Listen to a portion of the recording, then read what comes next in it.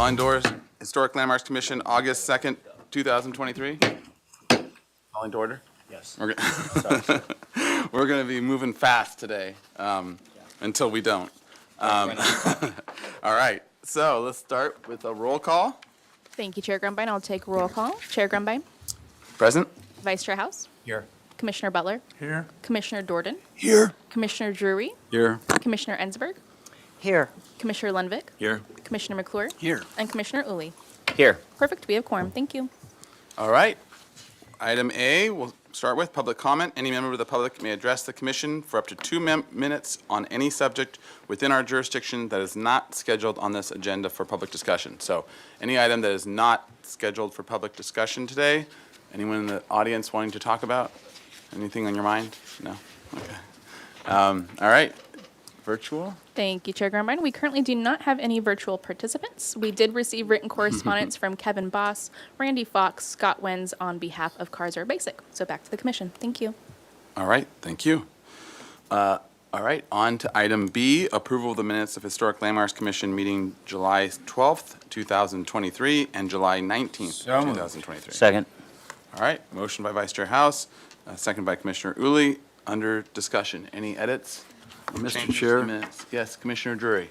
just one, on page 5 of Oh, and is July that, sorry, is that July 12th or July 19th? July 19th. All right, Page 5, it's a minor thing. Under the motion, item 5, just say, provide 3D perspectives to help the commission understand the project in its full mass and its relationship with its neighbors. Right now, it's sort of an incomplete sentence, I can't stand that. all right, so what do you suggest? So I'm suggesting insert its between and relationship with its relationship with its neighbors. All right, That's sounds all. good. That's it. All right, any other edits? Or pet peeves that we can solve? All right. With those edits, does the maker of the Yes. motion and the seconder agree? You bet. All right. Can we have a roll call vote, please? Thank you. I'll take roll call vote. Commissioner Dorden, Yes. Commissioner Drury, Yes. Commissioner Ensberg, Yes. Commissioner Butler, Yes. Commissioner Lundvik, Yes. Commissioner Uli, Yes. Commissioner McClure, Yes. Vice Chair House, Yes. and Chair Grumbine. Aye. Motion passes. Thank you. All right, great. On to item C, approval of the consent calendar, of August 2nd, 2023. Move to approve the Chair calendar. Yep, Didn't we have 2 sets of minutes to approve? We did both of them. We did both of them? yeah. That was I your, missed a very important correction. okay. It was, Reopen it. can I, Yeah, so I think you can reopen it, right? I thought we were doing the Procedurally? one and then the other one, so I apologize, sorry. I Or moved do we to- make a I moved motion to to- amend the, Yeah, I move to open the item. all right? that. You can reopen the item. All right. Thank you. Commissioner Uli and Vice Chair House, thank you. Thank you. All right, Commissioner Ensberg. On July 12th, item 6, number 5, there's a typo. It says exuberate Yeah. instead of exuberant. That's a whole nother. I like exuberate. I just thought Exuberate it was was cooler. important to bring it up. It's an action word. All right, so with that change, so then we'll need, we will have our motion and our second to I'm good open with it. item, but to approve with that. Yes, I'm good with it. I'm Okay. good with that. All right. Any other edits? All right, roll call vote, please. Thank you. Commissioner Drury, Yes. Commissioner Ensberg, Yes. Commissioner Butler, Yes. Commissioner Lundvik, Yes. Commissioner Uli, Yes. Commissioner McClure, Yes. Commissioner Dorden, Yes. Vice Chair House, Yes. and Chair Grumbine. Aye. Motion passes. Thank you. All right, thank you. Okay, now on to item C, approval of the consent calendar for August 2nd, 2023. I'll renew my motion to approve the calendar.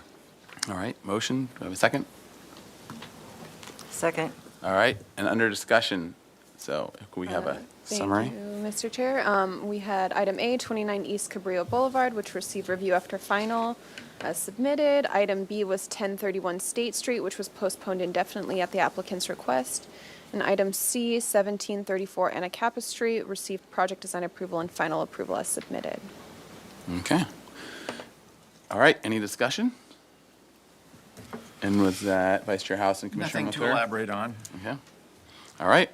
A roll call vote to approve the consent calendar. Thank you.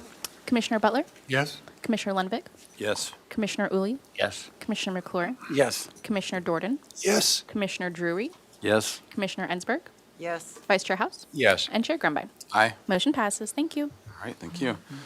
All right, on to item D, announcements, requests by applicants for continuances and withdrawals, future agenda items, and appeals. Mr. Chair, Yes, Commissioner I have to Drury. leave by 7:30 tonight. No promises. Today? We have coffee, so. To staff? Staff just has one announcement. The special recruitment for ABR is now open and will close on August 17th. Okay. Thank you. Okay, other announcements, et cetera? Yes, thank you, Chair Grumbine. Is this the appropriate time to talk about the item we talked about last time, which is about a future agenda item to discuss the recommendations that this body had regarding State Street and the parklets that was not discussed at council for some technical reason? And is this the time to talk about how we move forward with that? Yeah, to staff? So this is, we can't really discuss that item at this time, but staff has noted the request for the State Street item to return, and we're coordinating with various staff members in the department, and the item will return when I have more information. Okay, and then along those lines for when it returns, I believe that city council has a vote end of August on it, the item, or seen that item as well on it in discussion. So as I understand it anyways, it's going to be going to city council. It would be nice to be able to speak before that, whether it's the week or 2 weeks before or whatever. So if we can agendize it, hopefully for 2 weeks from now, I think might be the only time that would beat that timeline, maybe. Or it might be be able to do it in 4 weeks, but just with that in mind, knowing that that's going to be on there, I think it'll be important that we have spoken to them before or at that meeting.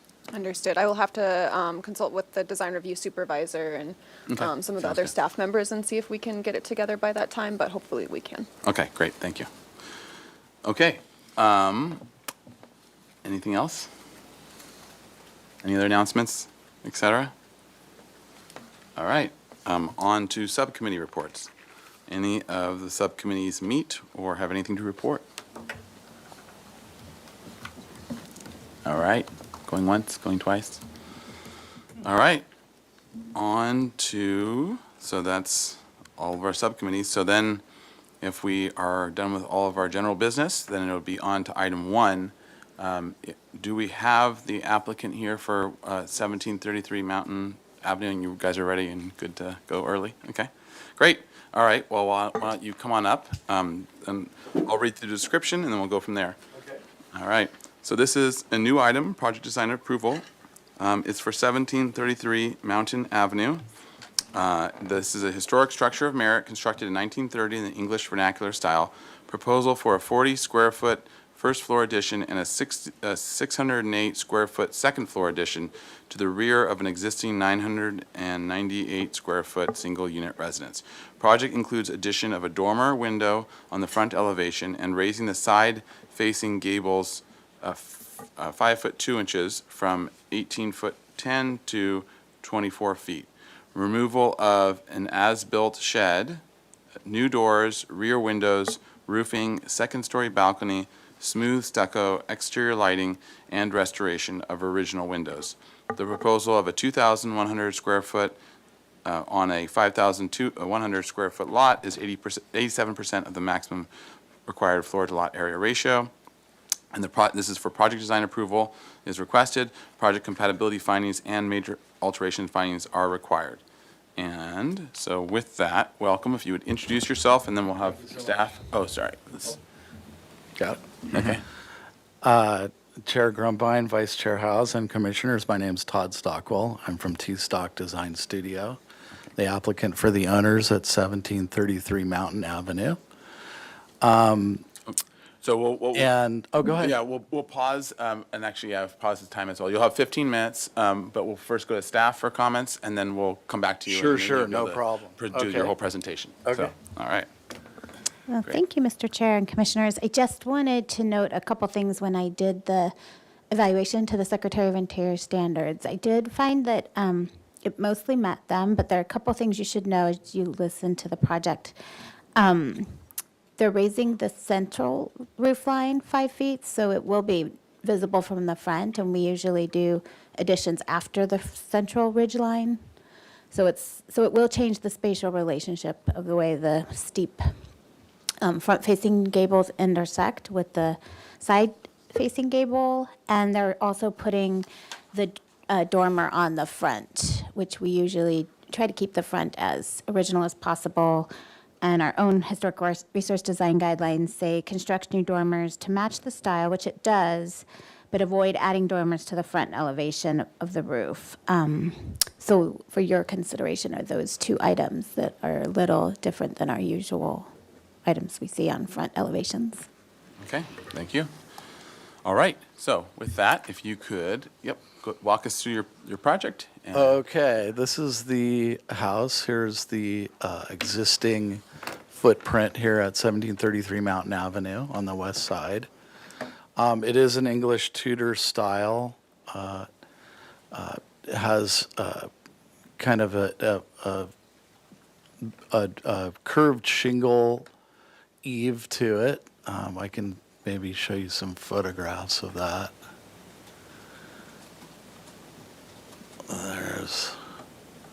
There we go. Oops. God. Yeah, sometimes it's a little tricky. There's the existing house. It has a curved shingle edge and a Tudor style to it. The front has the two gable-ended forms that come out at the entry. And our proposal is to add a second story to this project. Now, in adding the second story, I've done a 3D model of what it would look like with the second story and with the shed roof dormer added to that front facade, which is basically the landing of the stair that we snuck inside the project to get you up to the second level. I also created a second level so that it was set back and hopefully didn't show up from the front facade or even the side too much along the sides, although it is a second story. So it is taking a single level house and adding a second story to it. So it's very difficult to actually add a second story to a single story house without it showing up in one way or another. The whole style is meant to continue the Tudor style match. There's the existing elevation. The ridge line I raised later to clean up the ridge line in the front so that I didn't have a triangular bump for the new ridge going back toward the rear of the house. But in the 3D model, you can see right here, that's how that would look if we did bring the ridge down to the existing height. You would have a little triangular bump in the front elevation. The shed roof dormer is for the landing at the second level in the hallway that views out into the street and creates a little seating area there. And then the double doors into the new master suite, master bath, and walk-in closet. So this is the extent of the second floor. It does have a little Juliet balcony that pops out into the rear yard. And we intend to maintain the overall flavor and materials and colors and style of all the windows and doors and shingles, all of the elements that would maintain the Tudor style architecture to the project. So that's my presentation. I'm Okay.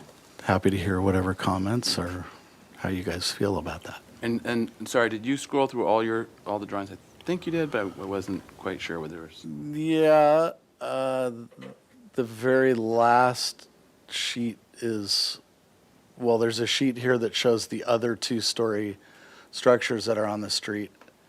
I'm not sure whether or not they have any kind of historic resource designation, but there are two-story structures on the street that have already been built. And then The last sheet is the colors and materials. Gotcha. Okay. Great. Does that complete your presentation? That does. Okay. Thank you. Great. All right. So now we'll go to public comment. Anyone in the room wishing to comment on this item can have 2 minutes to comment if you want. All right. Seeing none. Okay. To virtual. Thank you, Chair Grumbine. We currently don't have any virtual participants, so I'll just state that we did receive written correspondence from Paulina Kahn, Sam Ferguson, and Heidi and Steve Rumor, which was distributed to the commission prior to the meeting. Back to you. All right. Great. All right. So to the commission for questions. Are there any questions? I have a question. It appears in the proposed exterior elevations that the roof slope changes when you raise the existing roof for a second floor addition, that the roof pitch of the first floor is not maintained. Is that true?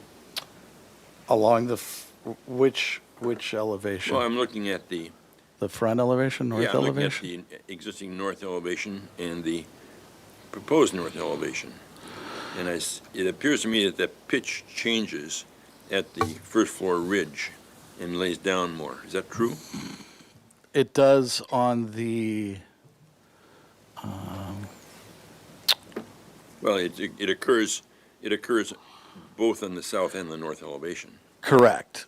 On the north elevation and would be actually the west elevation. And that's due to the fact that it's colliding with the solar ordinance that is having that elevation cut back based on that angle that's created by the solar ordinance. So just to, so I'm clear about it, can you hover over the where you're both talking Is about? this where you're talking about right here? Yeah, that slope right there Yeah. Yes. is not continuous It's not an extension of the existing roof. yeah, of One floor that. roof, yes. Okay. No. If I And it's extended laid that- down, he says, to make sure he gets solar Just get access. to clear the That's and that's your dashed line there. That's correct. It shows that. And then can you show it on the other elevation? It would be right here. Yeah, gotcha.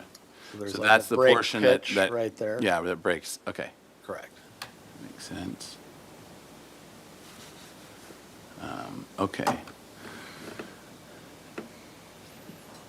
And then, other questions? Mr. Chair? Yes. Yes, so on the is it 1733? Yes, that's on the west side of the street with the hill coming down behind it? Yes, the There's no- mesa's no behind neighbors it. No neighbors to the west?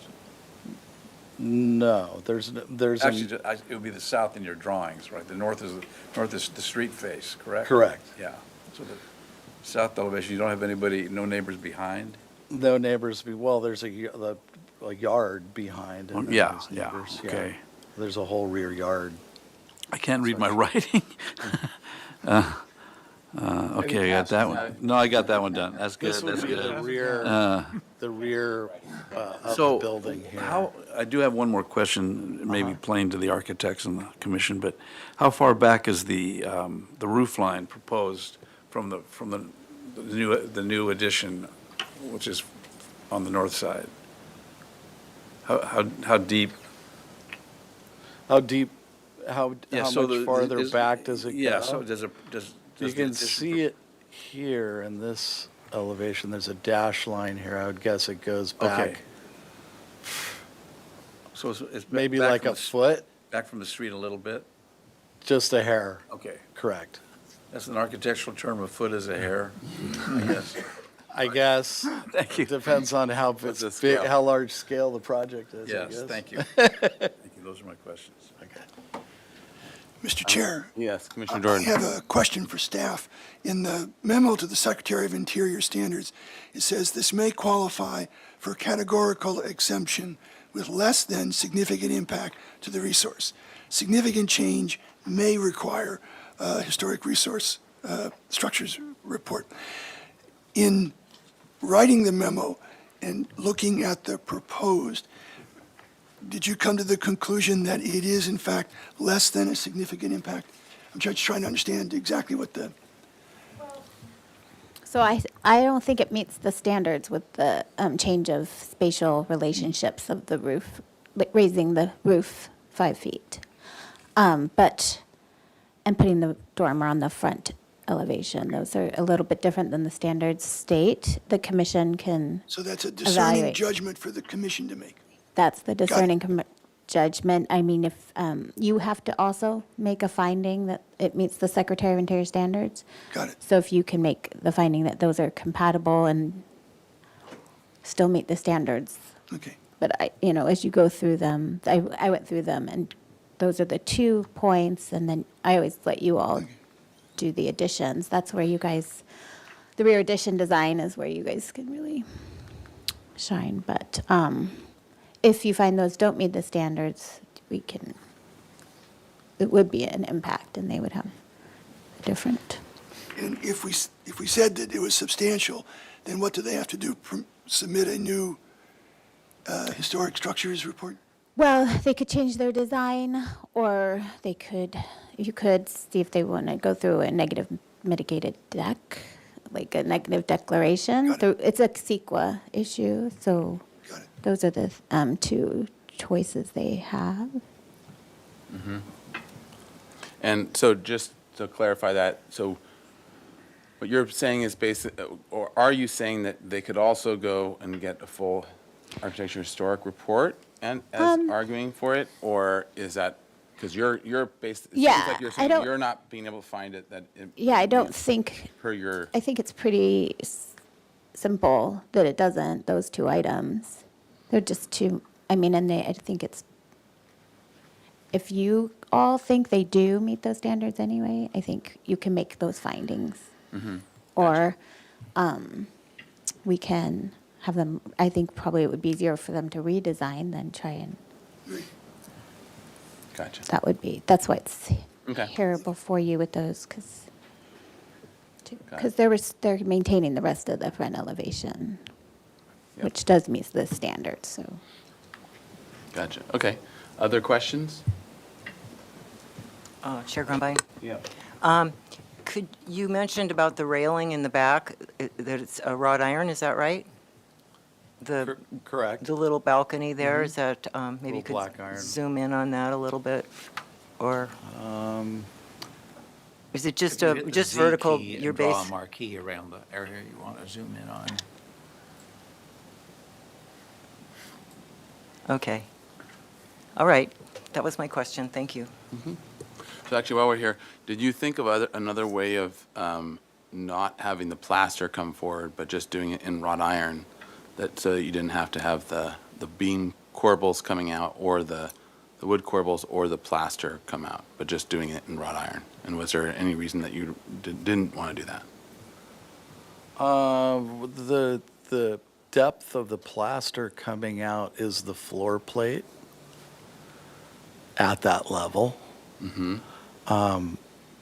Yeah, I mean, I could take that floor plate out and not express that and just create a simple black iron pedestal that cantilevers I guess out. a Sure. follow-up question on that would be, those supports that are underneath the plaster, could those just be within the depth of the floor framing, cantilevering out, and then you eliminate the floor framing on top of that? You just bring that whole thing up. That's a possibility. Yeah, that can happen, and then you end up with more height below. Sure, and that's a possibility. Okay. Then can you zoom out to the your perspectives again? It controls 0. Hey, And then actually, can you go to roof plan for a minute, and then we'll come back? Okay, so then can you zoom into that? was that my roof? Yeah. You can draw a marquee around. Yeah. Okay, so, all right, so the front is up, right? So, okay, I see how your pitch break is. Okay, so can you go to the perspectives now, maybe? So what would happen, or did you try, what would happen if that,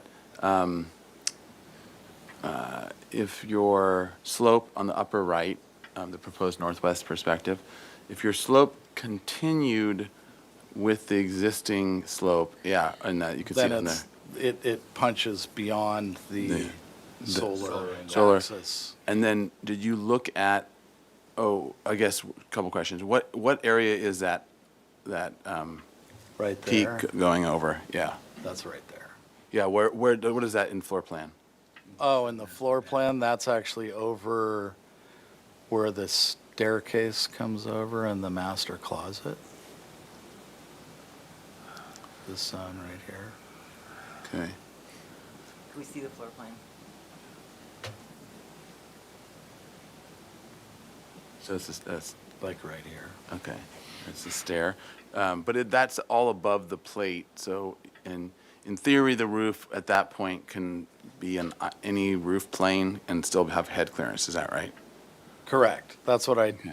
tried to make sure happened with the whole overall design, Okay. that they had enough of a plate height inside so that it was meaningful for them. Okay, and so what would happen if you can go back to roof plan? What would happen if you extended where the hip is? So where you had your hip on the back is? This? What? Yeah. What if that plane continued? This one here and became a gable? Toward Up. the front. Yeah. What if that was the dominant plane that continued? Would that? Then that's a shallower pitch. So that's gonna look pretty odd. It'll be a pretty drastic pitch break at that point. I believe that you would see that would change this angle of the pitch break to be a pretty severe change from the shallower pitch to this steeper pitch that's here. Gotcha. And do you have a existing roof plan? Right here? Okay. Yeah. Can you zoom in on that?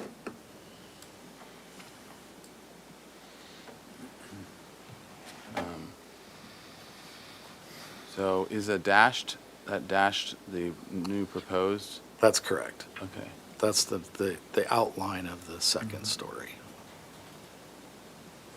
So what if that roof line stayed the way it was with the ridge going sideways, and then would the whole, I guess the whole second story would go over that ridge? Well, the second story would marry into that ridge because that ridge is up high Yeah. anyway. I raised that ridge 5 feet, again, to get rid of that extra little triangular portion of the roof that would need to occur in order to get a ridge form running back towards the rear yard to get us up high enough to allow a second story on the project. So where are you raising that?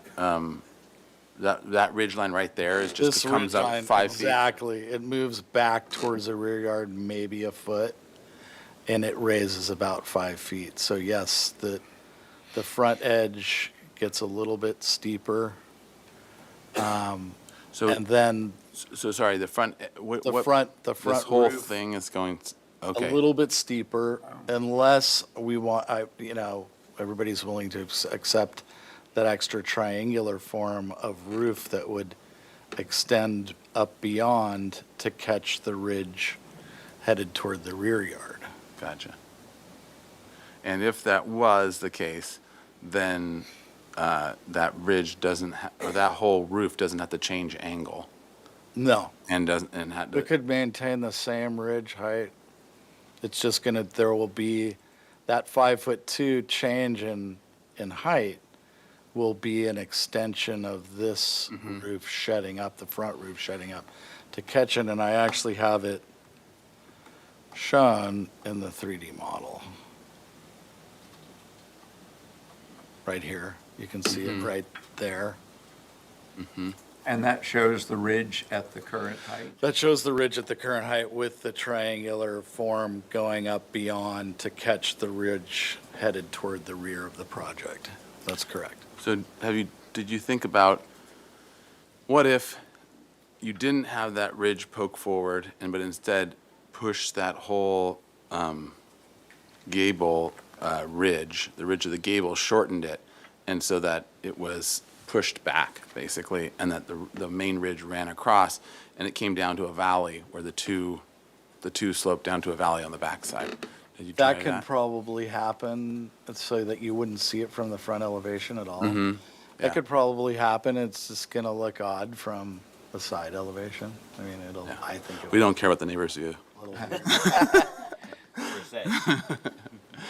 I mean, yeah. Until they're I here, could- then. Yeah. I mean, Okay. I could flatten that out to a certain extent. I'm trying to think Yeah. in my mind what the detailing of that would be. Okay, and then obviously there'd be a lot of flashing and whatever back there. You're making a valley, it's Yeah. not ideal. But, Yeah. okay, that's fine for a question. It seems like there might be something there.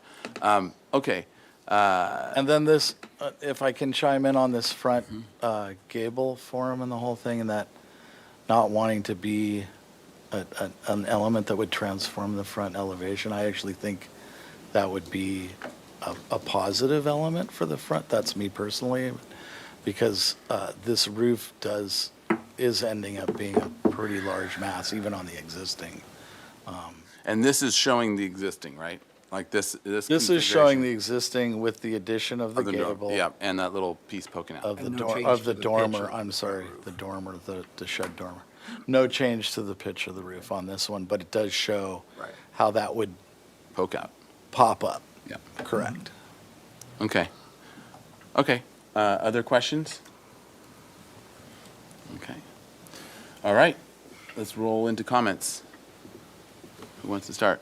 I'll take a stab at it. In general, I recognize the challenge. It is a sweet little house. I'm concerned about the shed dormer and the change of the roof from the front. It seems to me the commission needs to decide if we agree with the city historian or not. If we do, then our action should be appropriate to that decision. If we don't agree with her and we think it is compatible with the standards, then of course, we carry on.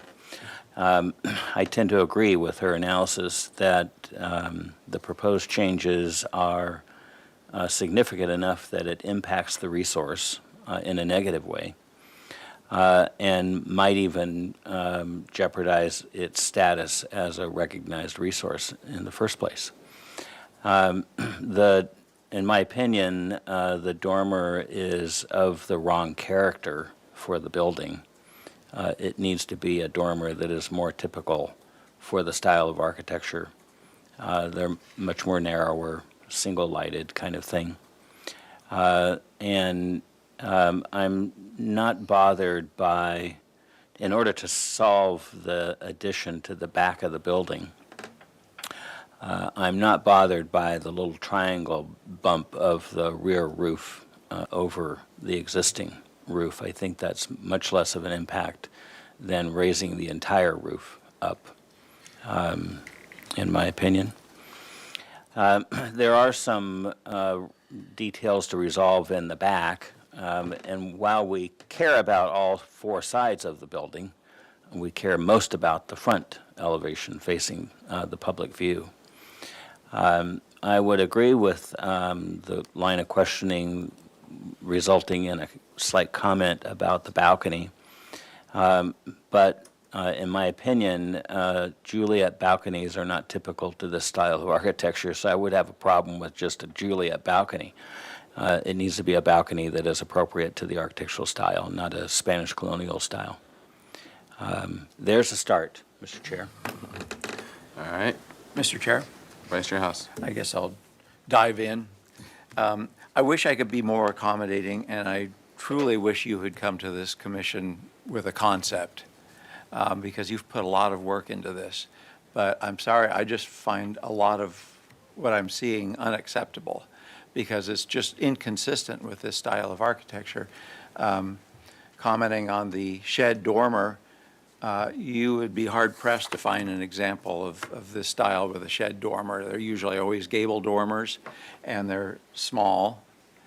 Usually, they have narrow, tall windows.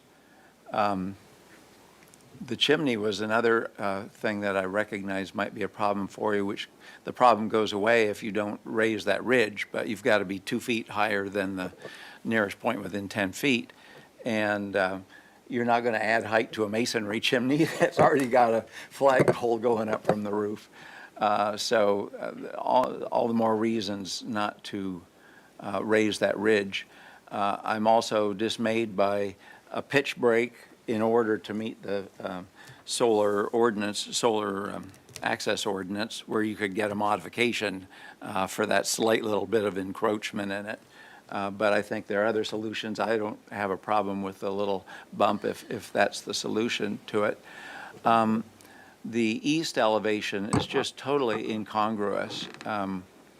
You know, I drove by there today, and, you know, that was a delightful gable with the thatch roof treatment of the comp shingles on it that I could see from the street. And so it's really disheartening to see what that's turned into. It's just a totally different building. Also, I mean, are you familiar with this book or the earlier version that was Yeah, just I a have that book. paperback? Yeah. You know, I didn't find any examples of a cantilevered second floor, let alone a double cantilever with a balcony on top of that, unless it was a gable that projected forward some. So, you know, I think it needs a serious rethink. It's not just a little thing here and a little thing there. So that's how I feel about it. Okay. Other thoughts? Mr. Chair? Commissioner Yeah, Leonard. I agree with Steve's comments. It's Vice Chair House. House, Vice Chair House. I agree with his comments. It's the building, you know, the elevations, you turn the corner and it's a different building entirely. And while we would not expect a match necessarily of architecture to an existing structure of merit, I think we need to be concerned about maintaining the character at least. And the roof pitch changes. I mean, the south elevation new roof is different than the main house roof. It goes on and on and on. There are changes here which are significant, and I don't believe stand the test of a close examination by us for approval. Okay. Mr. Chair, I agree with those comments, if I may. And I would also like to have the proposed and the existing on the same page so we can compare what's there as opposed to flipping back and forth between existing and proposed. It's much easier for me anyway to see them side by side. Thank you. Okay. Any other comments anyone want to add? Mr. Chair, I'll just say quickly that I support the comments of my other commissioners. I do find this represents a significant impact and change. Okay. All right. Chair Grunbein? Yes, Commissioner Ensberg. I'll just add that I agree as well, and that I do have an issue with it poking up above there. So I would rather, I think that there's other ways that it can be dealt with, and knowing that when you're on the back side, you have a little bit more leniency of how you can deal with it. But otherwise, it feels like a Tudor on the front and a Spanish on the back. So I agree with the other comments, but want to appreciate the difficulty. I have worked on projects like this too, so I totally understand how hard it is to get up there and still retain the character and then provide the functionality inside that's needed. So thank you for your work. All right, and unless there's any other comments, so my 2 cents, I agree with what the commission has said, and I think on the good side of things, I think that in my mind, having a dormer on the front, which is removable, so there's at least a reversibility aspect, is, in my mind, the only reason it is done that way or to be supportable. While the design is good, I agree. If it had, originally been designed something like this with a dormer, maybe it would be a skinnier one with a gable or two.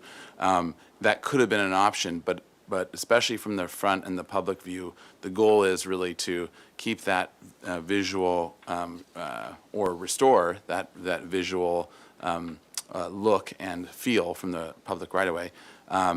And really only at the worst possible scenario where you're trying to really keep the resource still, be able to work with it, would it be, in my mind, putting a dormer on the front. And in this case, there isn't when looking at the floor plan inside and what it's doing, it's not like you needed it to get a stair to work, or it absolutely would be worked out another way. So while it's charming, while it's a great, design-wise, in terms of from a historic resource perspective, we really want to keep it as original as possible.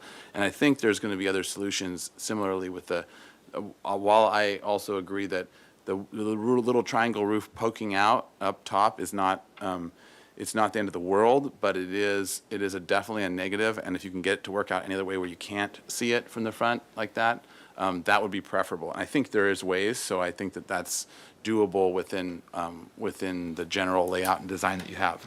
So I think you can work with that. Regarding the solar ordinance from the side, you might also want to look at clipping the end of your gable like a jerkin head, trim that side off. That may help with it, but you got to be careful about that, because then you got to look for Tudor revival precedences, and there are, in my mind, just thinking of it, I think there may be few, but look at how they do it in terms of that to make sure it will feel authentic as another possibility to look at.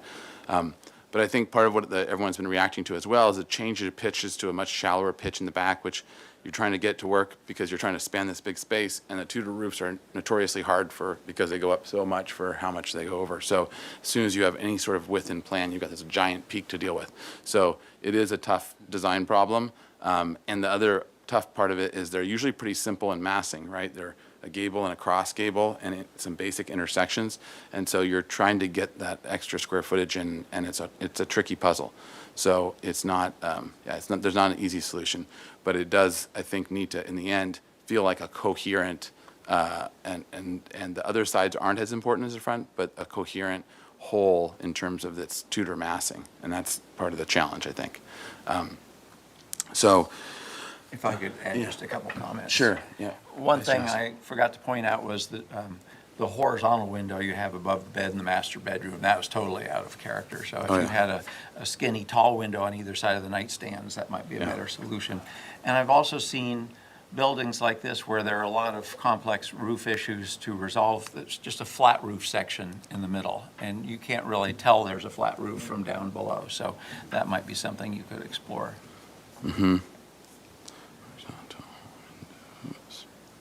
Okay. Any Flat other roof section would solve that. Yeah. Yeah. I And then you can have then you can have a stronger pitch all the way around, right? Right. Your gable and I and can everything. gable the end. I can gable the rear elevation too. Yeah, there's a lot Nice. Yeah. I can do. I just Yeah. Okay. So I'll try to summarize the comments here. And actually, one more to throw in is the corner window here in proposed southwest perspective. So there's not enough meat in the plaster there for that corner window. And typically, I know in the 40s they did it a little bit, started leaning into that more with the corner window, just a thin amount of plaster. But typically 20s are not 20s and even early 30s are not really doing that corner window condition. So your windows will need to either skinny up or go to the one wall or the other. And do you see what I'm talking about? Yeah, I see what you're talking about. So- That was more a function of the floor plan inside, but Yeah. sure. So just in terms of your window wall ratios and things like that and your forms, just to be sensitive to that, even though it's on the back. Interestingly, that book Field Guide to American Houses doesn't have a listing for English vernacular. It's in the Tudor section. Yeah. And which is incorrect also because it's American Tudor, not English Tudor. Well, you can't be perfect. I know. Yeah. In England, they just call it the vernacular. Yeah. Okay. But we digress. Okay, so let's, I'll try to give a little summary here. Can I ask a quick question? Sure. The dormer in the front. Is that a possibility that you guys would accept a dormer in the front of this building at all? I would entertain one if it's small and it's, proper proportions and details and stuff like that. Okay. Is that- And I think you're gonna get a split vote here. From my point of view, the only reason to do it on the front, because we specifically asked not to do it on the front, the only reason to do it on the front is because there's no other way of working with the resource and continuing to, and part of our guidelines are part of, we want historic, buildings to be livable and continue to, because that's part of how they don't just get turned into museums or whatever, but actually as livable resources that get cared for and can live through generations. So we want that, and then on the other side, we want the restoration and preservation more than, but we do accept rehabilitation as part of it, which is sort of rehabbing the thing. So in my mind, the only defensible reason for a dormer would be to be able to, because that's the only way you can use it, to keep it usable going forward. So if it was, for example, that's the only way you can get a stair to fit in, and there's no other way, then that would start to become a strong enough reason to allow the resource to continue to live on, in my mind. But I don't think that's the case here at all. I think it's a charming bench seat, and that's great, but that really deserves to be going out the back more or the sides rather than the front. So that would be where I land on it. Mr. Chair? Yeah. I would add that I think the thing, I totally agree with that rationale, first of all. Using historic resources, you have to wiggle the mouse there, thank you. Using historic resources in a modern context is an important thing to keep them alive, so I totally get it. The applicant might study the shape of the openings in that proposed dormer so that it doesn't look so big. Maybe it's two separate openings or two separate windows or whatever it is, if the shape of the shed dormer is still desirable when he comes back. Otherwise, I would say the dormer should be the shape that we would expect on a house like this, of this style. Dormer. Yeah, a gabled dormer. Chairman, Yeah. if I could add, I kind of see it a little bit differently, that I think that the dormer on the front to match the style would be an excellent addition. And I think because it is a second story and you want to get light from, and air and everything from both sides, I think that's an important aspect to the usability of the structure. So I like that piece, and it sort of breaks up that big roof, and it mimics and kind of accentuates the two other roofs that are existing. So I kind of like that idea, but I don't like the shed. I don't think that works. So you see, there's a split. That's all right. So, That's why we're here. It's Yeah. all good. I was just going to say also, I have personally seen, this is me, plenty of Tudor examples of architecture that do have a shed roof dormer to go ahead and allow light into a second story on a steep I did see pitch some like in this. that book, but Yeah, there's some. far and away, most of them were gable. Correct. dormers. They all have that pitch gable, and they're all smaller. And I think even down And the street, sometimes there's there's one that two has of a them gable dormer. together too, as well, with its separation. yeah, so, and I think in general, as our argumentation goes, if you do want to try to make an argument for different things, it'll be best, if you find examples that are Santa Barbara and historic, and that Okay. weren't retrofitted later or anything else. Sure. And, We're part of the original. yeah, and then you can use quotations, and that could be for the balcony too, or other types of things that your design moves. But be careful, it's not just because you find an exception to the rule that makes the most sense. Sometimes you'll find there's some odd ones out there that'll just, have exceptions. Try to find the norms. We want you to match the best examples. not Yeah. the worst Okay, examples. sure. I understand. Yeah. Okay, so with that, I'll try to summarize the comments. First, the commission thanks the applicant for their restoration of some of the elements of the historic resource, and hopes for a continued diligence in working on the design so that it can become acceptable. So some of the key comments are regarding the dormer. The commission is split on whether a dormer would be acceptable or not on the front, but the commission is I'll say unanimous, and anyone speak up if you're not, unanimous that any dormers added to the project be of more vertical and gable, or that clear evidence is shown that is a norm within Santa Barbara to have shed dormers within Tudor or English vernacular architecture. Regarding the changing of the roof pitch, for the front roof pitch, I think it was, the commission finds that it's not acceptable to change the whole roof pitch, and it's preferable that the back addition be done so that in a way such that you do not see the roof poking out over the top. Would you add that the ridge should stay as it is, at the height that it is? The existing ridge, yes. Oh, yeah, that's a good point. So existing ridge and pitch to stay on the front roof gable to stay as they are, to stay as it is. And then regarding the addition, the roof slope should be more proper to English vernacular, steeper pitch and more proper, even if this includes flat roof portion. That the balcony on the back be restudied and to come up with a more appropriately English vernacular way of treating a balcony.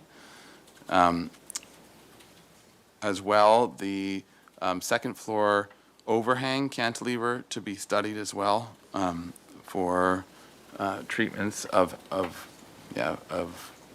corbelled cantilevers in the English vernacular. Let's see, the corner window on the southwest, as shown in the southwest perspective, those two windows to be restudied with more plaster between and/or a different design. The horizontal window in the master bedroom to be changed to something more historically appropriate in shape. Is it on the southeast perspective? Yeah, on the southeast perspective. Yeah. It's high glass over the bed wall, Mhm. at the bed wall. And let's see.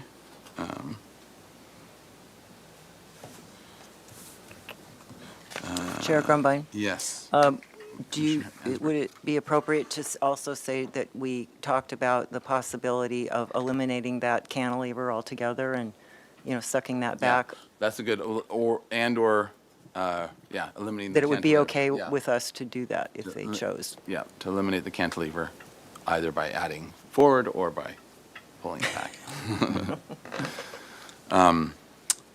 So going to just a two-story facade on the back there? Yeah, I mean, I think that would That'd be be probably probably preferable more, than yeah, cantilever. So if I add more square footage. to that the would probably be downstairs. more typical Yeah. than cantilevering a whole second floor. And making that a gable instead of that hip roof is probably the appropriate thing. Unless there's a flat portion, in which case you're gonna get rented to. Yeah. But anyways, we said restudy, so Yeah. you'll get a chance to. And then, any other comments? The Oh, corner also to window? integrate lighting as you go forward as well, because obviously for your Exterior doors, light exterior fixtures. light fixtures, and start to, yeah, Did you mention the corner window and the, Yeah. you did that? Okay, thanks. I mentioned that. Any other comments? Pretty much covers it. Okay, I'll move to continue the project indefinitely with those comments. Second. all right, motion by Commissioner Uli, second by Vice Chair House. Under discussion, any discussion?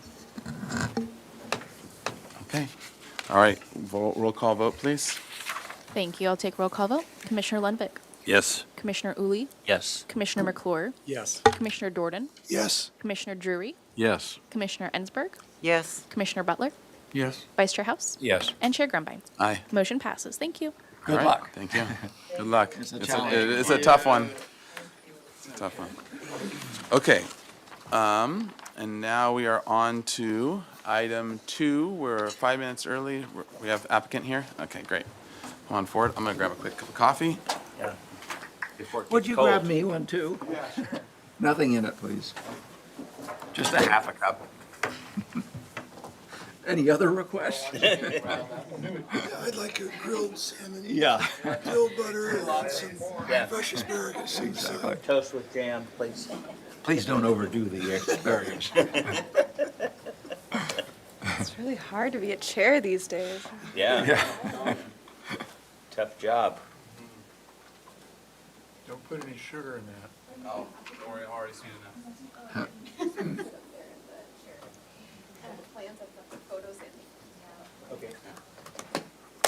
All right.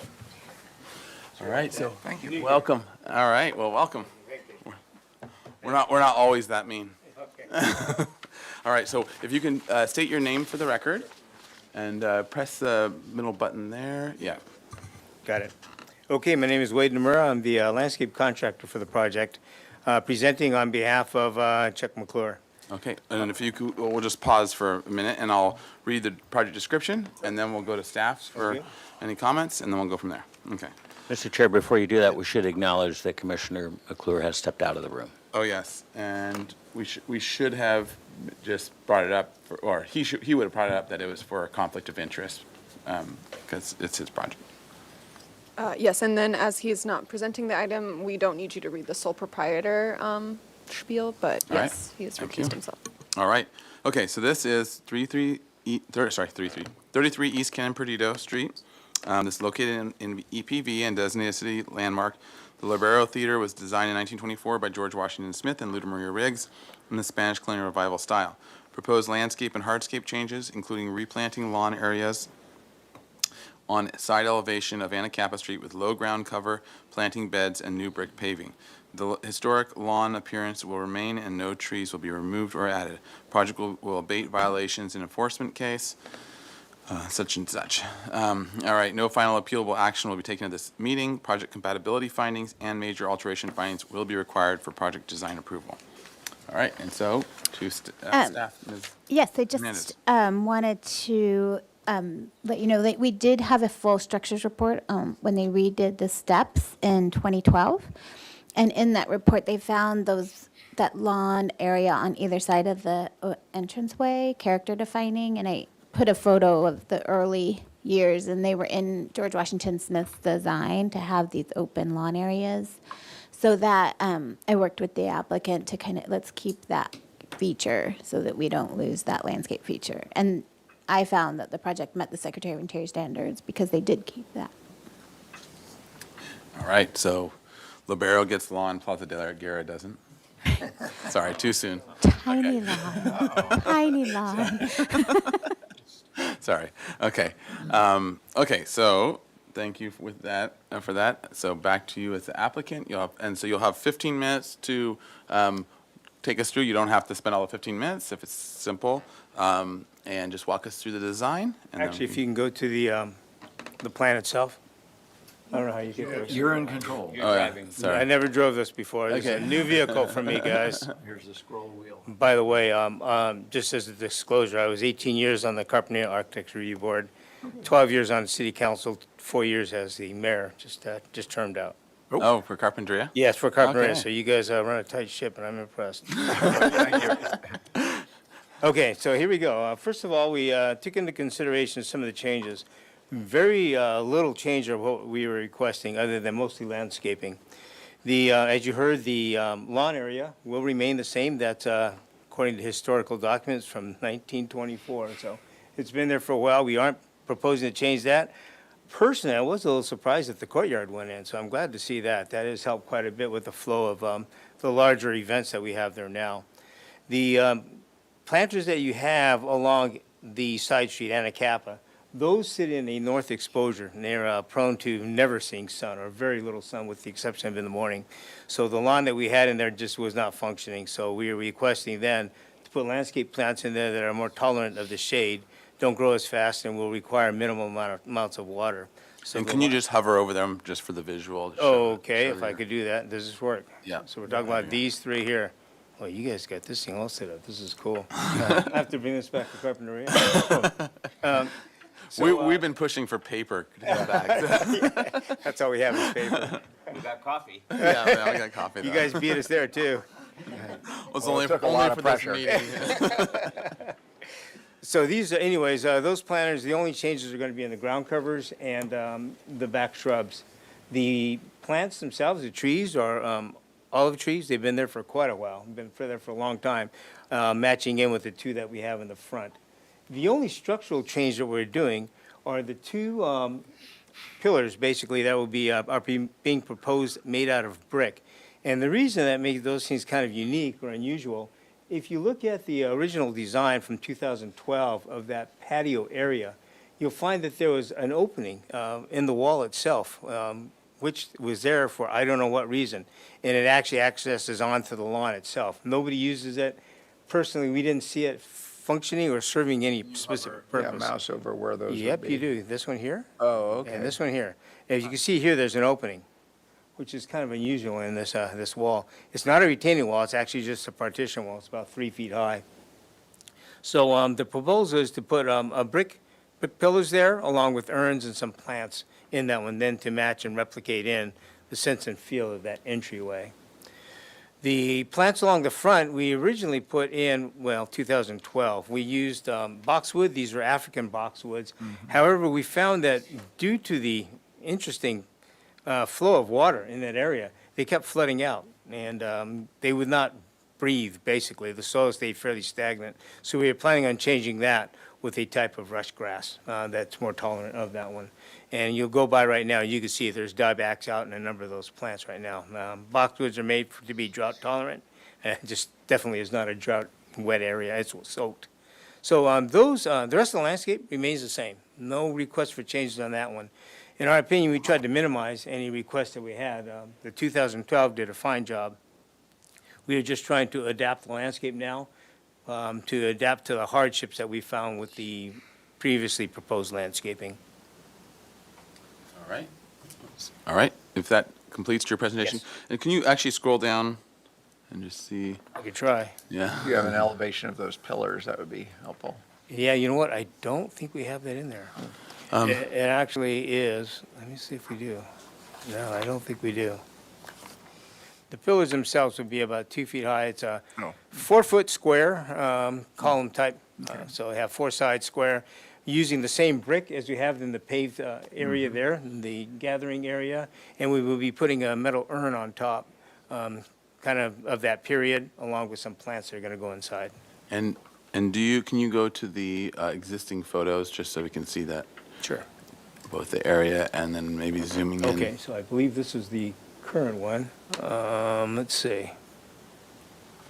Maybe this one too here. I don't know how you expand Hit the those. Z key and then draw a The marquee. Z around- key? Yeah, Yeah, you and guys then are just way draw ahead of me on a this one here. marquee around what you want to Like this? zoom in.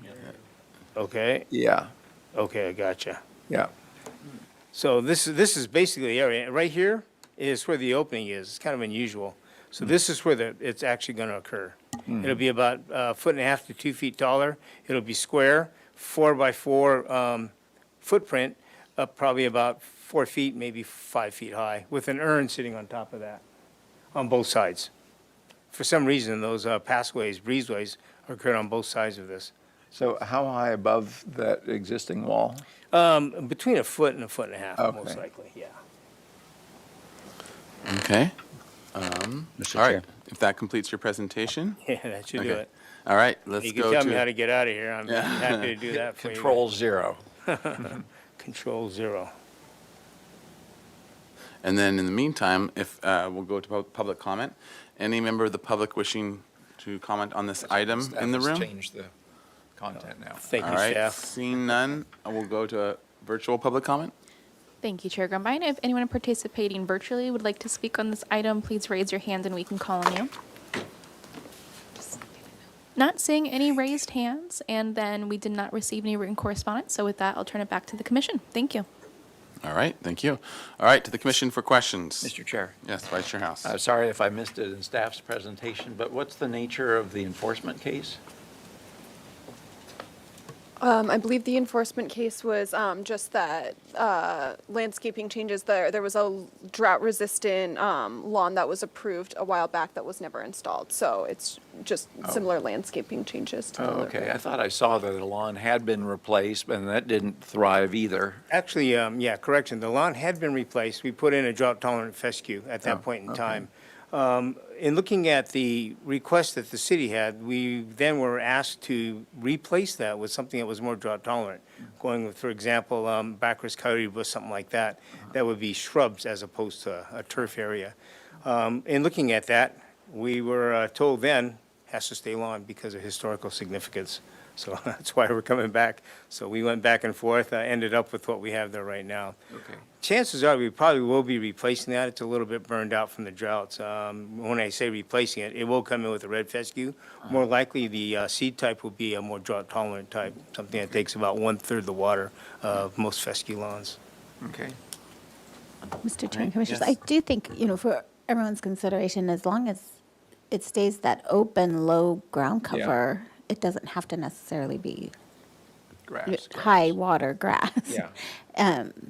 That would be something you all could, it just needs to remain that low feature that he designed, so Okay, that the building. And to let you know, by the way, the lawn, the type that we're using, we were looking at using a red fescue, almost a native grass that they have in Oregon.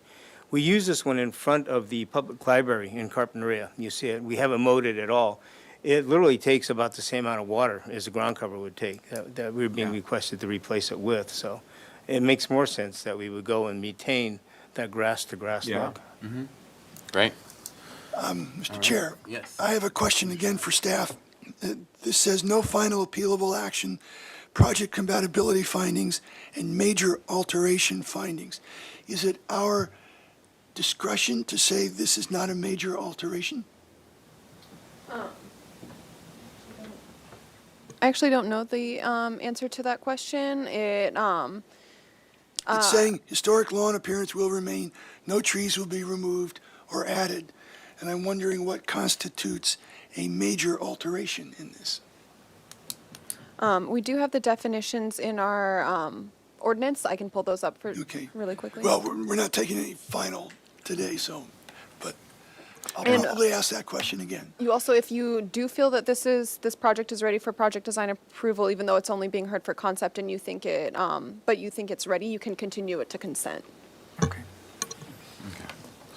And maybe the major alteration findings just have to do with the fact that Yeah. they're changing landscape, in some way, shape, or form, enough to trigger something that needs to be reviewed. There is one thing too, I forgot, I failed to point out. On the 3 landscape areas on the side, on the Anacapa side, we'll be converting those to drip system. Right now, it's a spray system, so failed to mention that. Okay, great. All right, questions by the commission? Mr. Chair, Yes. could you you're going to build 2 pillars? Correct. Could you describe those again? Because I'm interested in, you said, could you take us through the description of the 2 pillars that you're going to add? See if I can get this right again. In this location here, there is a 4-foot opening in that wall itself. We are proposing to actually create a 4-foot by 4-foot pillar made out of brick that matches the existing paved area. Bring that up to about a foot higher than the current wall and put an urn on top. That will serve as decoration, also discourage any passing through of that area. So it's not a pedestrian area. So the position of the pillar itself, as I read it, it's in the corner of the grassy area. That is correct, yes. And it butts up against, Yes. so it's not a stand-free or standalone It is not a pillar? stand-free. Correct, okay. It'll fit into that gap. Okay. And that's what we're trying to do is discourage pass-through of pedestrians. Great, thank you. And if I might interject, Mr. Chair, and to the rest of the commission, Kira, if you would want to pull up the screen. So the reason that this is being called, or that major alteration findings are required, are because they're proposing to alter a character-defining feature. So I don't know that you can downgrade it to minor alteration findings, but if you feel that the findings are met, you can accept the historian's memo and make those findings. Great. Thank you. And actually, can you zoom into the upper brick pier? If you hit, yeah, the Hit the Z Z, key again. Z key. and then draw a box over, Okay. Let's see if we can get this for you. yeah, or you can just click on it, and then it'll zoom. Okay, there you Yeah. go. So, is there a wall on that side? There is, it's just Yeah, not it's- shown? The drawing. Oh, okay, Yeah, so- exactly. There's actually an opening in that wall. It didn't show the wall side on that. Sit on that wall while we're waiting. Yeah, that's what I thought there was, it Exactly. was symmetrical and. It is symmetrical. Okay, it's It just, matches just top not and coming through on the bottom. PDF. Right. Okay. Okay, great. So, all right, other questions? I have a question. Is that walkway there, is that the accessible ramp? I believe it is. Yes, that is correct. We have that one on that Mm-hmm. side there. So the plants and such that grow in the iron pot will not interfere with the width requirements for Not at handicap? all. Okay. Are you involved with the libero in other ways? We have the contract, the Okay. maintenance contract. A question for staff. Maybe a year ago, Edison came in and had approval for a transformer someplace between the parking garage and the libero on the back side coming in. And, you know, we stressed that you just can't go and plop a transformer down any place. And they said, oh, well, don't worry, we're not going to do that. Have we When seen, was the last time they did that? Well, let's count the way. has the staff seen anything come in from Edison regarding a transformer located in that back passageway between the parking garage? Not Yeah. to my knowledge, but I would have to look into that to Yeah. really know. I wish you would, get because that they have for you. they have a tendency to go and just do things their own. We Yes, do sir. have a gentleman, yeah, that's a supervisor for the, There is a transformer in that back area, Yeah. in the very back corner. Right. but that's been there, I've been there since the late 90s, it's always. Okay. been there since- My concern is they're gonna, they came in for an approval about a year ago for something else occurring in that area. I believe that the El Centro building was tapping into that house. That's probably right, yes. It could, so it may be nothing, but I would hate to have to walk around it like the transformer at the, the library or wherever, So, or number 9 Paseo, yes. That's my only question, sir. Okay. Other questions? Commissioner Yes, Ansberg? Chair. Yes, thank you. Could we look at the photographs that show that wall from the front? I there? will Well, if we I are can in get front. you there. Assistance. Control 0 for big screen. Control 0. Where's the C? Control 0 right there. Okay, gotcha. And this will make it hand, and then if you want to zoom in and zoom out using these, if Okay. that's easier. you That can might do be that. easier. Okay, so you want to see the actual, The photos with that wall that is being, okay. we yeah, have like the the photos front, there. that one there, that one's good. That one there be one's good for you Mhm. guys? Okay, good enough. Do that one.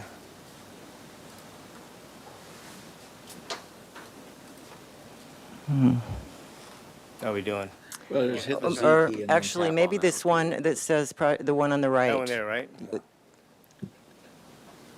little bit more on that? Yeah, okay, well, these do. Okay. So the one from the south corner of the property, we see where the Oops, sorry. stucco wall is. Go to your first photo on the upper left-hand corner. If I can get there, guys. Minus the top there. Okay. You can zoom out. You can do this, the slow. Good thing we're not making. Yeah. a cake. Exactly. So Well, this, my this- poor guy, I'm on the hour here, so he's paying for this. I'm getting free lesson here. Yeah. Okay, which one? so the image, First one on the left. First one on the Well, left. That one I there? would- That one? Right there. Okay, you got it. Just keep tapping. okay, well, I was wanting to look at the image that showed, I'm sorry, could you go back? I think, Possibly. thank you. The image here, let's see, it's What row and what? it's the third row from the bottom and the second one to the right. Got that one. That one there, right? Yeah. Right. Okay. So we can see there where the wall is popped up a little bit there on the end by the stairs. Uh-huh. Did you consider doing something more along those lines, or just filling in that opening with, just to match existing and just fill it in with a wall? Did you think about that? Specifically, we felt that it would alter too much the architecture. We have the white wall there with already a formed pillar. This is the area that we were concerned Yes, about. I Yeah. understand where the opening is. Exactly. Did you think about just filling it in, or did you feel like that was probably not possible because it's a historically We this felt way? that the most appropriate way to address that would be to put that actually in there, because it, in the opinion of the architect, that was the best fit for it. We looked at doing it as a fill-in, but back, because it's tapering area, that's a very low wall. It's almost a sitting wall. So you wanted to try and discourage that and actually do it that way. Because we have sitting areas on the side and on the inside. We don't want to have it on the edge back there, too. And, okay, thank you. And then, do you have a picture of this urn that you're I do not. proposing? I do not. Okay. No, this is just a proposed idea, Okay. so. Yep, Yeah, we haven't located that urn yet, so. okay, thank you. Mr. It Chair. will be a pot, by the way, for plants. Yeah. All Okay, right, so Vice it'll be Chair fairly House? deep. Did you say earlier that there was indication on earlier Smith plans that there was some kind of pedestal like that intended? No, Oh, I did not okay. say that. Okay, all right. Thought I heard you say that. Yeah, no, originally when the first plan came in, I was kind of surprised they actually made that a passway. Uh-huh. And I asked why they would have that created that way, and they said it was for maintenance. I go, Yeah. well, maintenance, we're not going to be drawing mowers through Yeah. that area. Yeah. Okay, Mr. Chair, yes. this is probably more a question for staff. I don't believe this wall is original to the building. It was added. Right. because it was a slope. And so I'm not as concerned. Hold on, before you say what you're not concerned about. 1932 photo and the wall. If, TV people? yeah, TV, if, City TV, if we can Yeah. zoom in here. Whee! All right. That's in 1932 when you see the olive trees were there. George Washington Smith did originally plan those stairs that were added, and that was the evidence provided for the reason in 2012 that the commission approved the new stairs and landing Yeah, on that I- wall. So all that's Yeah. from 2012. And the grass being, so what you're basically saying is the walls themselves aren't Yeah, original. the- No, Right. they're all Correct. from 2012. Yeah, correct. So they're not even 50 years old. And so I'm less concerned about modification of that wall than otherwise. And so my suggestion is along the lines of Commissioner Insberg, and that is, I think maybe the most appropriate thing to do is to take that end pilaster that's just about 8 inches higher than the wall itself and just replicate it on the other end and put a pot on it. Basically, that's what you're after. Call it a day. And call it a day. And then that way. Question mark? Question mark. Yeah, was that a question? We're still in questions. Oh, yeah. I just blended. Where am I going? With that question. And just blended right into comments. All right, good enough. I'll save, period. I'll save the rest of it for when you say we're in comments. All right. Thanks. Other questions before we go into comments? All right. I guess the only question I had was just to make sure that, because it's following along some of the other commissioners' lines of questioning, to make sure that there isn't any other real reason for those gaps, like drainage or anything else coming through or anything that's just, and Definitely not. and your basic goal is to just help keep people off of that those corners. and Enclose going- that, Yeah, correct. okay, great. Okay, so let's go to commissioners for comments now. So I'll take the period off of that sentence and continue. I think it would be very appropriate just simply to echo what's on one end of the wall on the other end of the wall, since this wall is not historic. while it does contribute to the resource, it's not part of its contributing character per se. Because I think a brick pilaster would stand out more than one that would disappear in the plastered wall. In my experience, I've never seen anybody sit on the pilaster. We always sit on the wall that's next to the pilaster. I don't think I've seen anybody sit on the So pilaster. you're part of the problem? I'm part of the problem. And now I'm trying to be part of the solution. I think that would be most appropriate, to plaster it. And whether there's an urn on it or not, or a pot or whatever, is for others to debate. I'm also not bothered at all about repurposing the planters along Anacapa Street. It's best to have, if you're going to have landscaping, it should be alive and flourishing, and to have otherwise just looks like you don't care. And the same thing along the front. That box hedge looks like it's always been struggling to live there. And so I'm okay with the landscaping changes, and also would suggest the commission should entertain just continuing this to consent. I don't think we've got to come back and have a big old long conversation about it. All right. Mr. Chair? Yes, Commissioner Butler. I'm in very much agreement with the comments. I do remember before they put the wall in front, I was frankly very surprised when that happened. I felt it just suddenly changed access to the front of the building. I couldn't, and I've seen many a child roll down that hill in pleasure, so.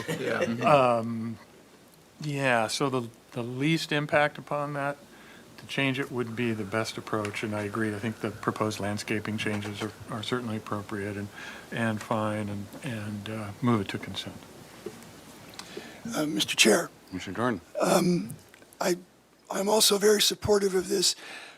Plant materials and landscaping are a particular kind of problem for us because the life cycle of plants, and in fact, is different than the life cycle of buildings. And in fact, the environment changes, not just the plant materials. So I found the presentation very persuasive about what plant materials were being suggested and why. I found that a persuasive part. I also could support sending this straight to consent with the stipulation that the detailing of that gap be very clearly specified. All right. Other commissioners? Commissioner? Yes, go to that photo that's line 1, far left. Up one more. Up one more. Row. Okay, and enlarge that photo. I think that we need to understand clearly where this pilaster is being located. And it will be located, and zoom in on that. It'll be located at the intersection of the ramp and the plaza, which is a distance away, maybe, 5, 6, 8 feet, whatever, from the intersection. So the plinth or the short column or whatever is going to be placed some distance from the existing wall. And it also will be, to a degree, in conflict with the handicap handrail that's there.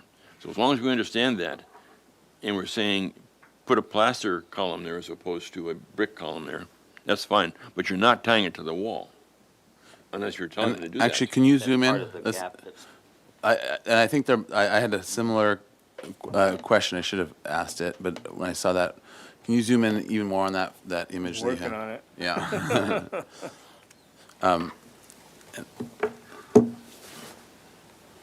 Yeah, right where that, right there, right in that corner. Can you zoom in even more? So press Z and draw a box around it. He's already got the Z pressed, so just draw a box around the area we want to see. Okay, working on it. There you There we go. There you go. That's Okay, got it.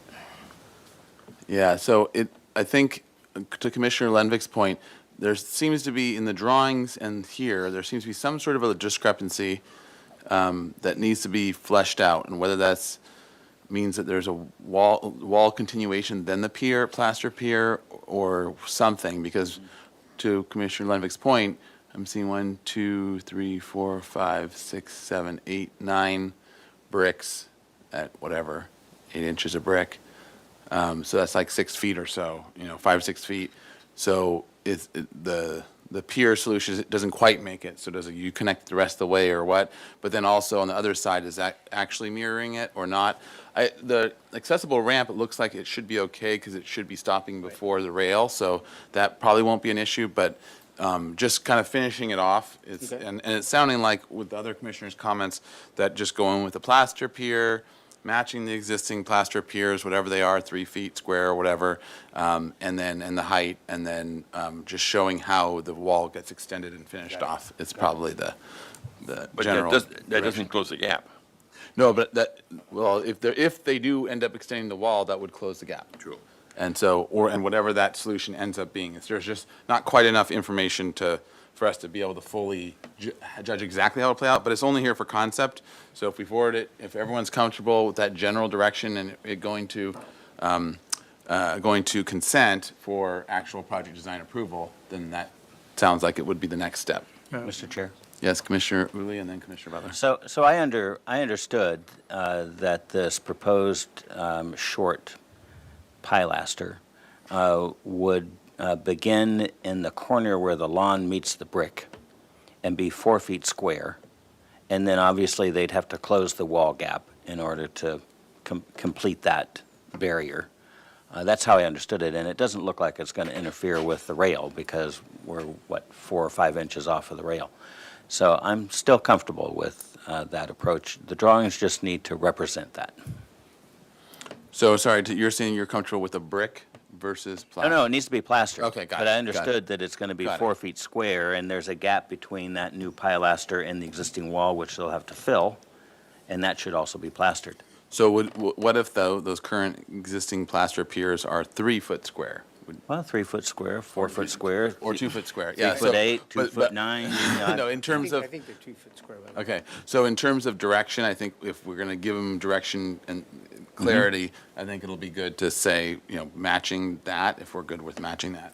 And so- Well, and your consent person needs clarity too. Yes. So the question is, if it's not the size necessary to fill from the end of the wall to the handicap ramp, then would it be a matter of a 2 foot square pier with an extension of the wall to join to it?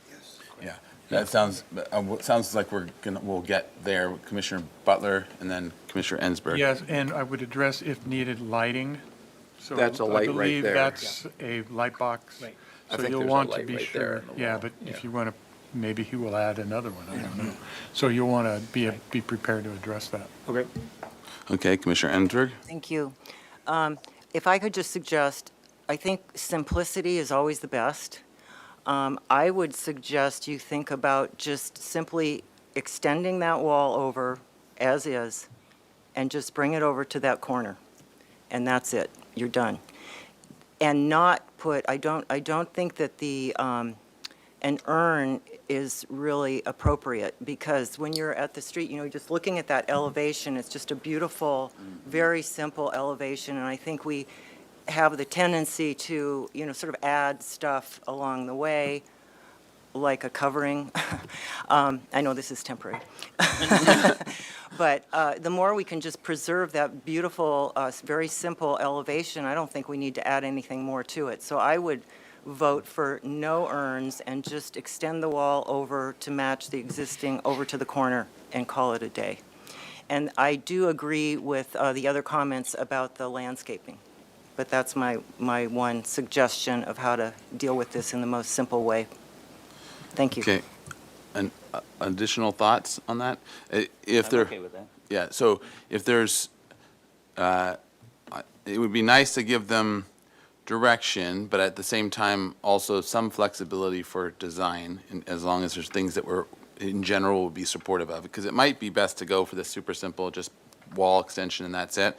But it also might, for some other reason, design-wise, not make as much sense, or when they study it, it might be that they go with that, copying the existing pier also makes sense as an thing. As long as we're supportive of either way, I think that could be a direction to the landscape architect to to have those as options. Yes. So, I think that either one, just bring it over and then have a larger element that sort of matches the one at the street. Okay, and I'm So seeing, either one of those, I seeing a think, lot of would be nodding fine. from everyone. It seems like those are. seem I to have be a question. Yeah, Commissioner Drury. So in that photograph that's on the screen, the wall would come to the edge of the brick, 5 inches shy of the handicap ramp. Where's the square in question? Right on the end of it. So if it, So it if would they have do to- it it this would have to- square, if they do appear at the end, like So then, but it's not in line, right? it would pop out. No, it would whatever way have to be the- joined. The square sits there and the wall would have to come up to it. So there'd be a little crenellation. Okay, all right, thank you. No urn, by the Okay. way. And we'll say, put that as a suggestion to omit the urn. Anyone feel strongly about the urn, keeping it? Okay, unless there's some other, Mr. Chair. trash or something. That's true, and I'll just add that if we're on a brick thing and, drains water, not as big a deal. If it's sitting on top of plaster, that's going to be messy. Less maintenance. Yeah. okay, so we'll say suggest omit the urn. Okay, and then with those comments, so the comments I have so far are to either, that the commission is in support of either extending the plaster wall and having it terminate next to the ramp railing, or extend the wall and have it terminate in a square pier to match existing plaster square piers. And the suggestion is to omit the urns for both visual impact and potential maintenance. And then that the plantings plan is acceptable as proposed. And then is there any other comments? Mr. Chair? Yes, I just say Commissioner. that the caretakers of this wonderful institution have been very careful over the last 15 years to maintain this sort of a simplicity of architecture that aggrandizes the facade. That you should be commended, Mr. Asbell. Thank you. Yeah. And we'll add that as a note and thank you to those who have continued to maintain it and keep it beautiful, except for in this photo.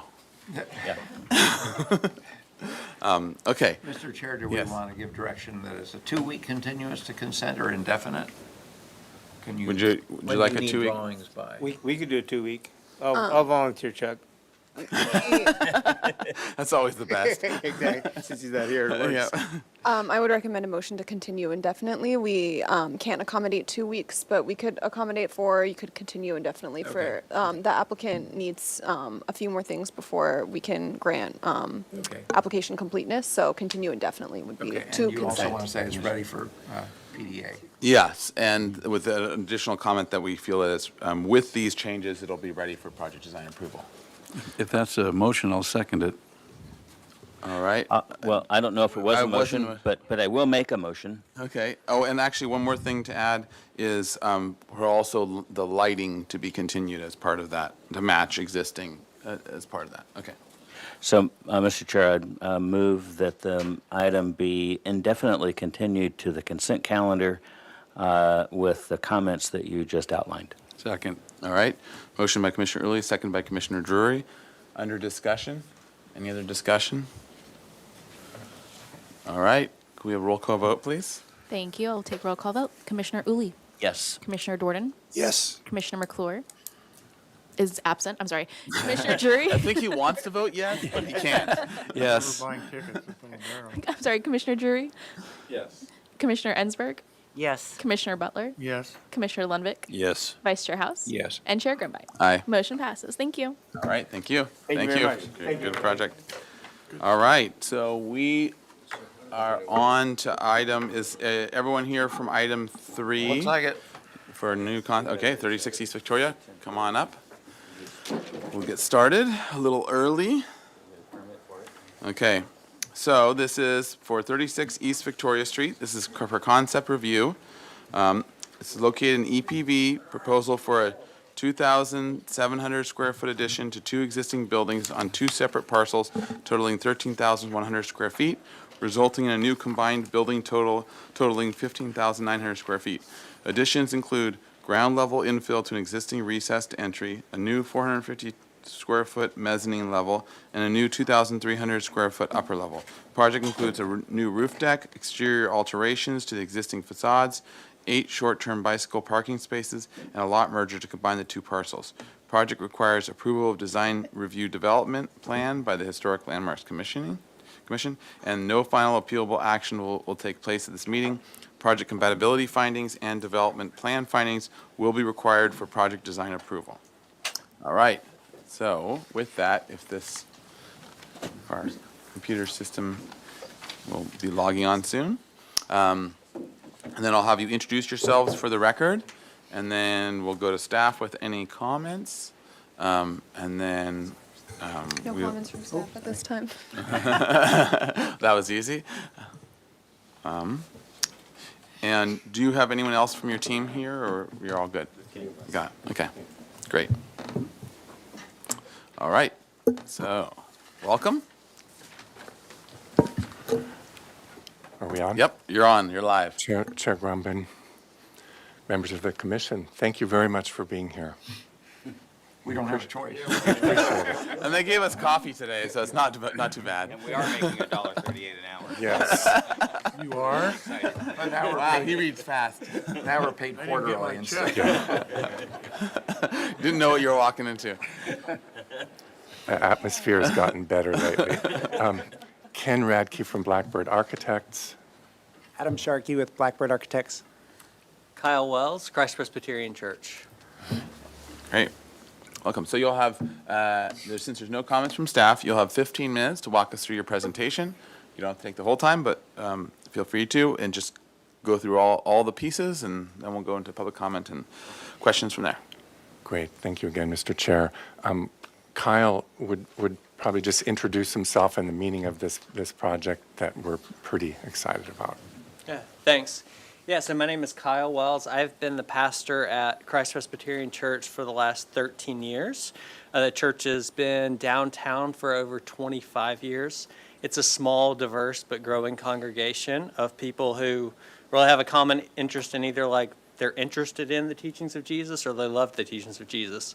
One of those teachings we believe is that we are to love the communities in which we reside. And so over the last 20 years, we've tried to do that by being involved in things like we're involved in First Thursdays, we have an art gallery, schools use our facility for graduations, forums, concerts, voting. We're a voting station. Yes, you might go there for that.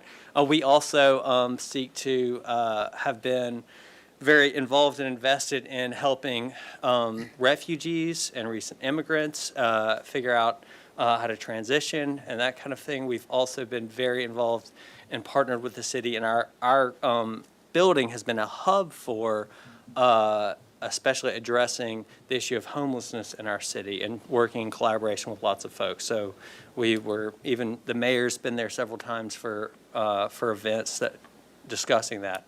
And then we also have our own needs, but we only are like a 3-room building functionally. And so in order to do all this and offer hospitality, it just puts a tremendous burden on our staff as we kind of flip the space because we have to worship in it every Sunday. It also is very difficult for us to do children's programs and other things. We often have to rent out the law offices or the law school down the street or Brazil Arts, and that's not great, like sending kids off right in the middle of down the street and that kind of thing. And so we're very excited because we think that this will enable us to offer more hospitality and opportunities in the city. We think that it will also help us provide our own community needs of education, spiritual development, relational development. And then beyond that, we think that Blackbird Architects have really produced a beautiful design that we think will contribute to the beauty of downtown. So thank you so much for considering it. Thanks, Kyle. So this is an overview, and we'll come back to this, and we'll go to the next slide. You know, the meaning of the project is, in essence, a congregation and community center in downtown. And the congregation is growing in diversity and numbers, and in diversity of interests in ways to interact with the city and the neighborhood. And that's part of what the physical design is aiming at. So you can see the corner of Victoria and Anacapa.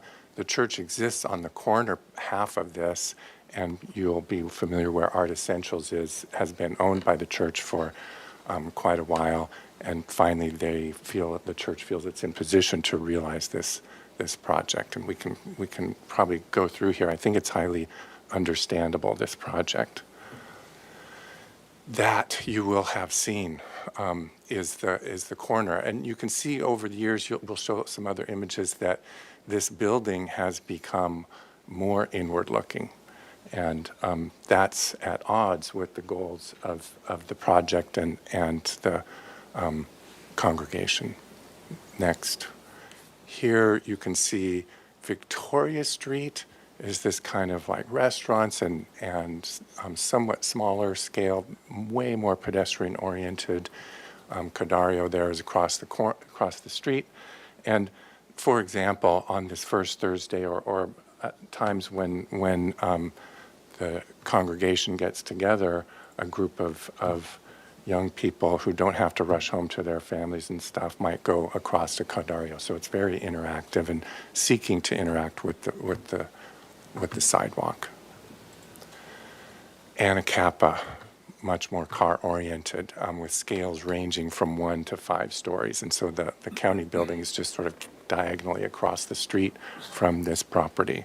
And then some of these other sort of kind of neo-modern, colonial thing. Yeah, it's eclectic. So we can go to the next.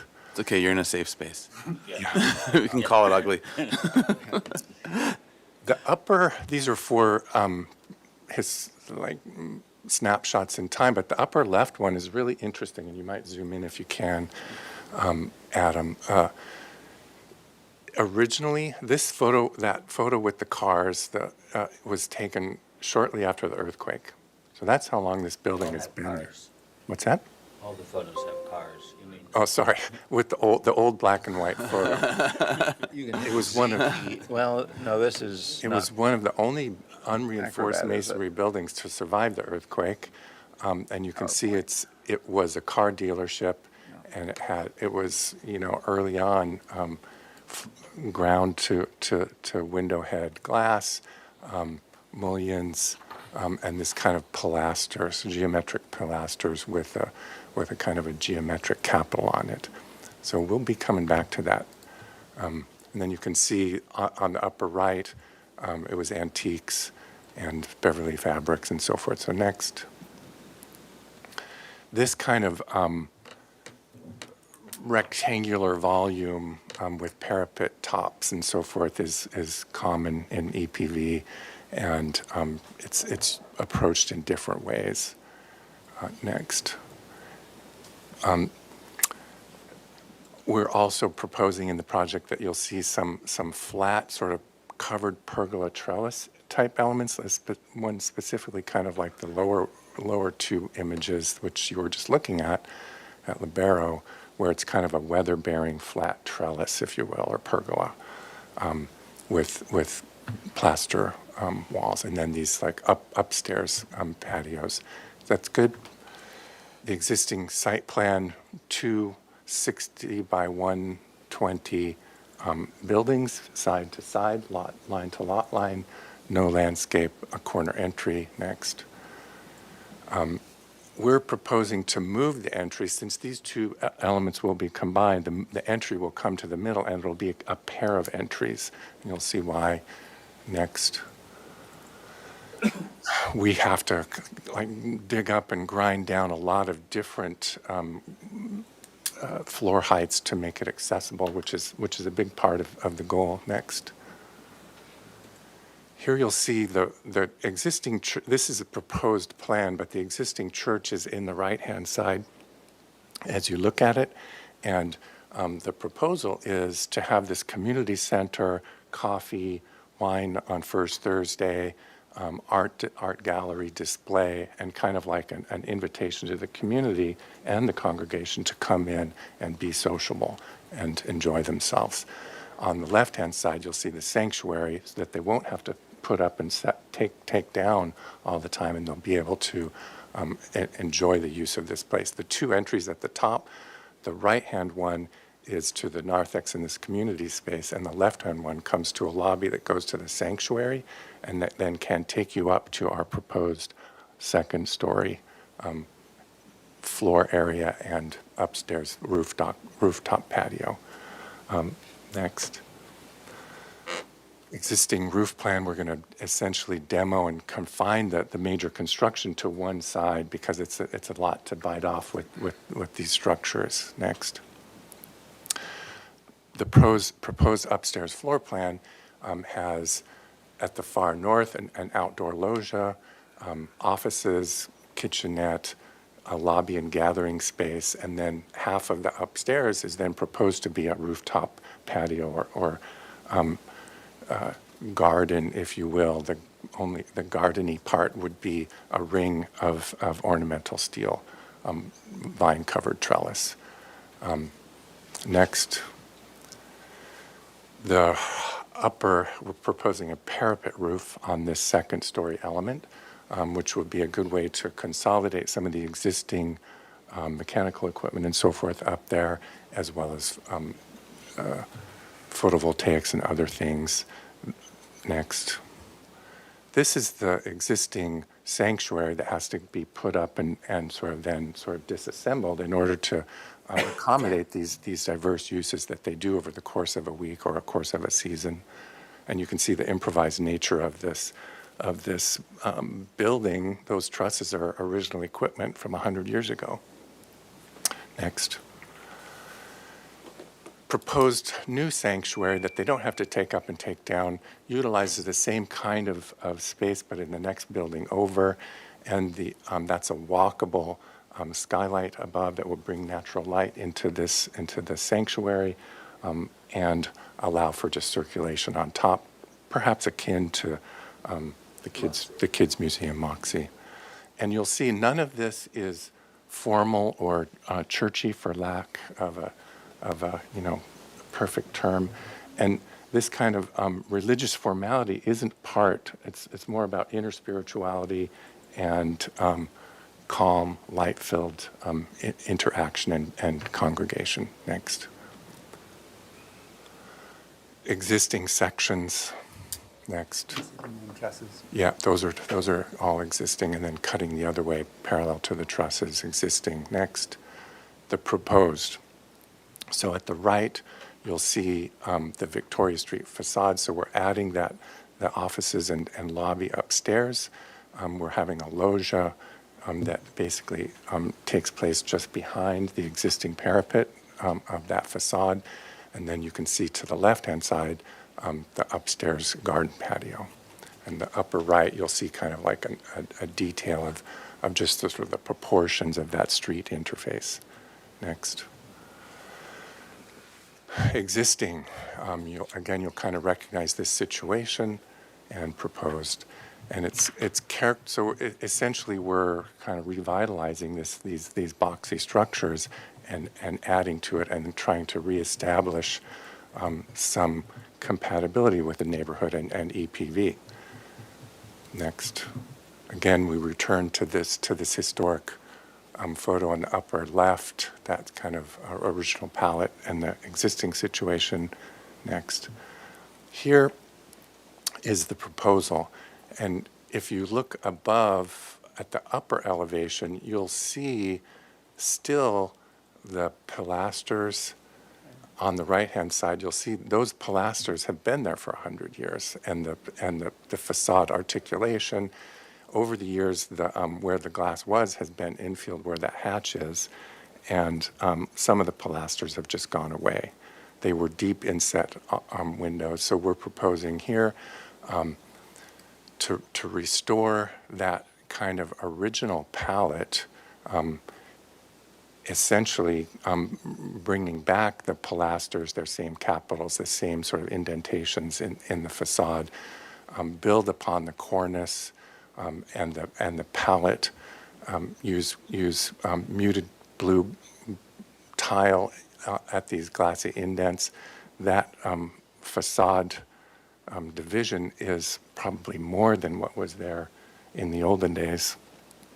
Introduce elements like over the entry, kind of a steel canopy, maybe akin to what's by Restoration Hardware, just a kind of a wrought iron entry feature. And then up above, back set, is this proposed flat weather-bearing pergola trellis, wrought iron handrail, plaster, and then set back to the parapet roof. So I think that's pretty understandable. I just wanted to go back to that. There we go. Yep. We are, I know we're going to be a little over, but not by much, yeah. So this is the Anacapa Street side. Up above, you can see this sort of like feeling near randomness, and we're trying to introduce that rhythm and carry some of those pilasters down, unifying the window type to kind of clean up the rhythm along that side. Next. The alley side kind of staying the same. It's a back of house alley side for sure. Okay. This, I think these views are pretty actual to the proposal, and you'll see certain things like if you use the cursor, Adam, to carry lines. Like if you look at the restaurant that's just to the right of us, where these lines kind of carry through at the street level, at the human scale. And then the glass isn't some kind of a modernistic expression.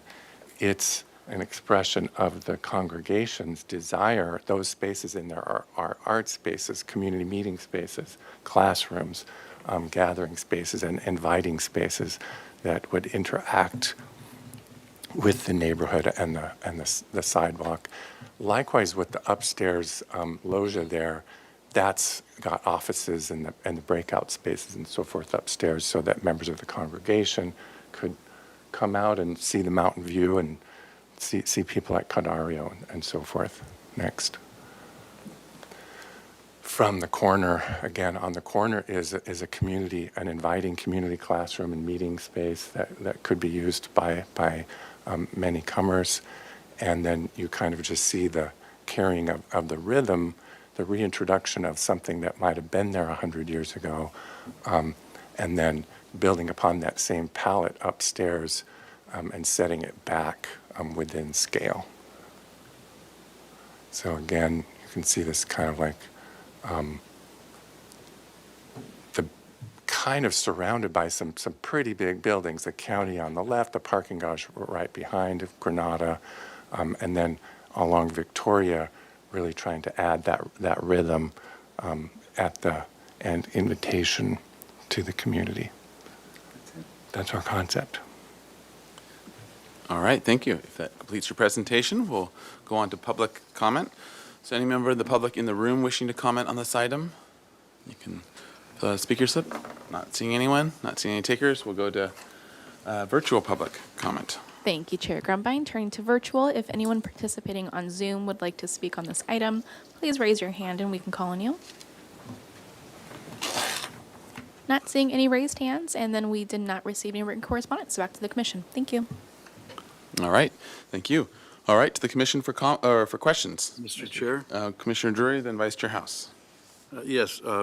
Do we know if there's any historic buildings in the neighborhood? I mean, like to the west of you on Victoria Street, going towards State, like where that Italian restaurant is, and yeah. You mean Cadario? Or whether the ones right next door or like budding adjacent are. Yeah, they're post 25, I believe. But anyway, that would be an interesting thing to find out. Mm-hmm. And also, I guess we're going to lose some businesses on the Victoria Street elevation. Do you know? Could you tell us which ones? Yes, there's one business currently that's Art Essentials, and they have a sort of a one glass storefront entry, and then the rest of their facade is closed. Yeah, okay, so they're going to be gone if this is, okay, thank you. Get your paint somewhere else. I do anyway. Thank you. Okay.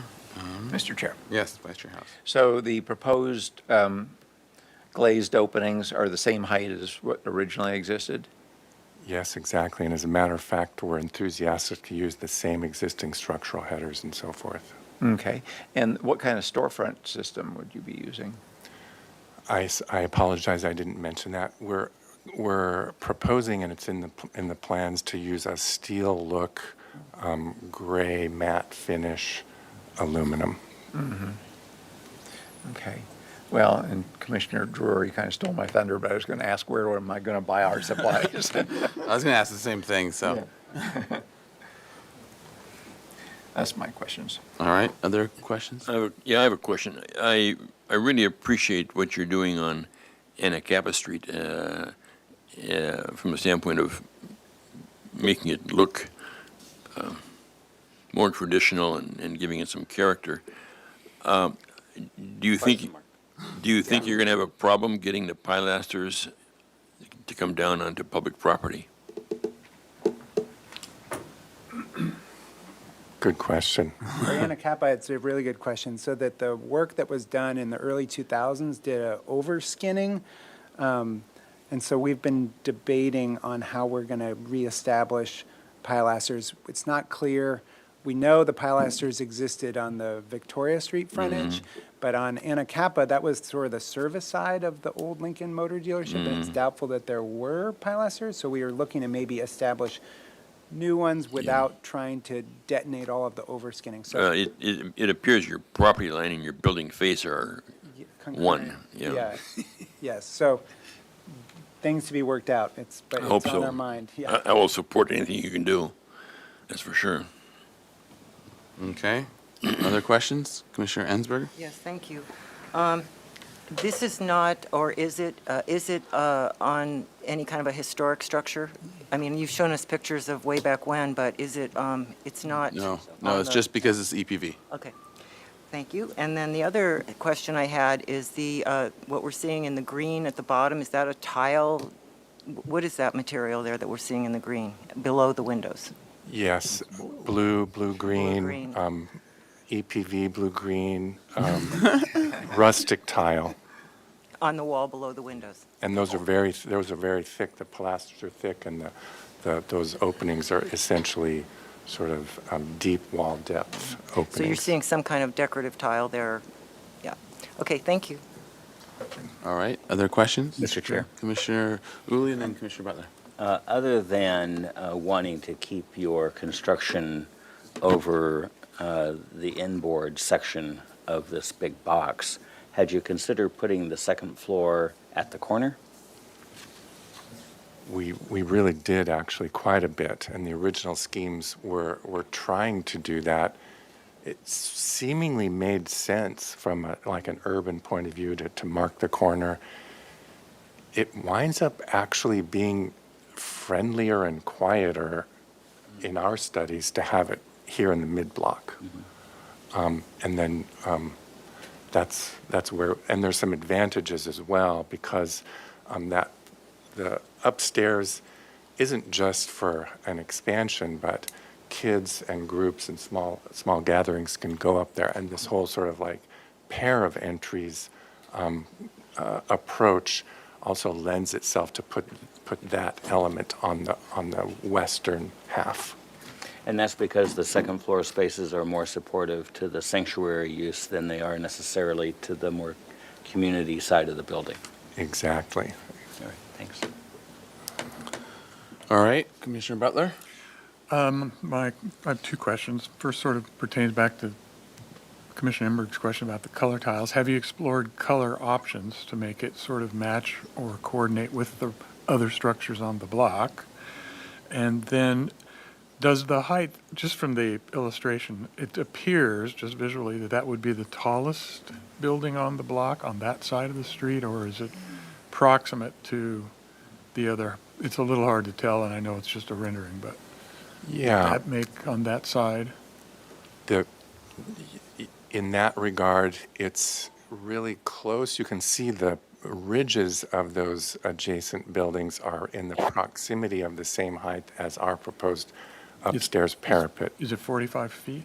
No, we're not close. What's the- 35, but the height limit is 45. Yeah. The height of our tallest element is 35. Thank you, I don't And worry so, about as you 45. say, Okay. down the block, the two-story fronts are taller than our parapet, but then our back set, second floor, is at about near the ridge height of their back set ridges. Okay, thank you.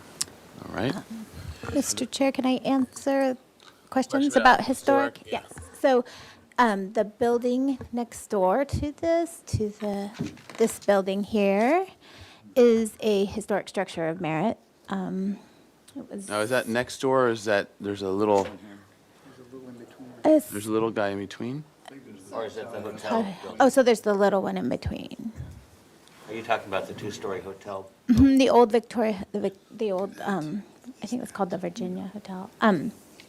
You can see it there. And then across the street where Cadario is the structure of merit. And then there's still a pink, or purplish Victorian still there, and that's across the street too.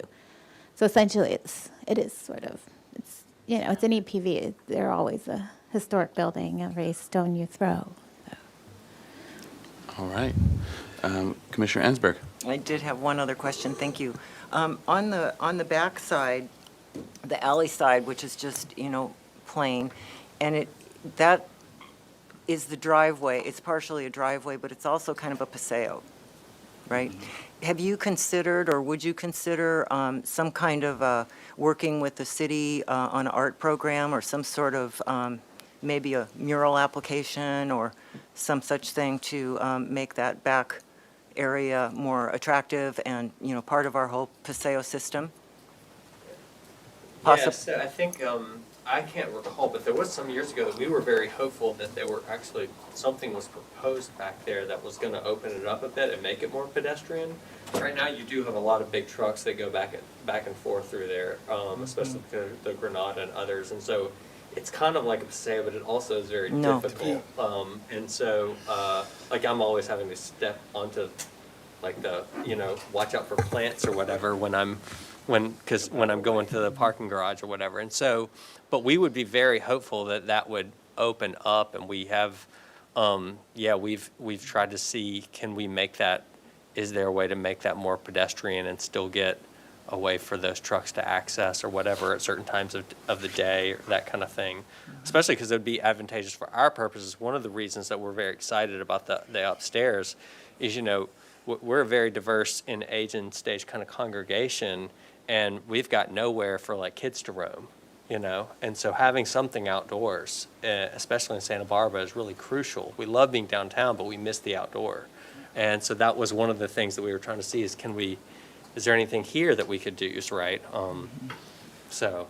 You aren't very far from Alicecat Park either, so. No, we're We do not. have that, but, that whole area is sort of mixed, You've got people behind the Granada, you've got the trucks coming in, and then you've got going over to State Street. So it's a mixed area, I think, so I'm glad to hear that you're thinking about that. And more has been done recently, right? Because they did some of those renovations right in the back with the garages Yes, and some of the yes. tile. And so it's definitely, in my time, it has become more friendly. Yeah.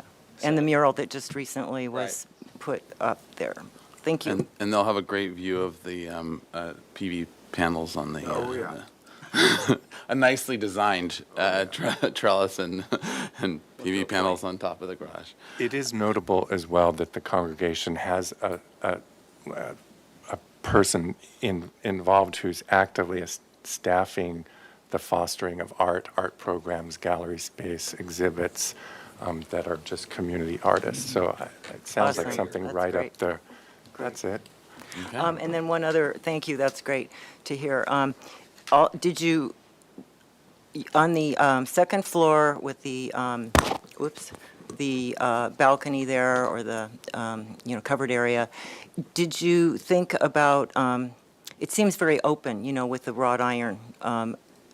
did you think about that as maybe being, treating that perhaps in a way that gives a little bit more protection or visual protection from both the street and for the people above? Did you think about that, or was this just kind of your concept for now? No, as a matter of fact, we thought about that quite specifically. The parapet there where the cornice is at knee height or shin height. And then the guardrail is at the 42 inches. And that combination carried across to even up the current parapet is literally sloping and meandering up and down. But that would allow connection between the parties upstairs and people on the street, and that's desired. So this sort of level, and as you know, the people upstairs always feel kind of at just an ergonomic advantage anyway. So we think it could be just quite that simple, and it's a good connection. And it has now a historic railing height too, which is like 24 inches. Yeah. Those are my questions. All right. Other questions? Okay. Why don't we roll? Let's see. Oh, I had one question.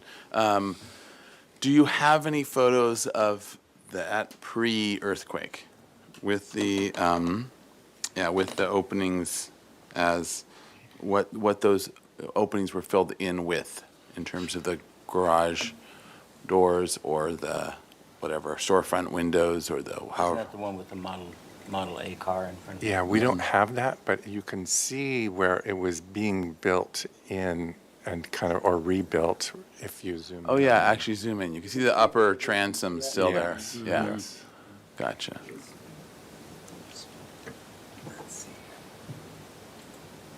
Yeah. Z box. Oh, actually.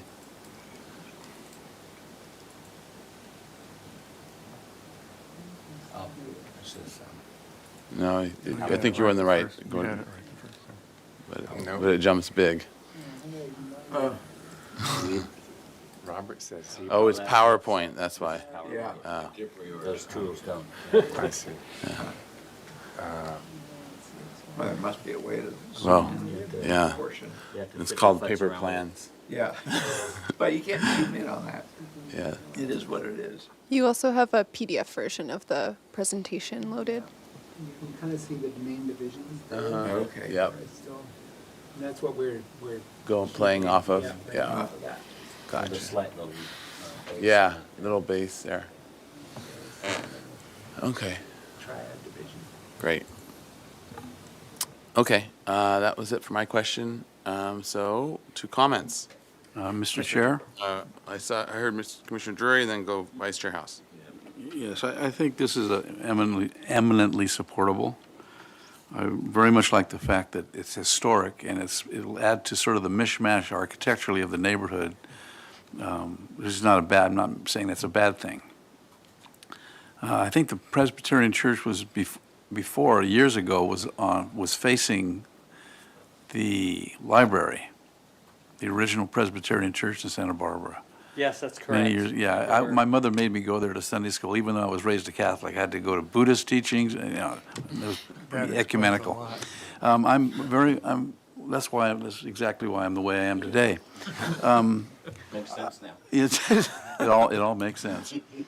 Yeah, I think it's a really lovely building. The fact that you've taken the architecture that was shown in that earthquake photo and you've restored, or you are in the process of restoring it, I think it's greatly supportable. I would hope you would have somewhat the same care on the backside, on the alley side.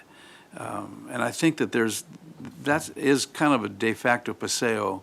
They come off of, between the Granada building, the Book Den, and the parking structure. It goes into that parking lot, which we had in front of us. It was sort of a balkanized piece of property with 5 or 6 different people.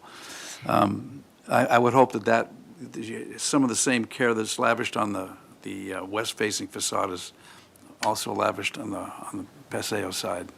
But I think it's greatly supportable. Thank you. All right. Vice Chair House? Well, I don't get to say this very often on a first concept review, but I think you nailed it. And this is eminently supportable, to use the word that Commissioner Drury used. Commissioner Jordan? Yes,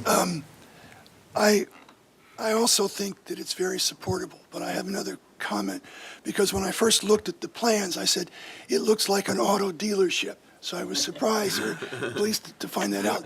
But I'm going to say, even though I think it's supportable, and even though I recognize the positive impact the church is having in that corner, I'm a little disappointed that it looks like an auto showroom. Because I think what you're trying to do is important to create a place for, as a community center for institutional religion in the city.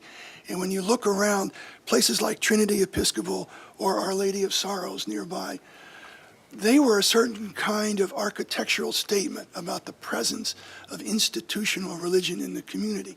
And you're not doing that. And that's great. I mean, I understand and I'm very supportive of that. But I wish that what you were trying to do didn't end up looking like an auto showroom.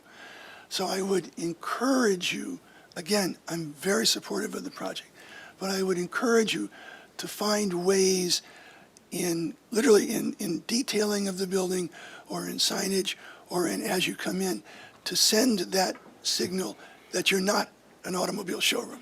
That's my only comment. Sign, not an automobile showroom. When you showed that photo and I said, oh, of course, that's why. Yeah. Mr. Chair, you know, in some ways I kind of like the fact that it celebrates its history as an auto dealership, so I kind of like that part of it too. Commissioner Butler, would you want? Just real quick, yeah, I think you have a challenge here because you're building from an existing structure that was a car dealership or whatever. And that street has some really nice colonial Spanish style buildings in there. So that's why I asked about the color earlier on. I would look for ways to soften the structure. It's all right angles, it's all, it's sharp points, and the rest of the street's curved and arches, et cetera, et cetera. I mean, I think you've made a great step forward with this design. Given the restraints that you have, you're working with an existing structure.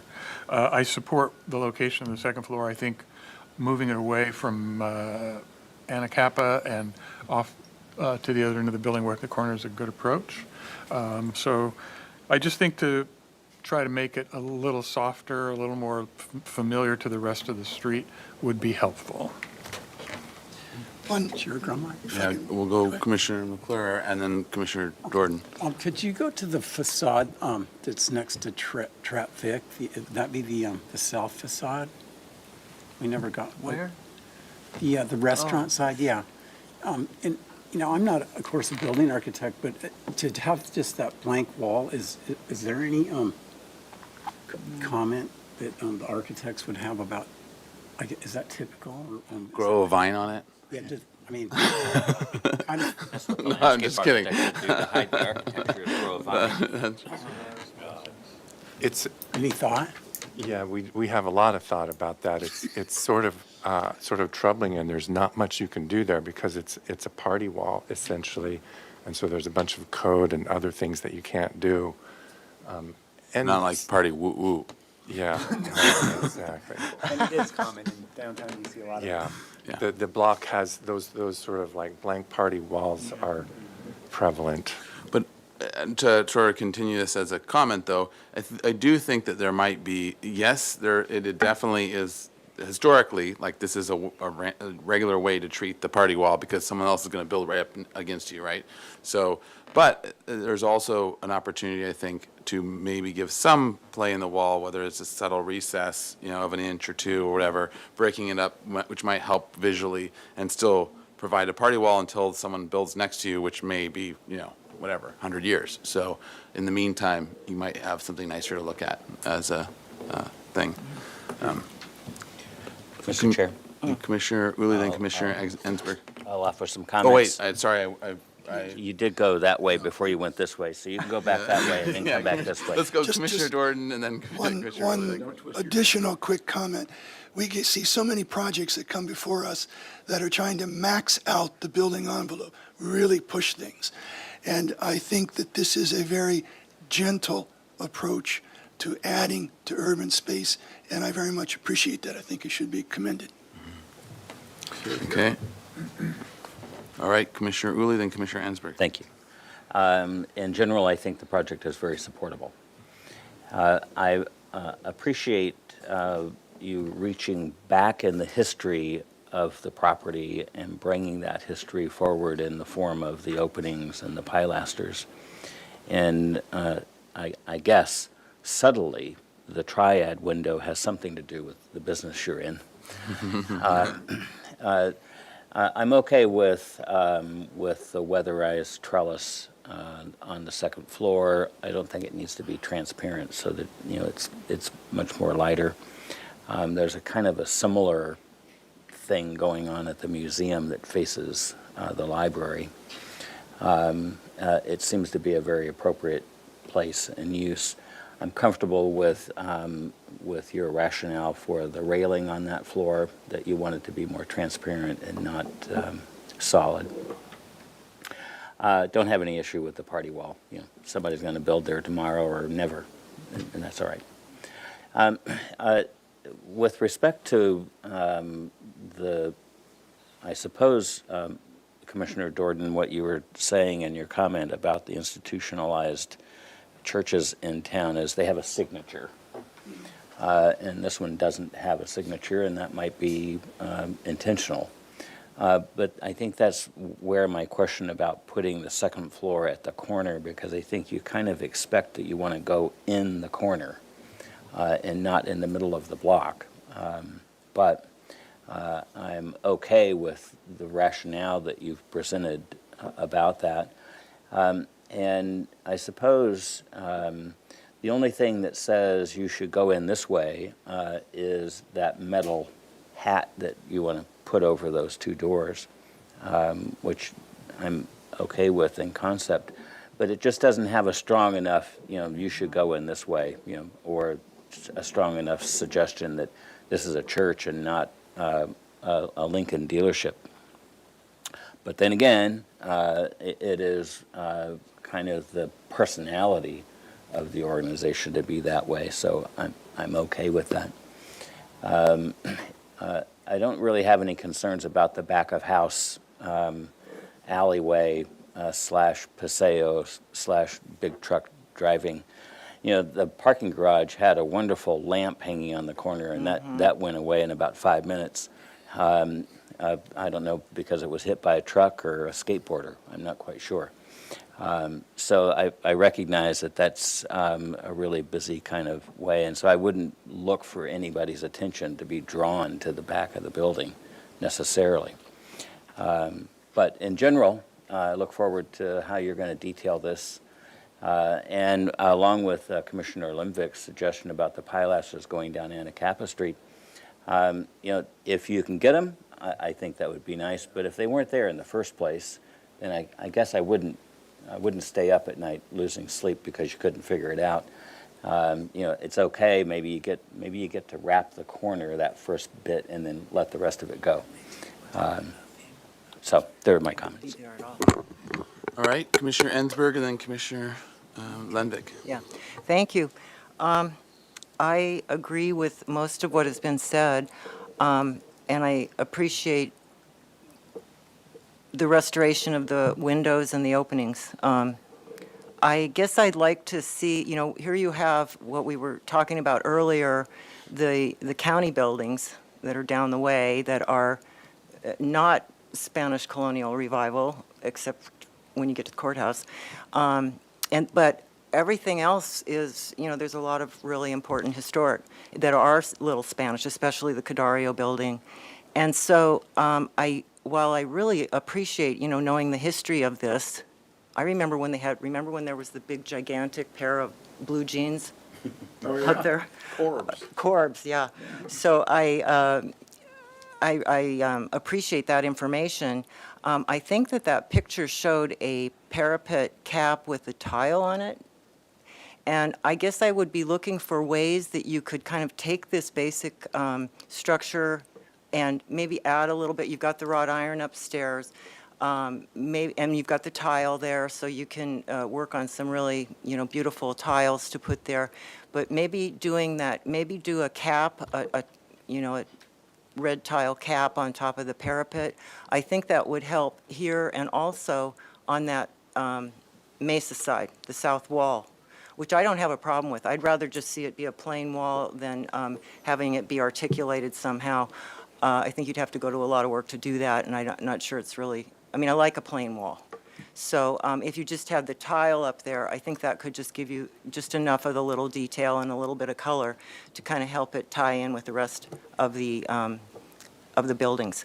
Also, the storefront, I'm very concerned that it look a little bit less institutional, and that maybe with the breakups in the windows and maybe in the color selection, maybe you could do something else that might add color and make it feel a little bit more of the EPV. Awnings. We don't She have, didn't say we it. don't, we'd She be- wanted to say it, but she didn't say it.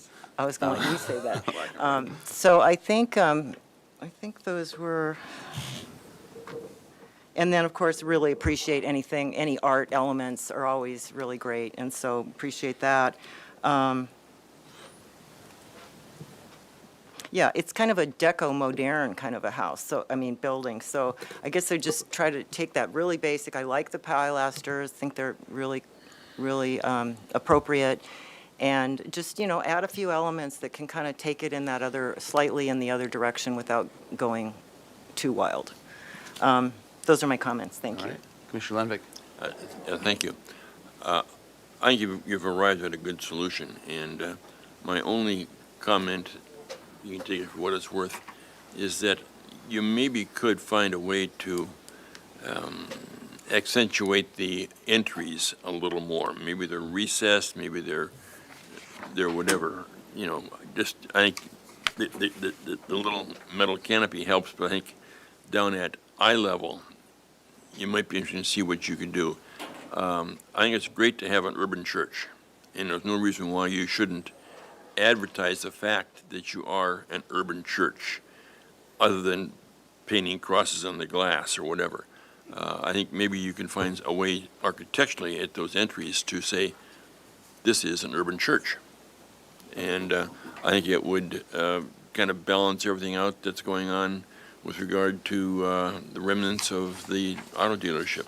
So, yeah, the comments are what they're worth. Yep. Anything else? All right, I'll add my comments to it. Yeah, so I agree with what most, if not all, of my fellow commissioners have said. You've done a really wonderful job of, interestingly, you don't have to look historically at, this is not a historic resource. So you didn't have to go down that route, but you found some really great way of actually telling a story, and which is very, great and commendable. So I think that's one point I wanted to bring out. Was thank you for that, because I think it does really add to the layering of the project. I had a similar question about, and so then I started about the churchiness of this, and while there is the freestanding church model that's very clear, tall peak and bell towers and everything else, there's also, I was thinking, like the Masonic Temple downtown on Carrillo, where it does feel like a special religious building, but without having the freestanding building type with steeple and that kind of form. But it does it through a lot of the ornamentation and through the decoration and through the, you look up into that loggia, that second floor loggia, and it blows you away, and you have an entry that's very clearly high enough in terms of its expression that it feels like you're entering something special in that way. And I think might be something of that. And as Commissioner Lenvik was kind of leaning into in terms of the entry, it might be as simple as that, playing up that entry and having some level of visual detail. And it doesn't have to hit you over the head, but it can. And I still think it also applies well to how you have described your congregation and what you're doing. It's not just, hanging out at the, car dealership. You are doing something special in there, so. Free hot dogs on Saturdays. You're the helpful Honda people. So I think it also seems to resonate with where your mission and where your vision is going. So, and then it also placed another comment that I did want to accentuate was, I think the awning, I'm thinking of down Victoria, there's other metal awnings, which we're usually pretty harsh on, because they tend to be overdone. And so, but there are some metal awnings and precedents and detailing. If you end up wanting to keep it and going down that route, I think a good thorough study of historic metal awnings is going to be important to make it feel right. Maybe it separates into two or different entries or things like that, but I think that could be something that you can start leaning into more. And then I would also add, as you're going, I see that you have, at least in one rendering, it looked like a square pier on the corner and then round columns. And if you're going that route, great, accentuating the corners and things like that. I think that part of some of those detail studies are going to really be important to nail in terms of what you're looking at, historic precedents and how you're balancing proportions and everything else. So I look forward to that. I think your railing is a great start, because a good 2-foot railing that children can fall off of and die, but not really, because it's 42 inches, but it looks like it's historic and real, is a great way of starting to make it feel like it's part of the block, which has a lot of those historic proportions in there. And then regarding the divisions, and I wasn't sure, Commissioner Ensberg, if you were saying wanting more muntins, I had a similar thought, and then when looking at the historic photo, they actually don't even have, doesn't look like they have the vertical divisions. They have the big picture window as the storefront, 1920s historic. I usually am always I'm a muntin Nazi, but in this case, if they're going to lean into that historic precedence, it might even be better just to have the transom above as the 3 windows, and then have the more historic big storefront window, which is normally not the case. But if you're going to go that route, I think your proportion of your low wall is a little high right now where your blue tile is. If you're going to really lean into that historic proportion, I think that comes down as more of a curb wall of just a couple tiles high. So anyways, but those are all kind of considerations to be thinking of as you go forward with your detailing. And those are really more like final detail discussions, not concept. Okay. Let me try to summarize the comments. There's no final appealable action. Project compatibility findings and development plan findings will be required for project design approval, but as of right now, there isn't any. But for at least, let's put the comments in there. And so far, I think everyone's been feeling this is really a fantastic project and very and very close to being there. So okay, so to start with. This project is, the commission feels this project is very supportable, and we thank the applicant and owners for really doing a wonderful job of bringing back a historic story as part of their design for the future of the building. So let's just sort of go down some of the comments. One suggestion was in terms of softening the building, a suggestion of looking at Spanish clay tiles on the roof parapet as one potential way, or other ways of softening the geometry of the building. With the party wall, well, I guess the commission in general understands the design for it. I think most of the people were fully supportive of that blank party wall, because that is a typical historic way of treating the wall. There was with a suggestion to soften that wall with either insets or some other way of treating the wall so it's still solid. And the cap. And the roof cap along the edge of that wall as well, as a suggestion for softening it. To study how the entry and/or other components of the building could express the institution of an urban church and that setting, and how that could be brought out. So that's one comment.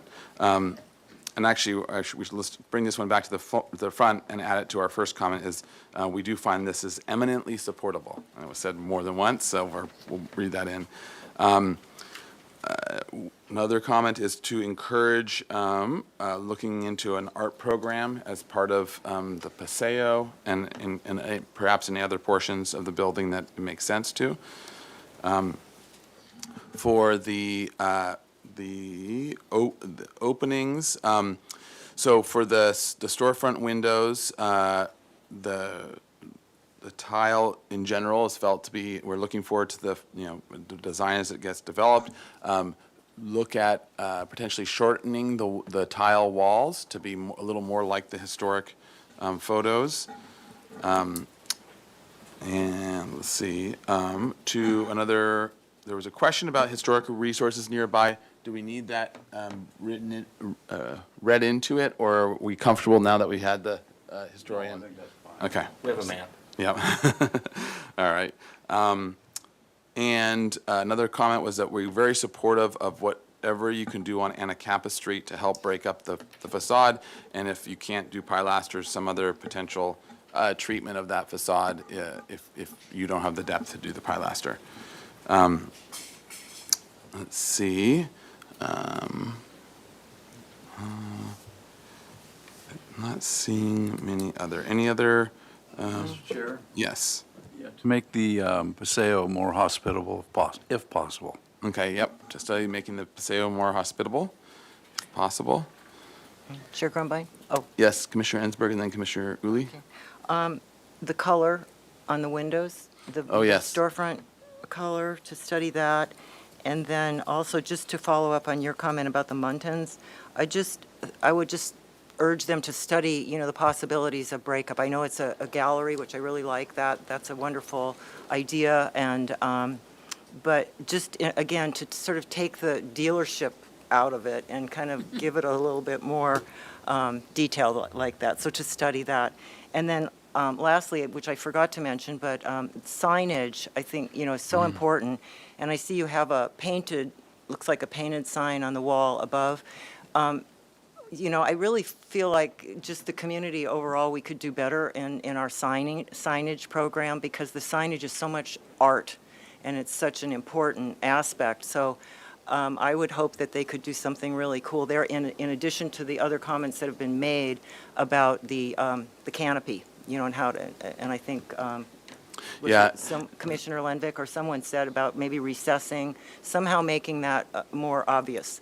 So, which the signage would also contribute to. Yeah, and to sort of play off of that as well, I mean, it is interesting when you have a historic building where it was once upon a time literally a dealership or whatever, there's still the symbol there of it, so it kind of helps tell that layered story, so it might be a perfect opportunity to incorporate some of that as a signage element as part of it, is to actually, for the entry or for wherever.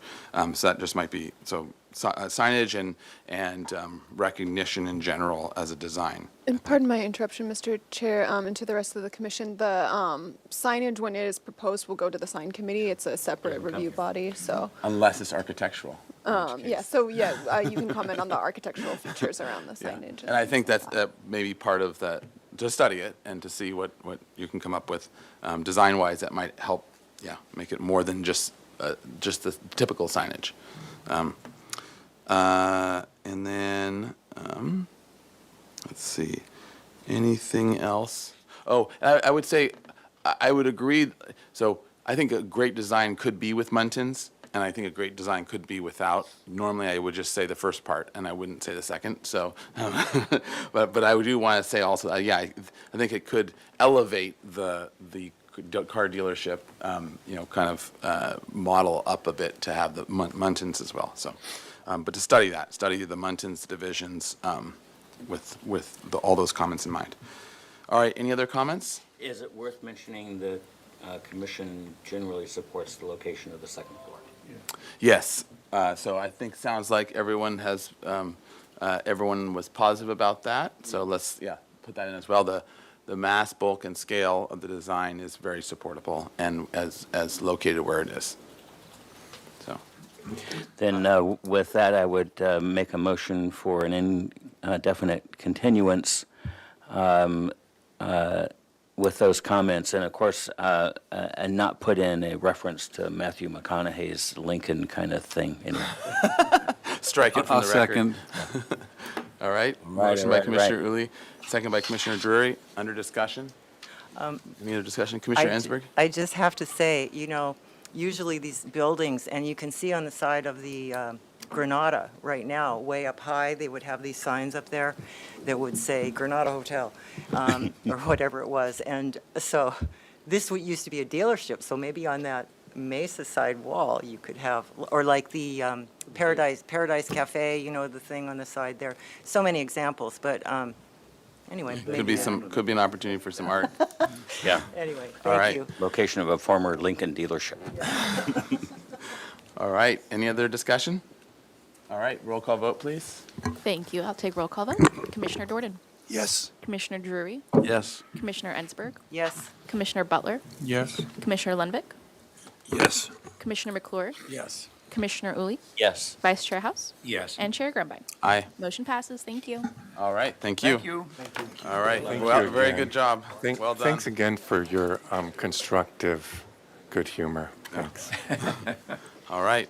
So let's take a 5-minute recess, and then we'll go on to the last final item. Okay.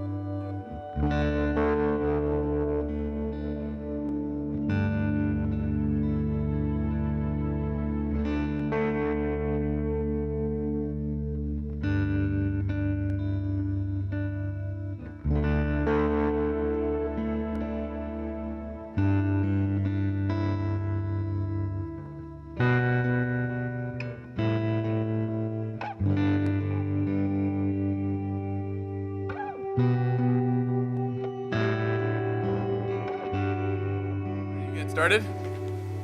Everyone ready? You're going to hit your gavel? Or at least mostly ready? All right.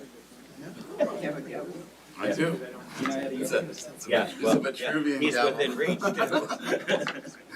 It works on both sides. It's all. Telescoping.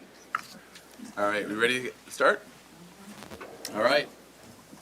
Calling to order Historic Landmarks Commission, August 2nd, or calling back to order, August 2nd, 2023. We are on to our fourth and final item. It's 20 East De La Guerra Street. This is located in EPV and is listed on the city's historic resources inventory. The De La Guerra Plaza Revitalization Project proposes to raise the entire plaza as well as De La Guerra Street between Anacapa and State Street to be level with the existing sidewalk and install new landscaping, water feature, restrooms, pavilion, stage, art nodes, lighting, and trash recycling. The 2011 Historic Structure Sites Report, accepted by the HLC, found that De La Guerra Plaza is eligible for designation as a City of Santa Barbara landmark, listed in the California Register of Historical Resources and the National Register of Historic Places. Surrounding De La Guerra Plaza are City Hall and the California Pepper Tree, the News Press Building, Casa de la Guerra, and El Paseo, all designated city landmarks, and the La Placida Building, aka McKay-Bothan Building, that is designated structure of merit. No final appealable action will be taken at this meeting. Project compatibility findings and major alterations findings will be required for project design approval. The project was last reviewed on March 1st, 2023. And there is a historic structure site report, a historical overview of turf at Plaza de la Guerra, and a staff memo. So with that, to staff. Thank you, Chair Grunbein and Commissioners. So Ellen Kokenda, Design Review Supervisor. I just wanted to say a couple of things on behalf of the case planner, Kathleen Kennedy, that this project is back today to, again, present a concept to you to really get aesthetic direction to be able to move forward. The idea is to be able to submit a PLN, an actual formal planning case, which would be reviewed for application completeness, come back for formal concept review at the HLC.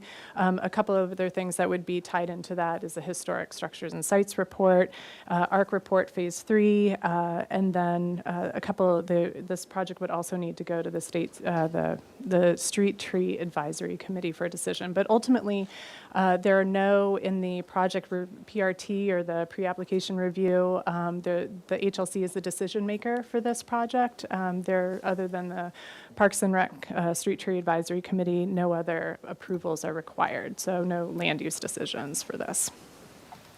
Okay, thank you.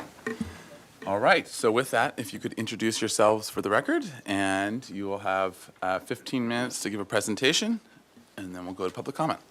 And Chair Grunbein, are you going to be reading the minutes? Oh, from yes, and sorry, no. Yes, so if we can pull up the Thank you. minutes from the March 1st. Okay. All right, so the motion was to continue indefinitely with the following comments. 1, most commissioners believe the pavilion is going in the right direction, but the applicant should simplify the design so it reads as an accessory backdrop building. 2, study historic 1920s plaza paving patterns to incorporate into the design. The pattern should be shown on a colored landscape plan. 3, some of the commissioners suggested using landscaping to screen the parking lot instead of the pavilion. 4, some commissioners do not like the bubbler feature, while some do not like the location of the bubbler. The commission was previously open to the bubbler as a general feature, but are looking for further design improvements of the feature. 5, most commissioners favor the overall organization of design concept B for the main entrance design. Consider using a simple archway entry as a possible solution to the signage issue. There may be requirement to include ADA access, and if so, provide further design illustrating that feature. 6, use a darker color of paving to distinguish the parking and vehicle area. 7, study moving the restroom to the pavilion building. The commission was previously supportive of the restroom location. The motion was by House, the second was by Uli, 6-1. McClure abstained, the motion carried. All right, individual comments. Commissioners Lenvik and Ensberg stated they believe the project is going in the wrong direction. Mr. Chair, just for clarity, I think comment number 5 had to do with the City Hall side of the entry, not the plaza side of the entry. We should have made that note in the minutes, but yeah. Yep, thank you for that. That's a good point. All right, so with that, if you could walk us through the presentation and show how you answered or did not any of those comments, any and all of those comments. And anything else that has changed since last time. Great. Thank you, Chair Grumbine, and thank you, Commissioners, for having us here. We appreciate it. My name is Brad Hess. I'm the Principal Project Manager for the city. And this is Leif Mackay, who's one of the principals at RRM Design Group. And again, we thank you for this time. So, back on June 20th, just a couple months ago, HLC received a memo from me outlining the 17 different features and variables that make up this project. There was a mix-up on the timing, as you know, it was supposed to have been sent out the previous week. So sorry that happened, which created this postponement that brings us here today. But hey, on the bright side, you certainly had ample time to review the memo and the plans. So this project is comprehensive, and the memo was long, admittedly. But it takes a while to explain each feature or variable and how and why it is in the proposed design for the plaza. It's unfortunate that it was 15 pages. However, for some perspective, recently I gave a tour over at the plaza and just started describing all the features and describing the whole project, and 35 minutes later I finished. So there's just a lot of information to cover. So I wanted to provide you with that memo so that this presentation didn't need to cover all of those details. My hope is that you've read it, and even though for some of you it's very familiar territory, hopefully you now have a more complete understanding of the project. So we've met with this commission several times now, and we've come to an interesting and curious place. At different times, but primarily last year in April, we had a combined meeting with the advisory committee. At that joint meeting, each of the design features have been supported by this commission. However, last time we met in March, we had 15 minutes. And as you know, it's pretty much impossible to try and describe the complexity of this large project in 15 minutes. So we decided to primarily focus on the two areas in which we hadn't reached consensus. It was the structure between City Hall and the News Press, and the frontage landscaping on Anacapa Street. But at that meeting, many of the features for which we'd previously received support and that we weren't really planning on going into great detail were brought up again. So contrary to the process, how the process is supposed to go, this really felt like a step back. So we've updated and beautified this presentation for you in response to that, which of course you've seen for the last 6 weeks. But we're still in this position where it's unclear which aspects this commission truly supports. So today, we're asking for very clear guidance from this commission. We are very excited about this design, how it came to be, the asset it will be for this community and the city, and we believe it's a great project that will be a community benefit for generations to come. For the last 4 years of working on this project, I've had hundreds, literally hundreds of conversations about the project, the design, what we're proposing, etc. And to a person, everyone says, "Oh, that sounds great, and it's about time." So as we discuss this project and go into the features, it's easy and it's important to go into the details, but let's work together to improve this design. And please keep in mind that the community wants the plaza to be made beautiful and functional again. So we come today, again, with a much improved presentation that we think reflects what we've been imagining in our heads for the last couple of years. And our hope and our goal today is to have this project move out of concept, as staff said, and into the planning application phase. And we look forward to hearing your feedback and working together to that end. So with that, here's our outline for today. Give you a brief background, discuss process. We're going to outline the project design goals and the purpose statement for the project, and then we'll go through the design update. So, historical considerations. You all know this setting is historic. It's surrounded by historic buildings, and the primary message this slide conveys is that we've been aware of this from day one. We've consistently filtered every design concept and feature through the prism of this historic setting and how it would enhance what we're trying to showcase. We've had historical experts, post Hazeltine, as part of our team to ensure that what is being proposed and discussed is consistent with this perspective and is appropriate to this important space. Tim and Pam from Post Hazeltine are here today should you have any questions in this area as well. So previous designs. So I'm sure you're all familiar with this book. It's De La Guerra, or Plaza de la Guerra Reconsidered. So in 1923, 100 years ago, George Washington Smith put forward this beautiful concept on the cover of the plaza, the west edge of the plaza, that it's this beautiful, what appears to be pedestrian-only plaza with hard, solid surface all around a large fountain. So this is 100 years ago. And it didn't happen. So there have been many, many concepts in the last 100 years, really since the 1920s. And for instance, there was another pedestrian-only proposal back in 1966 that was really well received by local businessmen and property owners in the downtown core, but it didn't proceed. There were more designs presented in the 80s and 90s and early 2000s, creating this book, in fact. And finally, a proposal that got some traction in 2011 and 12 through the redevelopment agency funding, but that too failed to proceed. So the consistent theme in all of these is that they never happened. So this has been discussed for 100 years, 100 plus years, and none of these designs have progressed. So we think it's time this gets done. So how do we do it? We all agree that this public square is of vital importance to the city, to the community, and the advisory committee understood that they weren't just guiding a project for a 5 or 10-year plan, but that this is ideally for the next 100 plus years. The open design that is before you reflects how the plaza will function, what it will facilitate, and how it can be flexible for what people want to do here in the future.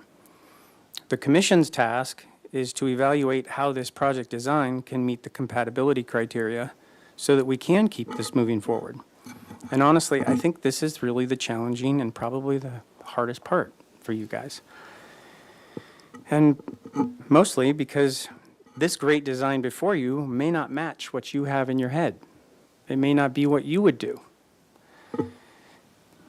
But your role is not to conform our design to what you would do. It's to evaluate this proposed design relative to the findings.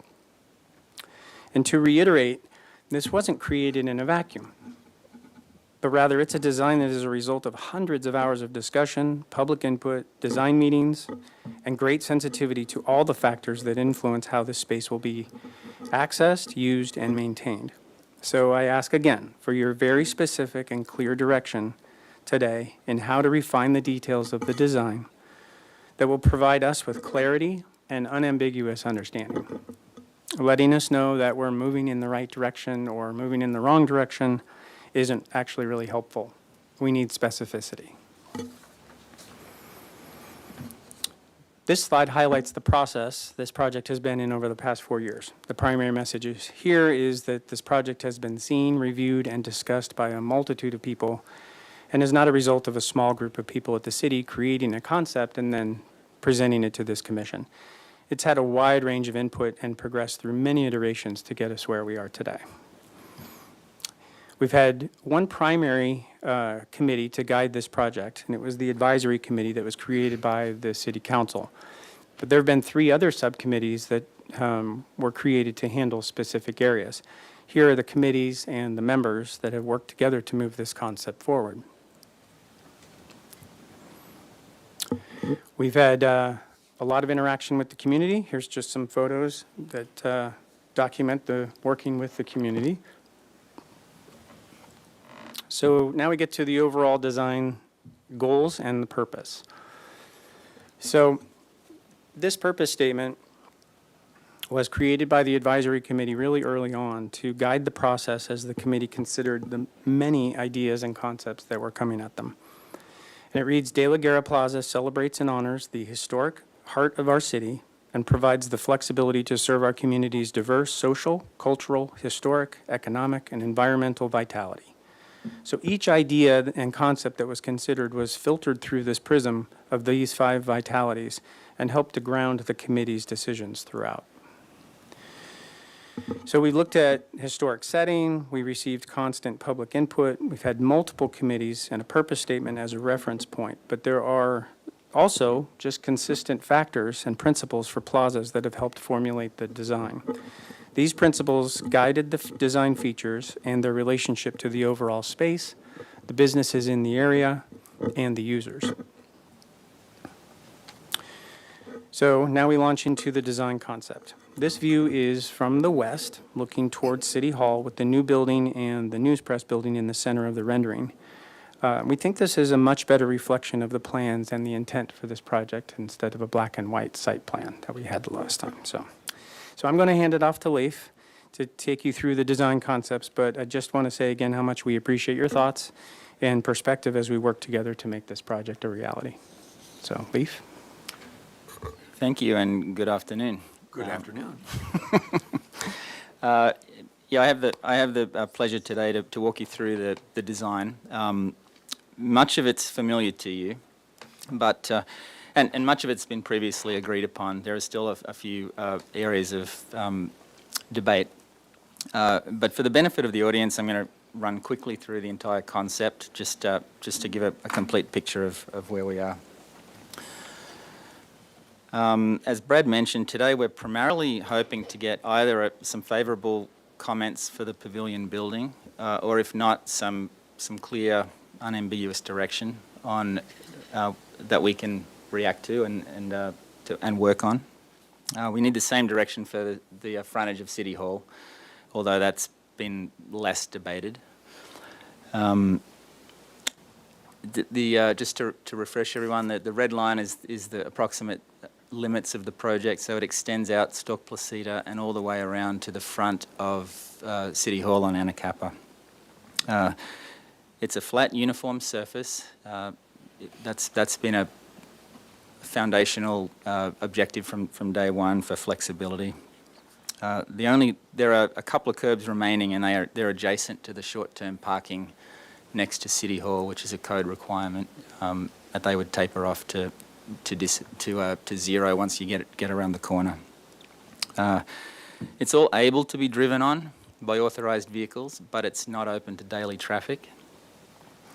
And the thing that really jumps off the screen to someone seeing this for the first time is there's no lawn. Lawn just isn't sustainable, it's not accessible, and it's virtually impossible to maintain in a pristine condition. We actually had lunch at Fiesta today, and it's pretty dusty and bumpy. It'll get worse. And it's going to get worse. So I know questions about the lawn's historic significance have been raised previously, and you received some correspondence ahead of this meeting on the same refrain. And post-Hazeltine are here that they can certainly address any questions you may have on that topic later during discussion. Zooming in, these are the main plaza features that you're all very familiar with. There's nothing new here in terms of amenities. We took your comments to heart, re-illustrated the plan to hopefully alleviate some of the perceptions that the paving was too busy and dramatic and contrasty. And it represents the design intent a little better. We made a few slight adjustments based on a comment from Commissioner Lenvik, actually, that we really agreed with, and that was to do a better job of engaging with the News Press building. So we made some quite subtle changes that to the overall geometry, so we could align with what reads as the front door of the News Press. We've peeled the planters back. We've sort of brought sort of more enhanced paving up to the front door, like a little entry experience. So we really tried to engage better with that building as the sort of anchor of that end of the plaza. And I think all the other things you're familiar with. There is one other change, and that's the brick in front of the casa. We changed that. That was decomposed granite previously, if you recall, and that original intent was to bring the courtyard of the Casa out into the plaza and blur that edge. And we just heard too many concerns from folks about the durability and maintenance of the decomposed granite. So we've opted to swap that out to brick that matches the new brick in front of in the parking. And I'll talk more about that later. Actually, I'll talk about it right now.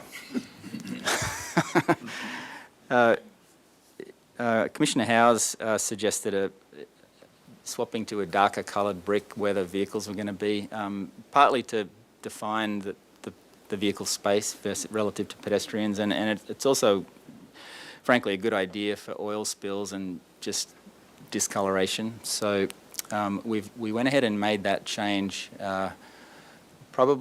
We'll probably end up proposing sort of a blend with some of the original colour into it, so it ties it together a little bit better. It won't be as intense as that photo looks.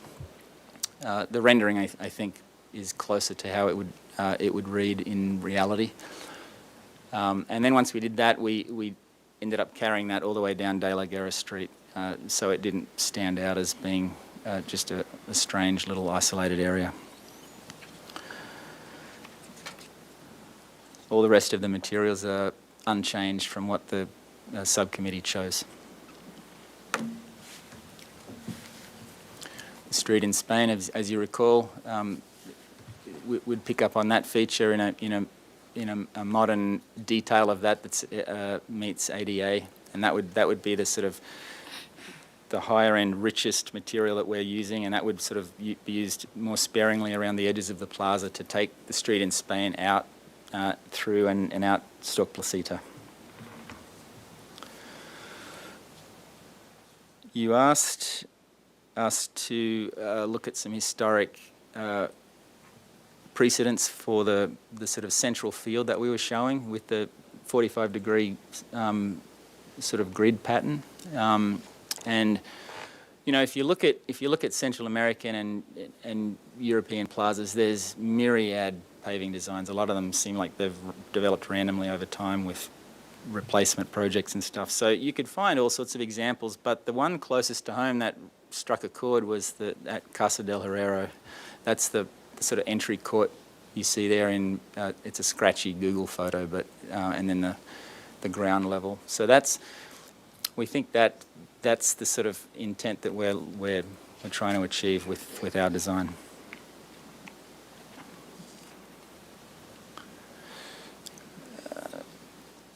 This is the first of the two new renderings. Brad already introduced this one, but this captures in our mind, the clean simplicity of the design framed by the stars of the plaza, which is all the buildings. It's relatively unadorned in the middle. It's a flat, graceful space with some activity along the edges. It also serves to illustrate the relative scale of the proposed pavilion relative to the adjacent buildings to either side of it. It's quite small and understated. You can see along the right edge the informal arrangement of the planters going down towards the news press creates an interesting casual edge that'll be a comfortable place to relax. So I'm going to chime in here on the other rendering. This is the one that's looking north, and this is especially important, I think, considering Fiesta, because if you've been over there today, you know that the stage is set up in front of the News Press building, like always, and then you're looking toward Casa de la Guerra down this narrow path between the booths, and it's in just every year, it's just so packed with people because of the area that's right in front of the stage, and everyone wants to see what's going on the stage, but it's just incredibly packed. Well, if you look at this rendering, you realize that the stage would come off of that building, and we would be reorienting Fiesta's stage by 90 degrees, and the amount of space in terms of its width would be so dramatic and such an improvement. It would not be dusty. And just as a side note, being able to clean up all of the confetti with a street sweeper would be pretty nice. It wouldn't go down the drain. So just wanted to make sure you saw that relative to Fiesta, but also just to make note that the bubbler fountain, which Leaf will talk about in a second, it's not on. And so this is probably how this will function most of the time. It's going to be off more than it's on. So just wanted to make note of those two things. This view also does a really good job of illustrating how that building sits into the plaza and its relative scale. There's openings on either side of it that really help diminish it and create these peekaboo views through, so that we like the rhythm of buildings and gaps in buildings along that edge. I know there's been suggestions to get rid of it completely. We feel strongly that a building needs to be there to re-establish that historic edge. It's a stronger built edge that is in keeping with some of the best traits of a plaza. Ideas about making it landscaping in lieu of a building. You just can't achieve the same design goal and intent with plant material. So we do feel strongly about that. We've redesigned this structure a number of times, and in concert with the subcommittee that some of your members are participated in. Each time we've gone back, we've simplified it more at your request, to try to make it subservient to the other buildings and downplay its prominence in the plaza. It remains a plaster and tile structure, which just seems appropriate in every way, but it's a more vernacular style. It's really been stripped down to a fairly basic, simple structure. It has a real door in the central bay. If you recall, there was a niche that was just a niche arched recess, and it has a trebated opening similar to the News Press Tower. So it has a little bit of a reference to the News Press there. And the end-facing gables as well really help to downplay the overall height, especially of that central bay, which used to have a front-facing gable and much more of a strong statement there. In terms of its use, the building's envisioned to house some storage and just utility purposes for the plaza, and perhaps a community room of some sort, a meeting room that could be reserved or used by staff, something like that.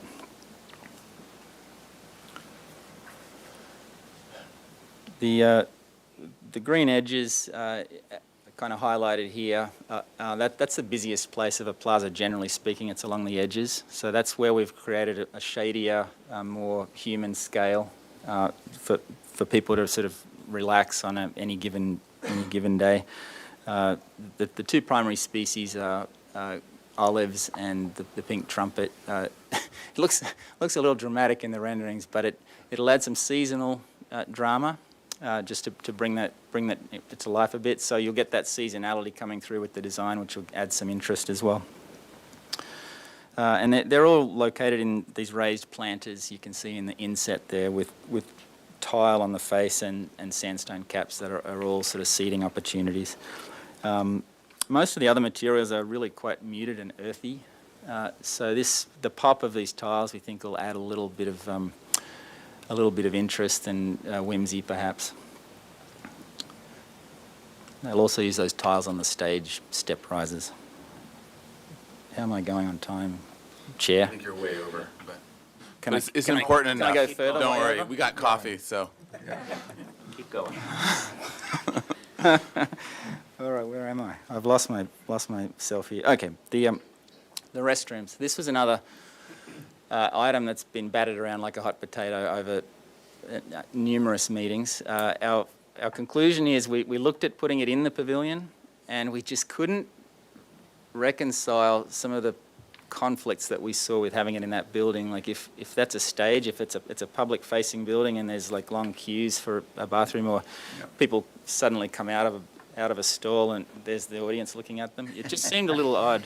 Same reason you don't put a bathroom on your living room at home, So we still believe that it's in the best location there is, and it's kind of, there's no great location for it, frankly, but we feel like it's discreet, offers a little bit of privacy. It has good sight lines from State Street for law enforcement and just visitors trying to find it.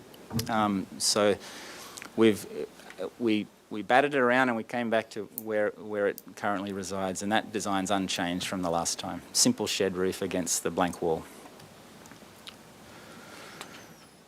Trash, I don't need to belabor that point. That's the same. It's this underground system in a couple of locations to help minimise the clutter on top and not need a dumpster location. The water feature design remains unchanged in terms of the way it would operate. That's about the scale of it in that photo. Just a little splashing opportunity for families the weather we've been having lately is perfect scenario for that being on a hot Saturday with your family. It brings life and activity and interest. I know Commissioner Howes, this is killing him that it's not in the centre. Your point is not landed on deaf ears. We're still showing it where we are because we like the proximity to the stage steps for sort of people watching, and when that's on, it still leaves a big open area of the plaza that's not in the wet zone that could be reprogrammed for something else. But otherwise, it's centered on those two axes, and we think it'll be a really fun feature. There was something in the minutes about developing it more. There's really not a lot more to develop on the water feature because it's invisible in terms of a design in a plan view. What will need some development is the artwork that's going to surround it or engage with it in some way, and that's going to be a whole process on its own with its own lifespan, but that's happening concurrently. We're imagining some sort of pebble mosaic akin to the bottom left in some description that's an expression of Chumash culture. Again, just a reminder that the brick, it adds visual texture and beauty, but it also, we're able to double purpose it for our utility corridors. Lighting design is something we started some time ago, and Anne Cale is on our team for lighting design. This is a very old set of images that she did early on for us, and she's been waiting for the dust to settle on a lot of the other features before she re-engages. But these are some of the preliminary ideas she had for the surrounding buildings, moonlighting in the pepper tree, and swapping out the existing pole lights so that there's more uniformity for evening use. It's pretty spotty. It's bright, then it's pitch black right now. So just making it a better evening experience. Planting character, it'll be quintessential Santa Barbara Mediterranean palette with lots of succulents and colourful accents. It'll be water-wise, and it'll be beautiful.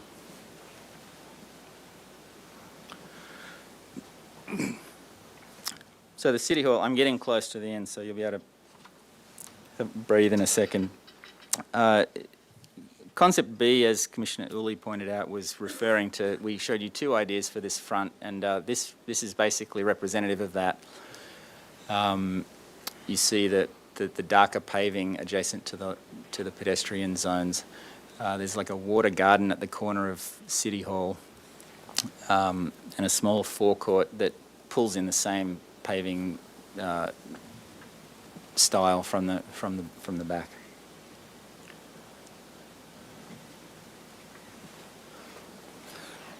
The gateway, there was a request for us to examine some sort of archway, giving that gateway a little more prominence on the street. We drew up several options. We drew up a stone arch, we drew up a sort of a wrought iron style archway, and each thing we drew really felt like it was competing with the door of City Hall.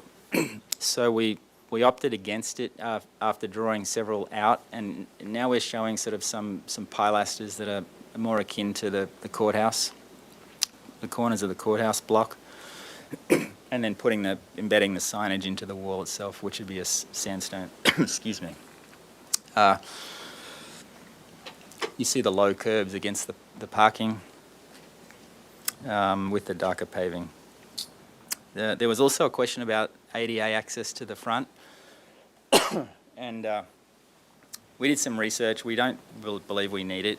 There's adequate ADA access to the plaza-facing door. So with adequate signage, that's fine per the code, and we don't need to add a ramp at the front door.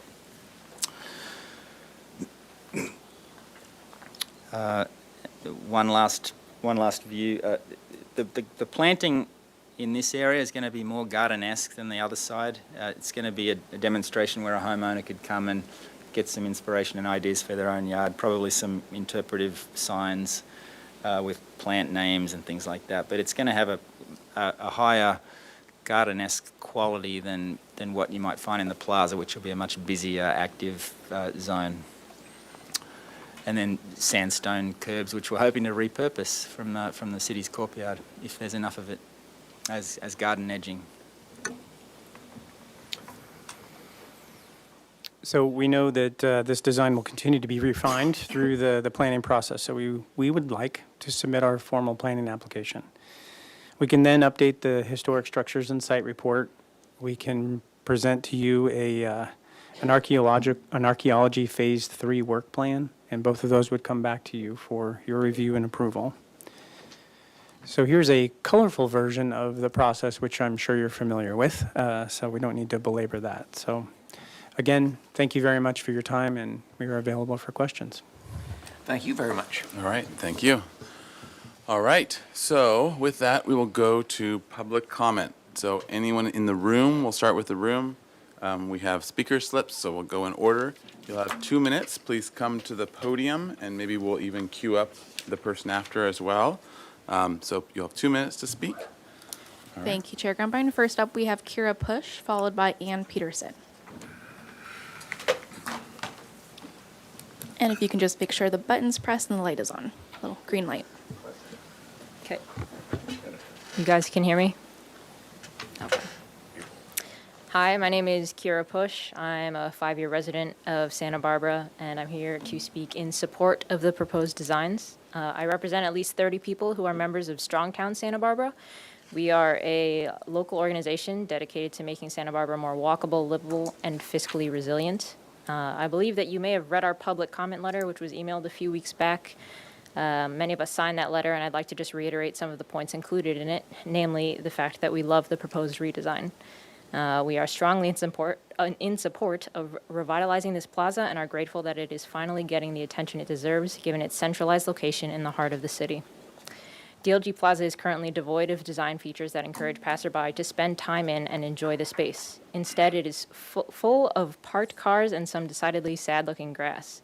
By comparison, RRM's designs are a breath of fresh air. If approved, they would undoubtedly add value to the community, draw people to the area, and thereby honor the history of the plaza. I understand there was some controversy over the proposed water feature in the past with regards to whether or not it aligned with the character of the plaza. On this point, I urge you to reflect on the fact that recreational installments like splash pads and bubblers are often beloved by local citizens, and as public servants, your committee is meant to operate with an eye towards the local community's best interests. Putting a bubbler in the plaza would not only draw families, but people of all ages to the space. I'm not a kid, but I know I personally enjoy a good bubbler on a hot summer's day, especially one in an easily accessible and beautiful downtown space. That said, voting against the project because of the bubbler would be doing so to the detriment of the community. While I understand and respect your desire to preserve the historic nature of our city, I struggle to give consideration to the notion that the plaza's current character, which is that of a parking lot, ought to be preserved.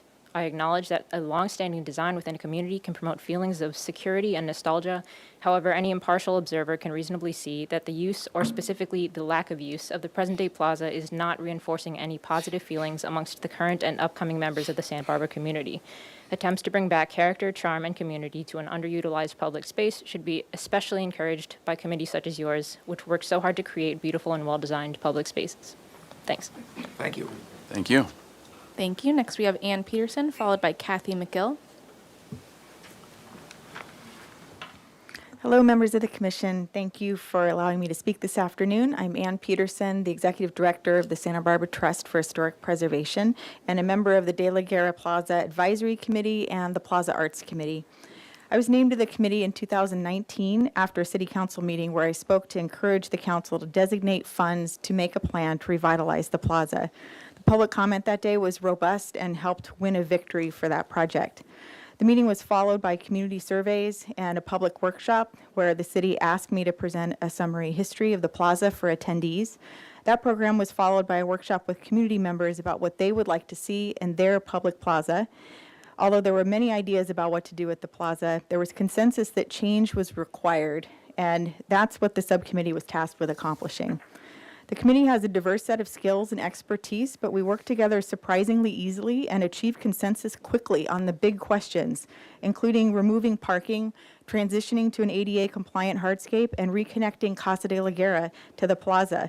I have to add, though, that the red brick that's now in front of Casa de la Guerra presents a little bit of a challenge to that connection, but we can talk about that later.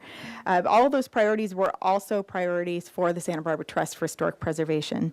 In the 4 years that we've been meeting, we've been consistent in implementing our directive to reimagine the plaza.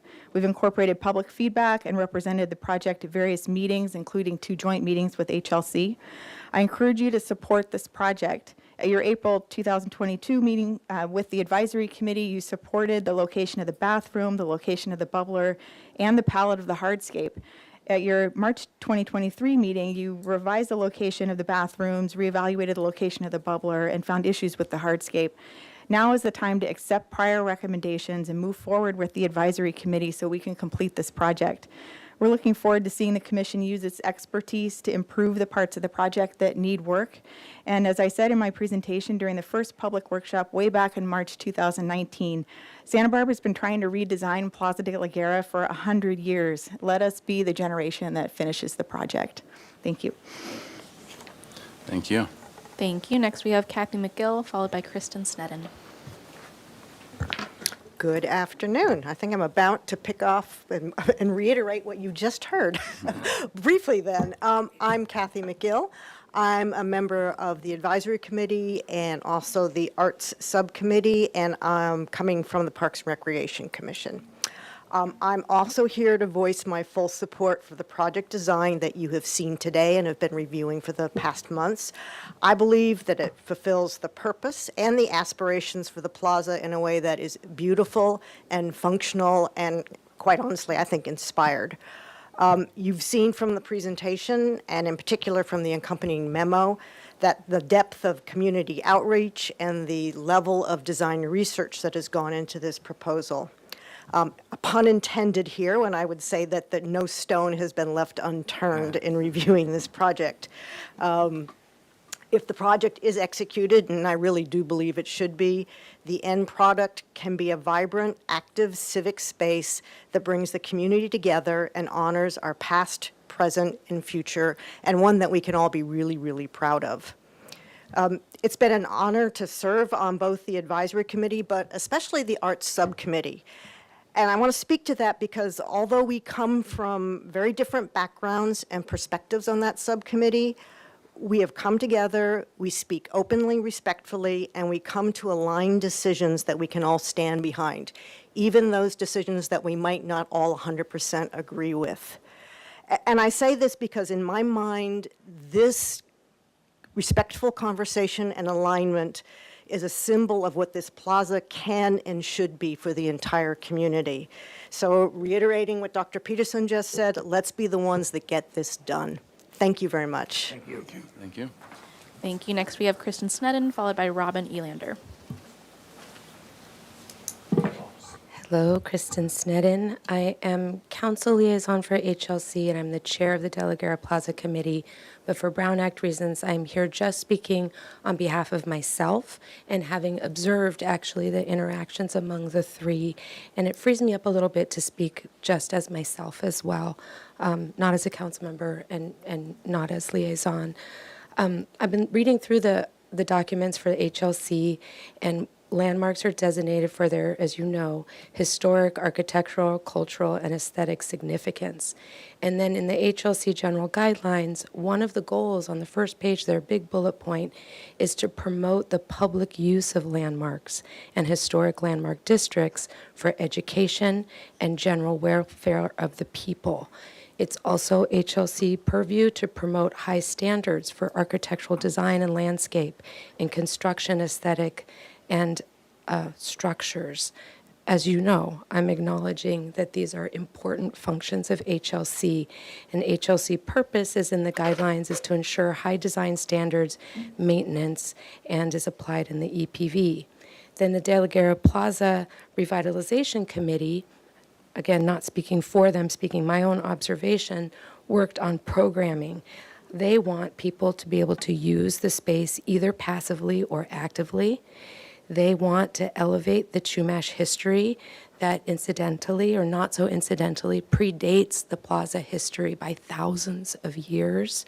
And I'll speak for myself, that is of the utmost importance to me personally that the Chumash history be elevated, celebrated, and brought to the surface of the plaza rather than being the ground beneath it that history has not been acknowledged or celebrated. That's, for me personally, a very important element of the designs. The committee has spoken, and others spoke for themselves. They want shade, they want seating, they want lighting, they want art, they want a water feature, they want education elements, they want restrooms, they want a civic meeting space for free speech and assembly. That's the stage. I believe myself that we can have all of this. And I want you, and this is again me personally, my view of HLC, to make sure it's beautiful, to make sure it's elegant, to make sure it's historically compatible. That's what you are known for. That's what the community expects of you. I don't expect you to rubber stamp a design that you are not comfortable with. It needs to match your aesthetic and historic standards. I think you need to be very decisive today, very clear, not right directions or not right directions, but be very specific so that we, this generation, older, younger, next, can be the ones to actually see this realized. There's so much potential here, but what I don't want to see is the plaza to continue to just degrade by neglect, or that some other generation is going to be the one that gets it done. When I was a teenager, I spent a lot of time in De La Guerra Plaza, laying in the grass or sitting on a bench, reading a book, passively enjoying the plaza. It was a regular place for me to be. Now it's none of that. It's a dead space, and we are the ones who can bring it forward. You are the ones today who can be decisive and be the ones who can make it happen. I want you to give it your all, to hold all of this to your highest design standards. Don't hold back on the direction, but give direction and make this the project to be all that it can be. Thank you. Thank you. Thank you. Next, we have Robin Elander, followed by, apologies if I've mispronounced this, Sarah Rubin. I can't quite read it. Good afternoon, committee members, members of the public, city staff. Congratulations on your work to date. This is a really significant, beautiful project that I know that has been debated and thoughtfully produced. I want to just honor all of that work and all of the work to follow, because I know we're not done. But I do want to share a couple of questions or concerns. I know you can't address me directly, but my office with a downtown organization, it happens to be right in this plaza, so it's right here. And so I'm in that plaza every day and seeing the functionality of the way the space is used currently. And so one of the key areas that I have a concern about is the delivery vehicles getting from Anacapa Street on De La Guerra to State Street. This is a key area to access the business corridor, and daily there are quite a number of vehicles that come in this way, and I'm seeing that may be trees in that area. I'm seeing this direction here, but not seeing the rendering all the way out to State Street, so I'm not certain as to what that all looks like. And then if vehicles do need to access the area for deliveries, would they have to go all the way up to Canon Perdido or Ortega? That's quite a long ways for a delivery person to have to truck some type of a trailer or whatever it might be on State Street, especially if the area stays closed to vehicular traffic, even though there is some flexibility there. In addition, I wanted to check in to see if if you're able to drive over the bubble feature. There are going to be so many activations and events in that area. I would hate for that to potentially break when someone is backing up a large truck over that type of thing. So just keeping that in mind. And then I also didn't see the electrical access or storage of materials to activate the space addressed. I'm sure that they are addressed, but I just wanted to make sure that those are things that are being considered. And then lastly, for all of the vehicles that are currently accessing using the space, are those intended to park in the parking lot behind or just move to parking garages, and what kind of potential either accommodations or just thoughts are going to be going into the use of access and drop off for those businesses in that corridor. Thank you. Thank you. Thank you. Thank you. Next, we have Sarah Rubin.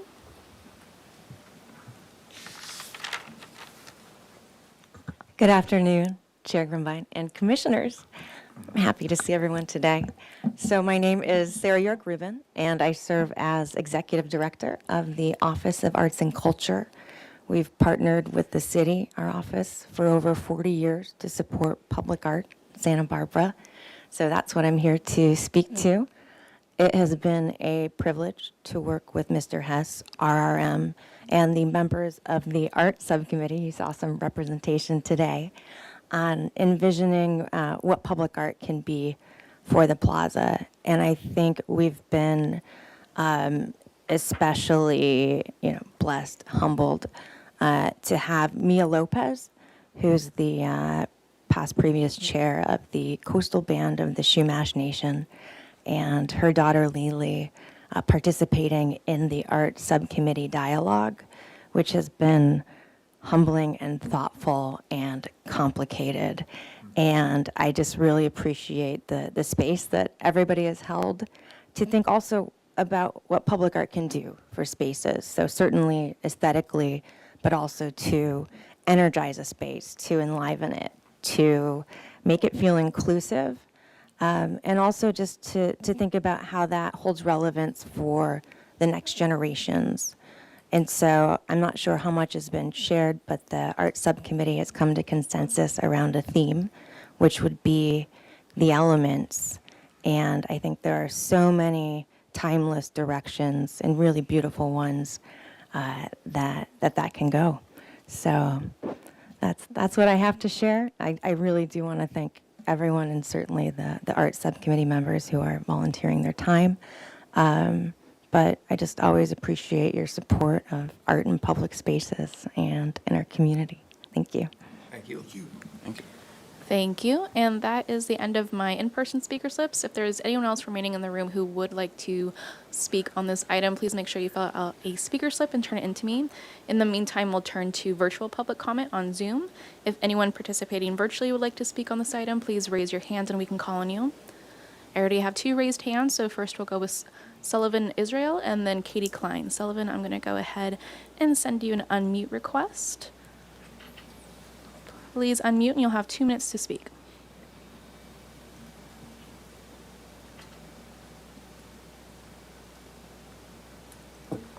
Sullivan, you just need to unmute, please.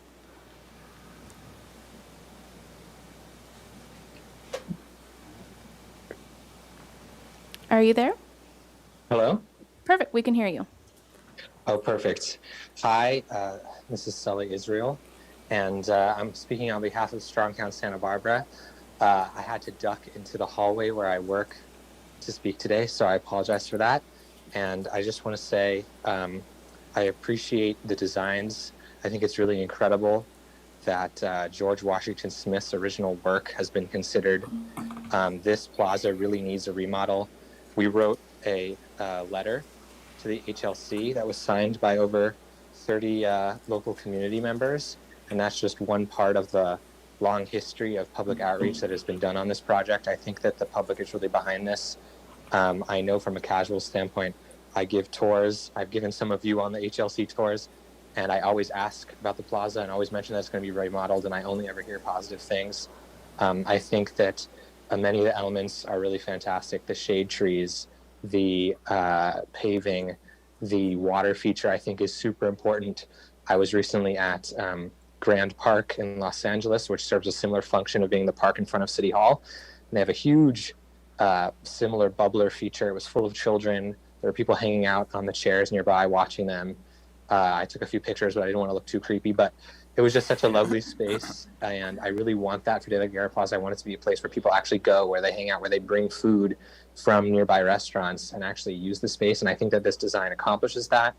And I also want to apologize that more members of Strong Towns are not here today. The 2 other times this was supposed to be on the agenda, we arranged for that. We've sent in a letter, but this was shorter notice. But I urge the HLC today to please approve these designs and let this project go forward. Thank you so much. All right, thank you. Thank you. Next, we have Katie Klein. Katie, I'm going to go ahead and send you an unmute request. Please unmute, and you'll have 2 minutes to speak. Great, thank you. This is Katie Klein. I'm a landscape architect in town and a 15-year resident of Santa Barbara, and most recently served on SFDB. And I just wanted to comment that this design reflects what a plaza should be. Historically, a plaza should be a space that is activated with people and has flexible space for events. It also reflects a better design sensibility for current day, being water-wise, having shade trees, and being pedestrian-friendly and focused. Also, the materials, I believe, are appropriate for EPV. The community needs more spaces like this that appeals to all ages. Specifically, a water feature will attract more families. There are countless studies how people are attracted to water features, and I think it would provide a landmark attraction for the community as well as visitors. And I think that this design is beautiful and elegant and meets EPV guidelines. Thank you all. Thank you. Thank you. And I do not have any more speaker slips or any more raised hands. We did receive written correspondence from John Kelly, Dennis Thompson, Paulina Kahn, Pamela Baer, Leslie Wiscombe, Lanny Ebestein, Victoria Valente, Nick Schiffman, and Liz Bustamante, which was distributed to the commission prior to the meeting. Back to you. Thank you. All right, so we're going to bring back to the commission, and we're going to go into questions first. So questions for the applicant, and as well, or an applicant team in case there's post-Hazeltine questions for the historian or anything else. So let's start. Mr. Chair. All right, Commissioner Jordan, and then Commissioner Drury. Sure. First of all, thank you for a very thorough presentation. I appreciate it, and the memo, which I did read. Today, one component of public space is digital space. So I'd like you to talk about what steps you're taking to ensure a robust digital infrastructure. And I don't just mean being able to pick up my email in there. I mean really being able to use digital and support performance art of all sorts. Commissioner Jordan, it's a great question. We've been working with our IT group in town, not in town, in the city. We will be providing Wi-Fi for the plaza. It'll be account-based, but we're still figuring out the details because this is going to be one of many locations throughout the city. So we're sort of a guinea pig in that arena. But the goal is to not just get your email. The goal is to provide on the stage full AV capability. We should have the capacity to do anything that really we can imagine at this point, and then the goal is to build in for future as well. Okay. Another question, and I've asked this question before, but recently the situation has changed. It's about this effort to reach out to stakeholders in the area. I understand from recent press reports that the News Press building is now owned by a corporation called 1715 Anacapa LLC. And they've owned it since 2014. Has the city or the committee reached out to 715 Anacapa, and have you gotten any response? I need to be careful about how I answer Yeah, I'm this. sure. So Wendy McCaw filed Chapter 7 on the publishing LLC. The building and the property are under 715 Anacapa LLC. So the situation has not changed at all relative to the property and the But building. the property's not involved in the bankruptcy because it's not part of the News Press, right? Correct. So nothing has changed in terms of the property being for sale. Additional use, in terms of us reaching out directly to her, no, we have not. And you haven't heard anything from her? No, we have not. Okay. Last question. I'd like to hear a little bit more about the relationship, or how the relationship is being worked out between the water feature, the bubbler, and the Chumash art around it. Specifically, kind of where are we in terms of involving members, representatives of the Chumash in that discussion of this feature? Again, Commissioner Jordan, very good question. The art subcommittee that we have, we've engaged the Chumash tribe. There's going to be a separate RFP process for this art piece. That hasn't started yet, but that is a dedicated space for Chumash art. How it relates and interacts with the water is yet to be determined. But There you are a have lot. reached out, they are aware of this. Oh, absolutely. Okay. Yeah. And, but the interaction with the art and water is complicated because if it's a mosaic, the type of materials you can use, the type of slip coefficients that we have to comply with. It was referenced, can you drive on it safely? So everything in this plaza is going to have to be able to handle 60,000 pounds because it's an emergency vehicle compliant space. Unless we do something otherwise to protect that, it'll have to comply with that. I appreciate the design issues involved. I'll come back in comments to the community issue involved. That's just, you've answered my question. Okay. Right. Commissioner Drury? Yes, thank you. So what's missing, and I maybe missed something here, is the seating around in the front of the pavilion. There's going to be sort of random seating of big rocks and sort of, and so there's that. Also, the mention of the art medallions was missing too. So would you elucidate us on that, please? Yeah, Commissioner Drury, I apologize. You're right. We didn't address the medallions. That concept, which presumably everyone remembers, is still intact and unchanged. Oh yeah, there you go. Okay. So it's the intention remains the same. Yeah, we just gave up. No, we didn't.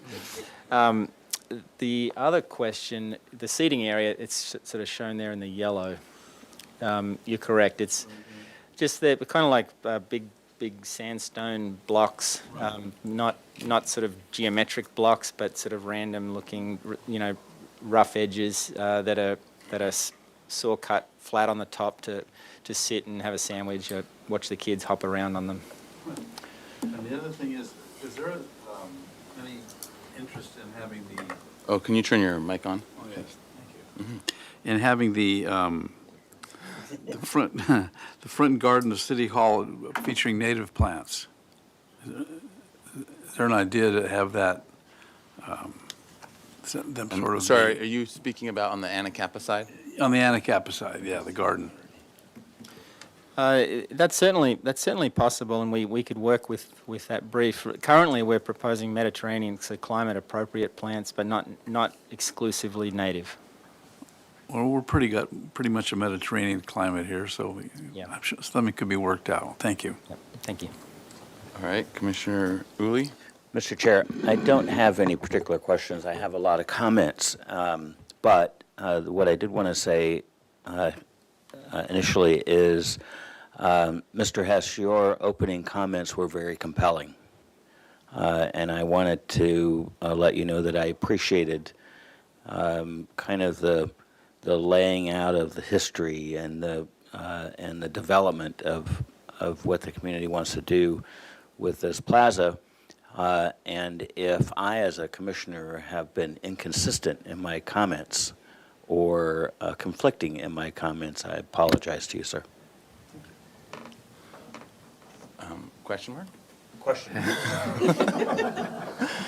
All right, other questions? I have a question of the Commissioner Lenvick. of the experts. Okay, yes. Post Hazeltine, if you wouldn't Yeah. mind. If you wouldn't mind joining us. Do you find that this design? Yeah, don't get up. It's not going to be long. Well, I have to be able to. Respond. You can nod.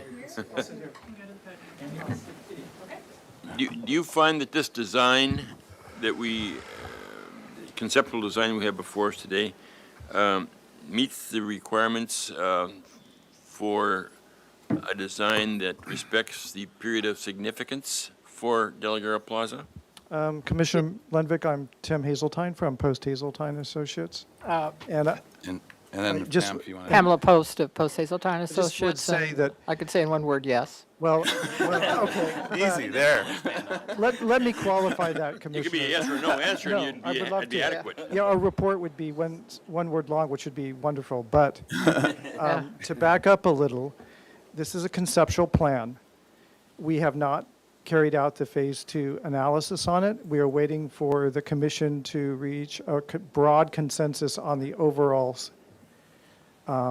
trajectory of the project, and then we'll prepare the Phase 2 document.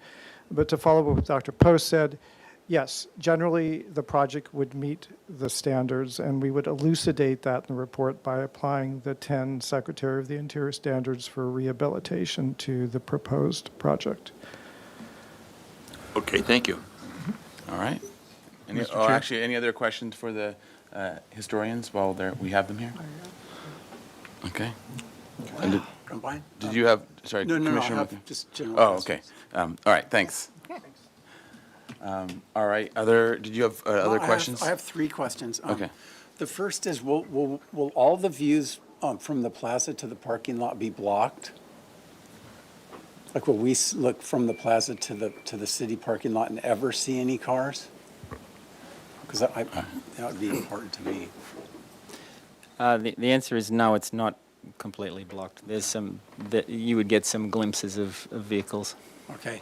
And then secondly. And just to sort of to point them out, that would be from Stork Placida up through, looks like, and then potentially in between other.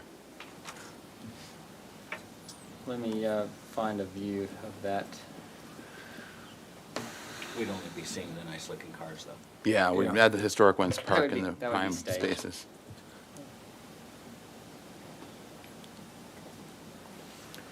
You can actually see them in that view. Where the bikes are. Wouldn't it be important to you to not see the cars?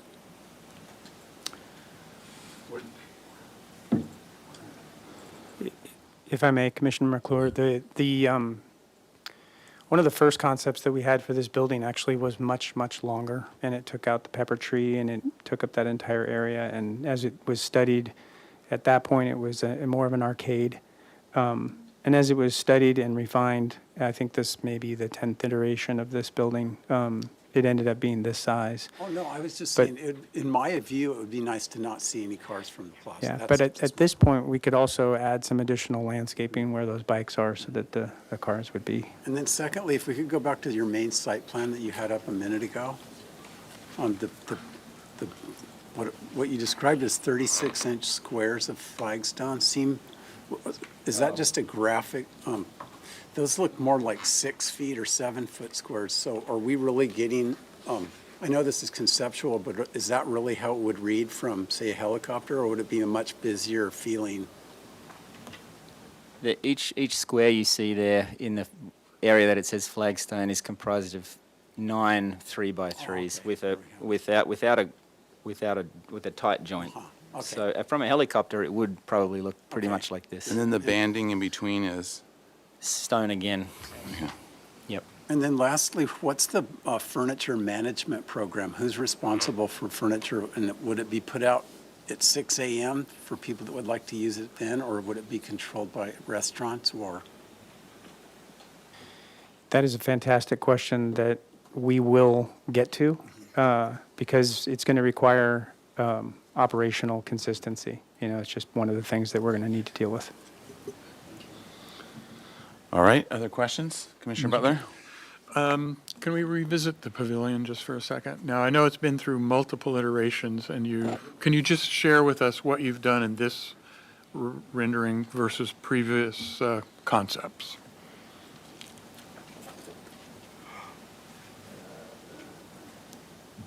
I might call on. We have some of our architecture team here. I might call on one of them to elaborate on that. All right. If you can, yeah. If you can introduce yourself for the record. Thank you. Good afternoon. My name is Elijah Pierce. So to walk you through a couple of the iterations of the design, originally it had been imagined as more of an arcade. The goal of that was always to create a sense of enclosure in the general plaza, that we wanted this to feel very much like a place. We ran into some troubles, though, with the arcade in that it, by its nature, is a linear element that is often, treated in essence as a hallway. And we weren't trying to create a hallway, we were trying to create an edge. And so that moved the design away from more of the arcade feel to a solid feel. And we went through a couple different variations on that design, longer, taller, bigger, shorter. Where most recently we presented to the board, we had the gable end facing out towards the plaza and had a more prominent feel. In restudying that, particularly we were looking at the historic precedent of the Harmer Adobe there, we felt as though rotating that gable to kind of create that shed became reminiscent of the historical edge to that plaza. That's what was there. It was a shed roof porch in that particular location. But in a way, that geometry solved the problem then, and we are proposing that it solves this issue now of providing the enclosure to the plaza. So that's been the biggest shift since the last time you've seen it. It creates a little bit more of a humble facade, in my opinion, rather than a more prominent one, but still solves the key issue that we were trying to address initially, was let's create a backdrop to this stage-like element. Let's have some solid edge to the plaza. But we've done it in what I think is a more humble approach. And the utility aspect of it, could you share with us what the role or the function of the pavilion as designed here is?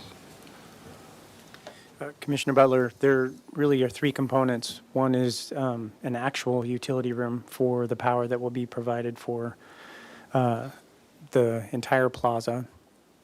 The middle section, as Leif alluded to, would be more of a meeting room. City Hall is always needing meeting space, so this would most likely be one of those conference-type rooms to be in rotation.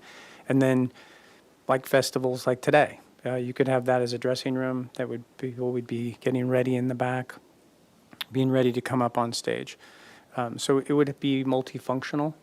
We would probably have sink or sinks in there, but we're not sure yet because, again, that would require us to attach to the plumbing. So there are some hiccups within that we need to address, but the goal is to make that really flexible. And then the third component, again, we're not sure which side this would fall on, but it would be storage for the things that will keep this space active, as was asked earlier. Great, thanks. All right. Other questions? Yes. Oh, Commissioner Ensberg. Thank you. Just a couple questions. Thank you for your presentation today. Really appreciate it. Appreciate all the work that's been done. I just had a few questions. One is it appears that what is happening, you have the rotation of you have the main, this building, this little building that's the stage backdrop, right? And you're turning the audience, if you will, 90 degrees from what it is right now, if you go over there right now today. So I'm wanting to understand that, and then also how, the stage at the plaza right now would dwarf this building. It's taller, it's bigger. Have you done a little layout or a overlay of what that would be like? How that would work with these stairs that you have here, and how that would work with the actual size of the stage that they typically use for Fiesta? That was one question. I'll let you go with that. Yeah, I'll take that question, Commissioner Ensberg. For an event as big as Fiesta, a stage that big, it would not be that stage. It would be built straddling across it. So you're correct that it would dwarf that building. So this isn't a building that would be a backdrop for every event you can imagine. However, we did share these ideas very, very early on with Old Spanish Days, and they were quite excited about it. If you go out there today, the stage is right at this end, facing down the barrel. Right. And half the audience is standing between the vendors, and people are trying to eat and stuff. It's not a very good setup for an audience. They liked the idea of rotating at 90 degrees, so this end of the plaza would really be the audience zone, and the Mercado and the food vendors could be not intermingled with the people trying to enjoy the show. So we did some layouts. They actually gave us some layouts of how they would restructure their event, but they were quite positive about it. So we feel good that it would be functional for an event such as Fiesta, like one of the longest sort of annual tenants of the space. Okay, thank you. And then also, as we see there today, the vendor tents have backup. So where we have existing drive-through, the horseshoe, that's where the support comes from. So the vendor tents don't push out further because they still need that access by their deliveries or whatever. So I'm sort of wanting help to understand how where would you put those vendor tents in the future if this were to be realized? How do the vendor tents work? Thanks. Good question. We have diagrammed it out in concert with Old Spanish Days. I don't have an exhibit to show you, but it's not as it's a little more randomized because we've got little clusters of tents between planters, so between trees, and they are pushed out further. So the space in between grows quite significantly, and there is a circulation route that they could still get around behind that. So we have mapped it all out. I don't have it to share with you. That's okay. Yeah. Just that you've thought about it. Thank you. And then also, I know these are kind of random here, but the boulder, the boulder with the plaque on it with the flags. Is it my understanding that the plaque is coming off the boulder and is going in the pavement, and then the boulder's going away and the flags are going to Anacapa Street? Is that correct or not? Yes, and yes. Okay. Okay. And then May also just, there are a lot of plaques in this plaza. So we will actually have a plaque plan for if we need to move them, where they will be, because they're all significant. So just to assure you that it's not just that one, there's multiple. So. Yes, thank you. And then another question is, have you, since with this new, the change in the news press building and also the parking lot, one of the letters that we received was from someone suggesting that it would be possibly a great opportunity if it was possible, and we talked about this last time, if it were possible to get that parking lot, then it might open up possibilities for the bathrooms to not be at this location where they are currently shown. Maybe, because I know you said that you looked at that and that there were issues with it because of it being a parking lot. But have you thought about that? And with this new information, it kind of opens up some other possibilities that might be worth looking into that could help that bathroom. I was very concerned, and I remain concerned about the bathroom there and the kind of the pinch point. So is that something that you're thinking about?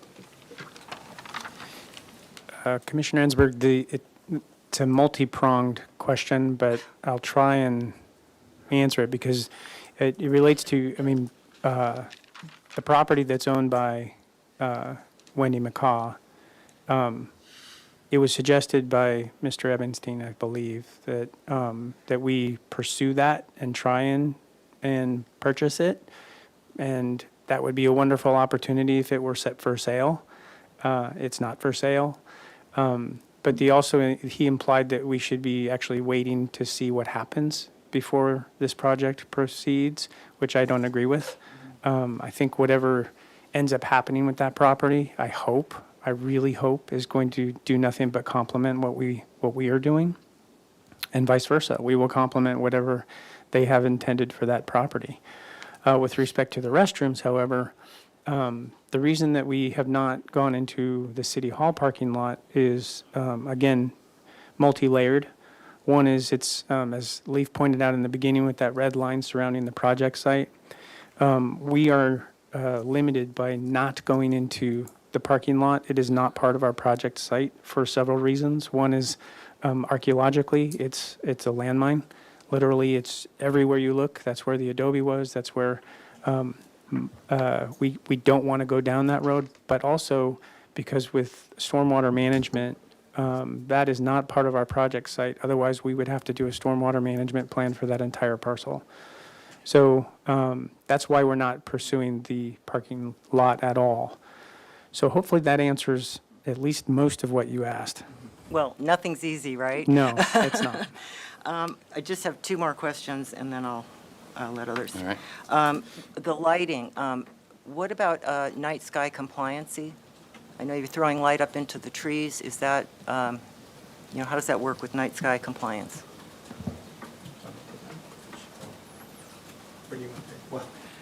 I was actually going to kind of plead ignorance on that part of it till our consultant comes on board.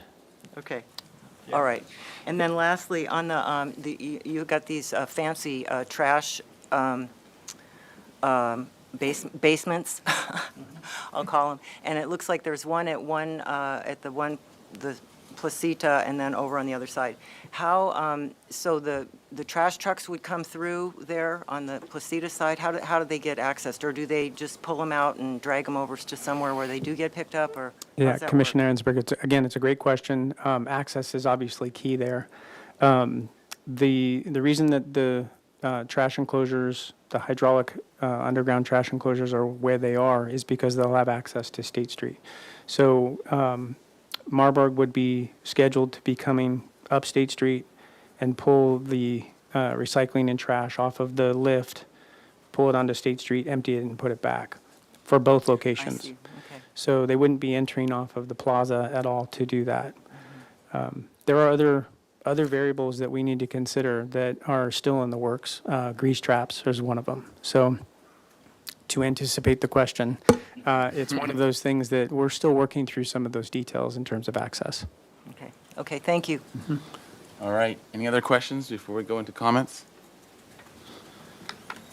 Okay. All right. Let's roll into comments. Okay, Mr. Chair. Yeah. Why don't we start down this end and we'll work our way this way? And actually, just a few comments before we go into comments. Maybe we can take this as everyone sort of weighing in briefly. Let's try to do it in a minute or so. Summarize what our key thoughts are on this as our overviews, and then we can hopefully coalesce things into some form of clear direction on all these issues, and you know where we see both the project as a whole, and then a lot of the key points of it.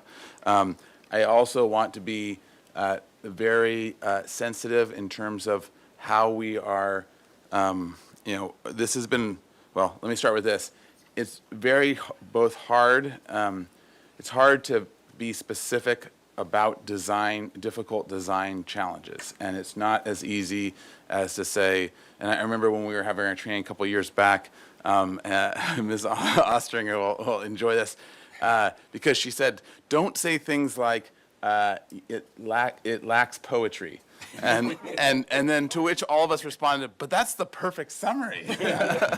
And so it is very design in itself, especially difficult design, is a matter of working and reworking and the struggle and commentary and critique, and it doesn't normally it doesn't come quickly or easily, even for the best designers. So with that understanding and recognizing that, it can be very difficult at times to give clear, simple direction for how to make a design better. If it was that easy, then, you know. We'd all be doing it. Yeah, exactly. So we recognize that part of it, but in the spirit of really trying to raise the project to as high as a level as we can achieve and keep it moving forward, I think we do owe it to both all the last 100 years of Santa Barbara's struggle with this plaza, but also our own, and how as we've weighed in on things. And as I've commented sometimes before, but we really need to be converging on what we're saying. And if in the end we cannot support something, we need to converge on that. If in the end we can support it, then we need to converge on that and not rewind a lot and keep going back and relitigating things. So in the spirit of that, I would ask my fellow commissioners to really look at how we can progress the project to a level that we're comfortable with, and give as clear direction as we can with that in mind, and hopefully something that we can come to consensus on. All right, so with that, Commissioner Butler, all you, go. Go. Thank you, Chair. Yeah. You're on the spot now. So, thank you, first of all. Appreciate your being responsive to and attentive to the input and the guidance and the comments that you've received from this honorarium group here over the multiple times we've met. So I'll try to keep it real brief. Overall, I support this project. All right? I think you've made some significant moves forward. I think, and I can go down the list, but the no lawn aspect, yes. On and on through the green edges, where the restrooms are placed, the trash concept, the lighting is simple, et cetera. You've simplified the paving. I think that's great. You've enhanced the access and the continuity with the news press building. Good stuff. The changing in the Casa de la Guerra brick part of it, I struggle with that a little bit. I think I understand the utility aspect to that, so I'm willing to accept that. I would have preferred it a little different, but I think that's important. The pavilion is great. Love it. Okay? Haven't heard that before. I'm sorry, but whatever. I played in a band. I know how it is to set up your gear. I know how. Bring in the drum kit, please. But I think your revision of the pavilion is terrific. I support that. Again, I said the restrooms, the trash, the city hall landscaping, I think, in the gateway, and you did mention more of a Mediterranean focus than native. I'm comfortable with that. If we can, that's workable. I think one consideration that was brought in public comments is the delivery aspect. Delivery access would be something that really would be, worthy of close attention. Not that you haven't done that already. Okay. I also would support the point about including landscape to block the parking lot behind the pavilion. And it would add an edge. It would add an edge to the square, to the plaza. Let's see, what else? I still struggle with the bubbler. Not from a design concept, But really, from a maintenance and utility, it was said here today, well, it'll be used less than it will be used. Okay. So I struggle with that a little bit, So maybe I could be persuaded, but the bubbler has always kind of given me heartburn, all right? But overall, I think this is a great move forward. I support the overall project design, and I think I would agree that there's been comments that this design deserves that we move the project forward. How'd I do? Pretty good. I think we were well over 2 minutes, but. All right, Commissioner Jordan. I have 3 comments. You asked for specific directions. One direction, I would be adamantly opposed to any more delays waiting to find out what happens with the 715 Anacapa ownership. Do not wait for that to be resolved. Second is a comment about cultural sensitivity. This space should be a place that unifies the community, so we want to avoid anything that creates friction. I'm thinking here specifically about the relationship between the artwork and the fountain, since the Chumash have been mentioned in connection with that. What I'm wary of is saying to one part of the community, this is a space to begin to express your identity, and oh, by the way, we've put a fountain in it, or oh, by the way, we've given it a shape that's very Eurocentric, a quatrefoil, rather than something that comes out of this culture. I'm just wary of that because that divides rather than unites the community. So I'd like some thought given to that. My third comment is a bit longer, but we've heard in public comment today and in the past a lot of support. We have also received and heard in the past a lot of opposition to individual aspects of this. Unanimity is rare. That's why you have to have a commission that makes unpopular decisions. I'm prepared to support this in terms of moving it forward with the following comment. Because I think that the community process that you diagram for us has credibility, that there was input, reflection. You've been here a number of times. Commissioner Lenvik asked a question, and Post Hazeltine said it would provide a detailed answer, a detailed documented assessment in answer to his question. I have confidence in the competent professionalism of Post Hazeltine. So I am willing to move this ahead, knowing that we will get an answer to that question about Secretary of Interior standards at the appropriate time in the process. So I'm prepared to support this and move it forward. All right. Thank you, Commissioner Jordan. Vice Chair House. My turn. Go. Okay. Well, first of all, I want to compliment you on the quality of the renderings. I had asked that they be consistent and brought up a bar, and I think they're really excellent and convey the feeling of the place and not being distracted by CAD lines and this and that. So those are great. As far as program elements, I support all the program elements. The bubbler is going to be there. The pavilion, I think it's finally arrived at something that is just right for what we need. I'm okay with the location of the restrooms. It's just details. This is not standard procedure, but I made a little sketch of what I think would be better is if this is, right now, there's these disparate. Oh, yes, City TV. Hold on. Okay. Exhibit A. Yeah. Your watercolor matches well with the watercolors. I know, it does. Right now, there are these disparate elements. Flip it. Oh, flip it? Okay. Disparate elements that are of different sizes, different shapes. And, that's just always bothered me. First, at the very beginning, the paving patterns were very busy, and we finally arrived at something that's appropriate and simple.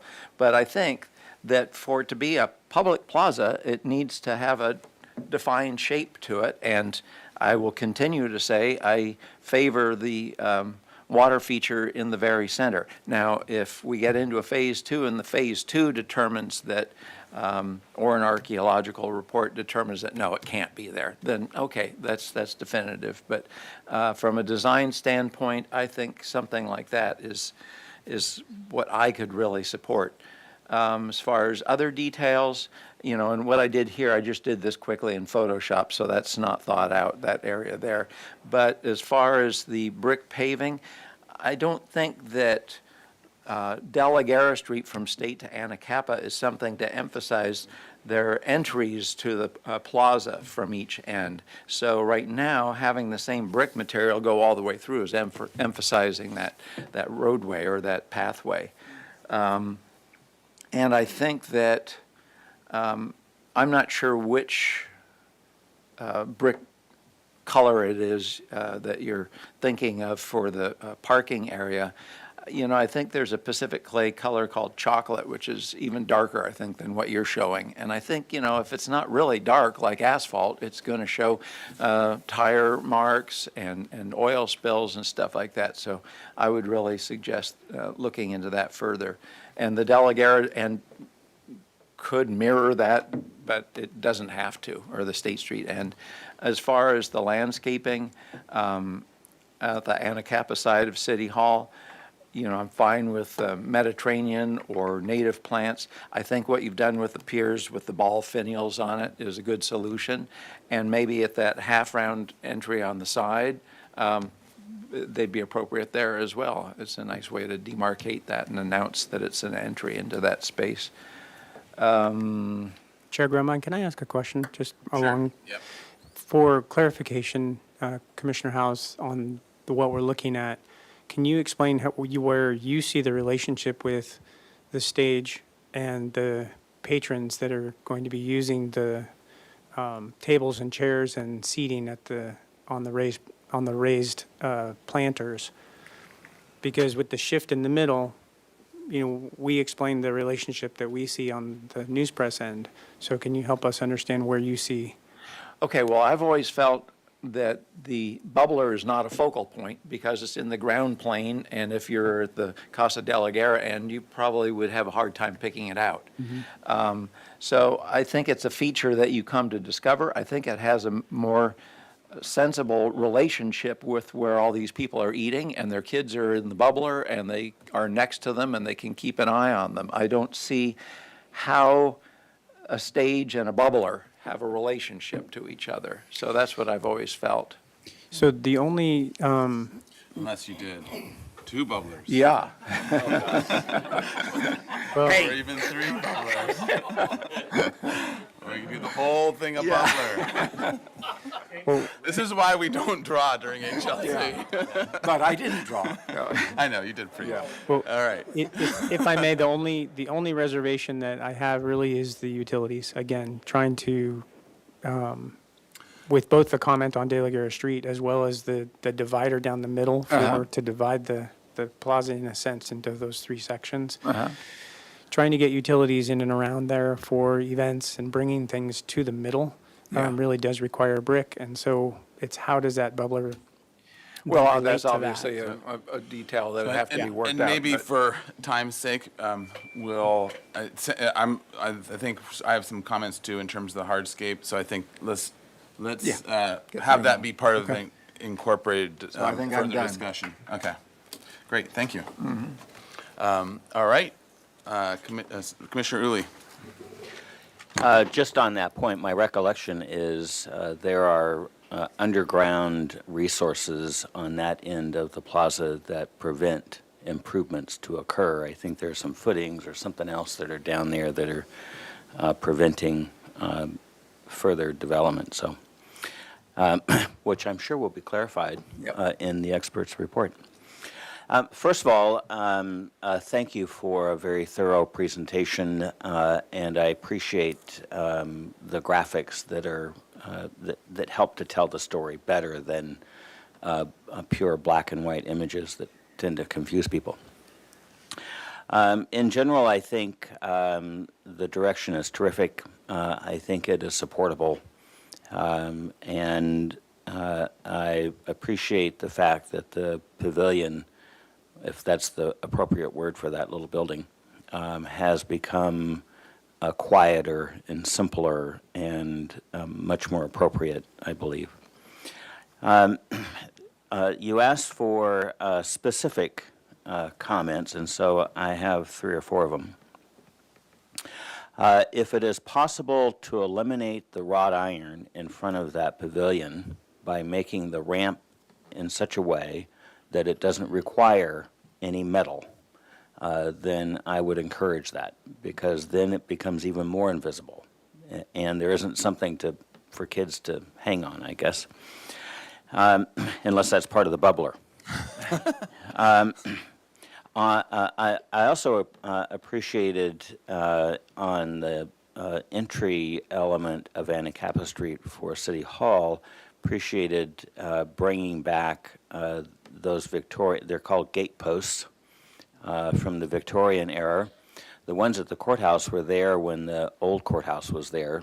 They were not constructed with the current one we have. And they actually had gates on them. So if you look at them, the place where the gate was mounted has been plugged with grout. So I would suggest you actually put wrought iron gates on the gate posts. I think it would be a really cool detail. And I agree with generally the other questions or other comments presented. Also, I appreciated the hitching post, little march of hitching posts on the parking side, and would suggest that on a couple of them you actually put a wrought iron ring where somebody might actually tie their horse up. In case there's a horse. Well, some people still ride horses. I mean, it's possible. Yeah, I mean, yes. this week we're going to see lots of horses. So, maybe there's a wrought iron ring there for somebody to tie their horse up with. It doesn't have to be on every single one of them. It's just a suggestion that, there's a hint there of our prior history. In general, I'm comfortable with how you've resolved our conflicts about the paving pattern. And like others, I'm still not settled about the brick solution in front of Casa de la Guerra, but I understand the rationale. While personally, because Mr. Hess, you did challenge us to not think that we're designing this thing and it's for my front yard, I wouldn't do a bubbler, but that's me. So to the degree that the grate on the bubbler, I suppose, becomes the art feature. Art is a First Amendment right, so we're not going to be debating what it looks like. But I would suggest that the grate to the bubbler is what is used as a Chumash hint. You can drive on them. The pattern can be whatever it is, and there isn't something else, yet another thing in this plaza that is creating distractions. Not that that's a distraction, but you know what I mean, I think. It would be nice, and I'm not quite sure, on this graphic here, the patio/courtyards of the restaurants that face State Street, to me, don't have a strong enough tie to what you're proposing, and would suggest that there be a stronger tie, and I'm not quite sure how to solve that problem. If the wall goes away and it's just part of it, like in the Midwest, nobody has a fence between their house. You don't know whose lawn is whose, and it looks nice.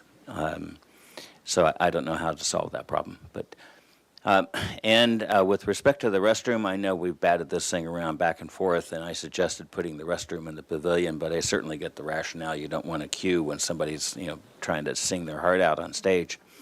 So I get it. I'm comfortable with the fact that restroom is very quiet and almost transparent in a way, and I think it's appropriately placed. And with that, I think I've said enough. Okay. Commissioner Lenvik? Yeah, thank you. Could you bring the rendering of the plaza up where I see the pavilion? Yeah, there, that's good. I'm going to buck almost every other member of the Landmarks Commission. I feel that the pavilion is interjecting itself into the plaza. into the design of the plaza. The pavilion is interjecting itself into the design of the plaza. And it's much too prominent a structure. I could see some tourists coming up and going to that door and saying, "Is this the City Hall? Can I get in here?" In some ways, this building challenges City Hall and the News Press building. It's got very nice wood doors with a River of Life carving in them. It's got raised surrounds and head on it.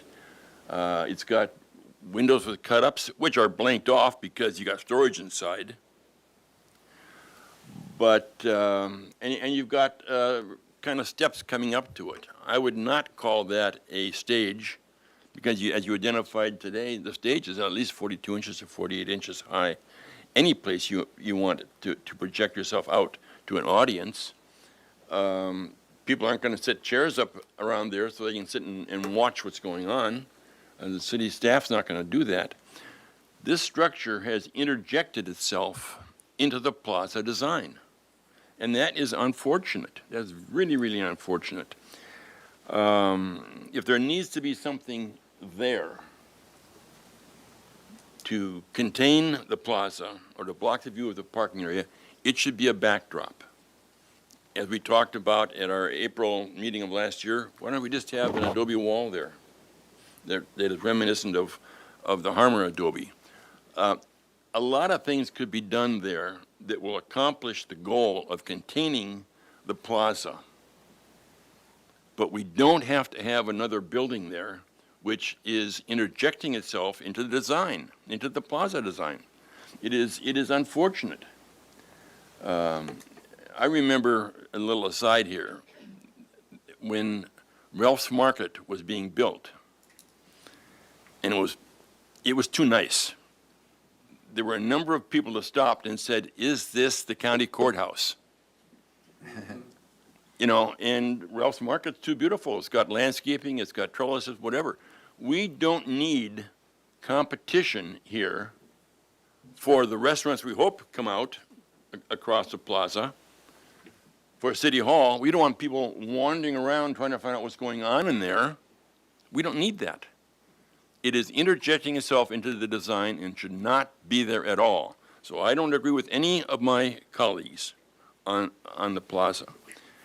And let's go to the site plan again, if you don't mind. Go to the larger version of that site plan. So here we have the pavilion and stage interjecting itself into the layout of the surrounding paving. You stand down at the end there of where you're coming out of El Paseo and look down that brick walkway, and all of a sudden there is a structure and a stage interjecting itself into the layout of the design that surrounds De La Guerra Plaza. To me, that is offensive. That is offensive and a real mistake. We should look down that brick walkway and see the tower of the News Press building, not a storage room, an electrical room, and possibly another conference room for City Hall. We don't need that. We need to have the plaza standing on its own, not having a pavilion interjecting itself into that plaza. I know you got work to do on the layout. I mean, you look at the corner of the City Hall. City Hall's got a ramp with mission tile on it. It's got steps that come up that are sandstone. And today, if you look at the plan, and I understand you got a lot of work to do, if you look at the plan and you're on De La Guerra Street or whatever, or coming out of El Paseo, you can't even get to the ramp that goes up to City Hall back doors. It hasn't been solved yet. The design hasn't been resolved. But right now, I don't see a real cohesive design of the plaza. And that's what bothers me. We're being asked to say, this looks good, I can go with this, I can live with this, you're going in the right direction. to me, you're not going in the right direction yet because you haven't solved some of the basic problems. We're working on State Street, the State Street Promenade now, and we're hoping it connects somehow to De La Guerra Plaza, either through De La Guerra Street or through the Paseo here. And we've stuck restrooms in that Paseo. We've stuck restrooms in that connection between the promenade and De La Guerra Plaza. And to me, that is, it's a big mistake. It's a big mistake. There's got to be a better solution than that.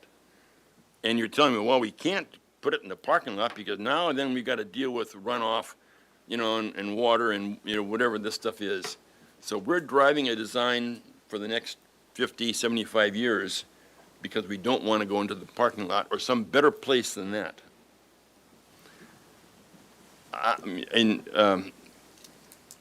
I did not support this plan for those two reasons before, the pavilion and the restrooms, and neither did Ms. Ensberg.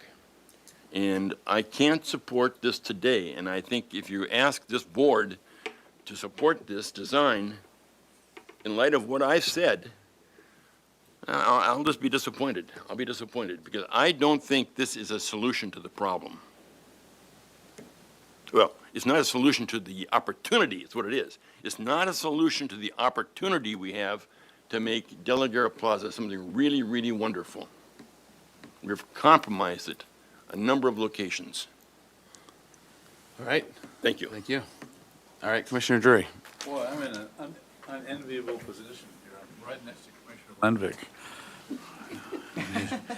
You know, he's I apologize. He's a crazy Viking. You know. No, that's okay, because I agree with you. I'm reluctant to say that, but I've always wondered why the pavilion bothered me. And there it is in plain brown and beige. It's an angle that is unnatural, and it just to memorialize a 20-foot length of wall from the Harmer Adobe doesn't make sense to me. I think if you're going to have anything like that, it needs to be not on that angle, it needs to be pushed back, and it needs to be probably half the size. If you're going to have, and have it not intrude, the stage not intrude on that walkway coming down through the pathway from El Paseo. So that being said, I like everything else that you presented today. I mean, we've been, you know, wrestling with this in committee and, you know, now in front of the Landmarks Commission. I think the other, so as presented, I think the bubbler is supportable. I would, if we had the opportunity to put it in the middle, I think that would be a better place for it, but I think there's constraints, underground constraints possibly. I think that the bathrooms I think they're just fine. I think they're going to be well-regulated where they are. They're not hidden someplace. I think that the brick pattern on De La Guerra between Anacapa and State Street really needs to be rethought, because I thought that the idea of Casa de la Guerra with the decomposed granite going into a flagstone color, the same color, it just makes it of a piece. I think that's really important. I think that the City Hall garden, Mediterranean or native, I think I would agree with whatever's put in. I think we have competent landscape designers. So I guess I'm agreeing with Commissioner Lenvik, which is very rare. But I think he's right on the money, excuse me, in terms of the pavilion. It bothers me now, just looking at it from a bird's eye view. It's not right. It doesn't fit. And it should be linear. It should aggrandize the overarching pattern of the plaza. This is, I think, it'd be a really big mistake to proceed with it at that angle. I don't see the justification for it with a 20-foot piece of an old adobe. I think that needs to be more memorialized, of course. But I think that intrusion, visual intrusion into the pattern of the plaza is a big mistake. Otherwise, I'm in support of the project. All right, Commissioner Ensberg. Thank you. Thank you. Again, I want to start by saying to the city staff, Mr. Hess, and to the design team, and also to the historians, and to the community, I really appreciate all the work that you've done. And I want you to know that we are a community, we're a small community, and we all know each other. And we're trying to come together, we're trying to find a solution. And so just know that whatever happens, the work that has been done is valuable, and it helps us to make a decision moving forward. You know, not every idea is a great idea. We all know that. As designers, we know we come up with great ideas, and we say, well, does this one work? Not so much. But that's okay. It's part of the process. So you guys have done an incredible job, and I want to acknowledge you for that. And I just want you to know that, you know, I hope it's okay for all the different points of view to be stated. So, you know, there are many voices. And maybe that's why, you know, it's taken so long. You know, maybe that's what's going to happen again. I don't know. But I just hope it's okay to have differing views. And what I want to say is that, to me, and I brought, since Commissioner House brought a picture, I brought this picture. I just am really coming from, Santa Barbara is this authentic place. You know, it's like nowhere else. And once you take something away, it's really hard to get it back, you know? And so I was over there before, you know, before coming here, and I was just like, God, this is just the coolest thing ever. I mean, there was just like these tents all over the place, and there are signs all over, and people are eating, and they're sitting in line, and they had the Congo line going, and the little girls with their dresses, and they're all going around. And it was just this wonderful, wonderful, not, you know, very chaotic and wonderful pageantry, I'll say. So that's what I love about Santa Barbara. It's so authentic. You don't find this anywhere. What we have, nobody has. We only have it. So let's be really careful about when we, you know, I was over there, we're trying to revitalize it. It's pretty dang revitalized right there, right now.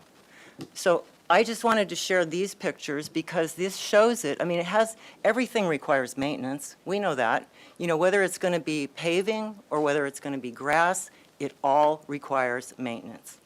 So I appreciated, and I'll try to go quickly, about the lawn.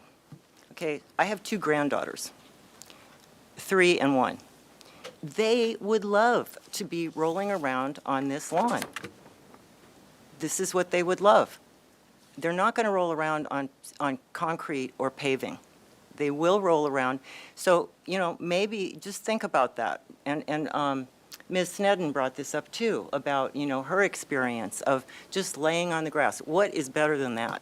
And if we can have these areas with some coolness, you know, I think others have said, you know, just the contrast between the buildings and the hardness to have this cool lawn. So just, you know, think about it, because once we go here, you know, it's not, we can't easily go back. So then on, sure. Or, Sure. I mean, Chair Grunbeck. Yeah, sure. That would be great. Yeah. So, Just sort of really briefly as well. yeah, absolutely. I have up on the screen a slide that we've shown previously. This is the city's formal position on lawn, just as a city. So it doesn't meet the landscape standards. It's against the municipal green building policy. It doesn't meet EPV district or historic design guidelines. It's way too expensive, and it takes you can't, after Fiesta, it's very patriotic, you're right, but then you can't use the lawn for almost 3 months. Period. Okay. So it does require maintenance, but this would completely eliminate the actual use of the lawn. So, thank you. Okay. All right, Thank you. I'll just keep going. Yeah. Thank you for that, though. And I just have a difference of opinion. And maybe it isn't even possible to have that difference of opinion because maybe it's already regulated and we can't have it. But one of the most popular places in town is the Sunken Gardens, and people love it. And also Alice Keck Park. People like to go over, kick the ball around, lay on the grass. Anyway, I'll just leave it at that. So I also wanted to mention the plaque and the boulder and the flags. and you saw in this picture the formality of how it's placed. I think it's really important to be there. I think that where it is on Anacapa Street, if you were going to have a formal flag thing, and you had a whole bunch of people that wanted to be there to experience that, I think you would have a hard time, and it would be a little odd to sort of be crammed in on the corner of Anacapa Street as opposed to in the plaza. And I think that the plaque and the boulder are significant, and that they should be studied to remain in that same place, if it was my, if I could have any say in it. The pavilion, I agree. I think it's a really well-designed, I think it's really pretty. I just don't think it's necessary. And I think that, always, at least in my work, what I always do, you design something, and then you go through and you say, what can I pull out? What is essential here, and what isn't? So I think that you've done a beautiful job of designing it. It's a very pretty little building, but I guess I just don't think it's needed. And I think it's okay to let it spill out and off to the mountains, off in the distance there. And if you see a few cars, well, maybe there's some landscape or something, but we do still have cars. I think a lot of people still do anyway. And then, so just getting to the end here, always, simplification, just whatever, and I tried to give specifics here. I still am concerned about the bathrooms. I understand the challenge, but I just keep seeing the outside of Marshall's. I just keep seeing how that's going to be maybe like that. So, which none of us really, we all want it to not necessarily be like that. So I just want to highlight the importance of what it is that makes Santa Barbara so unique. And I would say that kind of what we have, maybe you still raise the street up, but I think it's really just a matter of restoration and maintenance, that we have just kind of let it go over there. We haven't been doing the lawn, and we don't use this space all the time. Sometimes it's just few people in there, maybe having some lunch or something. But when these big events happen, like Fiesta and Solstice, that's when everybody comes in, and that's when it gets really activated. But other times of the year, it doesn't really have to be. It can just be kind of a beautiful space that you walk through. So I'll just leave you with that, and with great appreciation, and I hope you understand where I'm coming from. It's intended to be helpful and supportive. Thank you. Thank you, Commissioner Hendrick. Commissioner McClure? Right. I agree about the building, whatever we're calling it. The pavilion, I always thought it could be a wall with returns, landscape, and the mechanical equipment could be behind the wall, so we just got a cleaner situation. So I agree with the people that are dissenting on the pavilion. And then, other than that, I just have some light comments. I was thinking there may be one too many colors of brick, so if we could maybe have three paving types. That's just a kind of a light comment. I know you have themes, and you're working with the De La Guerra thing is separate. I understand that. But anyway, that's a comment. The City Hall sign on Anacapa, I think, could be a little more subtle. I still think it's too big. The tile round planters with the seat wall, I think those are very nice, though I think the tile selection would be important. I think if you did a traditional step riser bright Spanish tile, maybe too bright and too whimsical, as somebody said, or loud, but maybe like a nice matte finished solid colors, that a couple of 3 different colors could be subtle and very nice. And then the tababuya tree, I've found those to be difficult to grow and not really providing a great canopy for shade, but that's just my experience with them, and that's all. Okay. And what are your thoughts? All right. Commissioner Jordan. You asked us to be Sure. quick. And they weren't, and you were. Yeah. I acknowledge that right now, Plaza de la Guerra I acknowledge right now that Plaza de la Guerra is a very animated place. It is right now, this week. But I think Council Member Sneddon hit the nail on the head. It's a dead space for a great deal of the year. And it's a very sad space. If you travel a lot in this country and abroad and you see nice spaces, it's a sad space right now, and it needs some attention. So I'm very supportive of this going forward. Even with, all of us could redesign it because we all have our own opinions, but it's a sad space. It needs something to happen to it. And hopefully we're not dead before it happens. Yeah. And I wouldn't roll around on that lawn. Yeah, just the history of all the people meeting about Plaza de la Guerra has its own historic resource. Okay, so my thoughts on it are a couple of things. I'll just hit. I think there was a lot of agreement, or at least vast majority of agreement, on a lot of the items and the elements. The ones that I wanted to single out are for two different reasons. One is along the relitigation question, and I want to start with the lawn because I was at the time the only one that voted for the lawn. I went against everyone because I thought, A, if there's one place in all of the city of Santa Barbara that deserves a lawn, a well-kept lawn, it's Plaza de la Guerra in front of City Hall. That is the community's, if you're going to spend, and I know that technically our rules are it's not a park, but you know what, that to me, that didn't matter at all. It was appropriately architecturally and civic-wise that we could, if we wanted to, have that place lawn. That being said, I voted against it. Now, I don't think we should go back on it because we voted it one certain way. I was the only one that was dissenting, but I thought that, and for what I thought was good reasons and historically at least backing reasons in terms of keeping it, because I didn't see it having to go one way or the other. And even though it's a great, almost all plazas are hardscape, and that makes total sense. For Santa Barbara, we do have plazas with lawns in them, and this was a main one. And I thought if there was one place you're going to have it, cut a little bit back on the one corner of one park somewhere, and then have a lawn here and keep it well. I was outvoted, and I want to respect that outvoting. And so, at this point, I don't think it's appropriate for me to vote for a lawn because we gave a clear direction, and it was well thought out. And then, and I think we need to, once we vote, we need to commit to it as well, and not go back even if we get it our way. So that's one thing. The restrooms I feel similarly. I do think they're not the absolute ideal. I do think it pinches down the historic placita. At the same time, when I look at El Paseo, it's 3 times more pinched than that. And Paseo Nuevo, which I think is a less successful Paseo, is 3 times wider.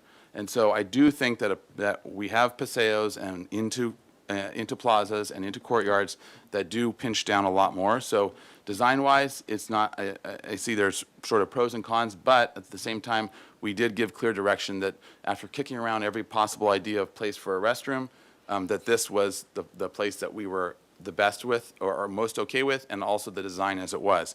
So again, I don't think that we should be relitigating that if we have second thoughts about it or without some serious new information coming in. And then to somewhat similarly, the water feature, although I didn't think it was a good historic thing, I voted against my own conscience, and because having a bunch of kids and knowing that it'll be a big hit and it'll draw people, and it can go away into just hardscape, which I think is really important, or go into flat ground, was voted on and was given a clear acceptance.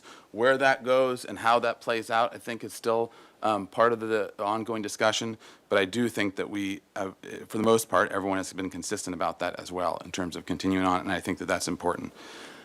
The one, in my mind, the biggest outstanding item, and since we're in agreement for the most part on all the front of the official front of City Hall, as well as a lot of the gardens there and how that's going, I think that we're converging on that and giving good direction, and I think that's going to continue. I think the big outstanding question is, and I agree, there's also hardscape brick, pattern work, and those other things that still need to be finessed.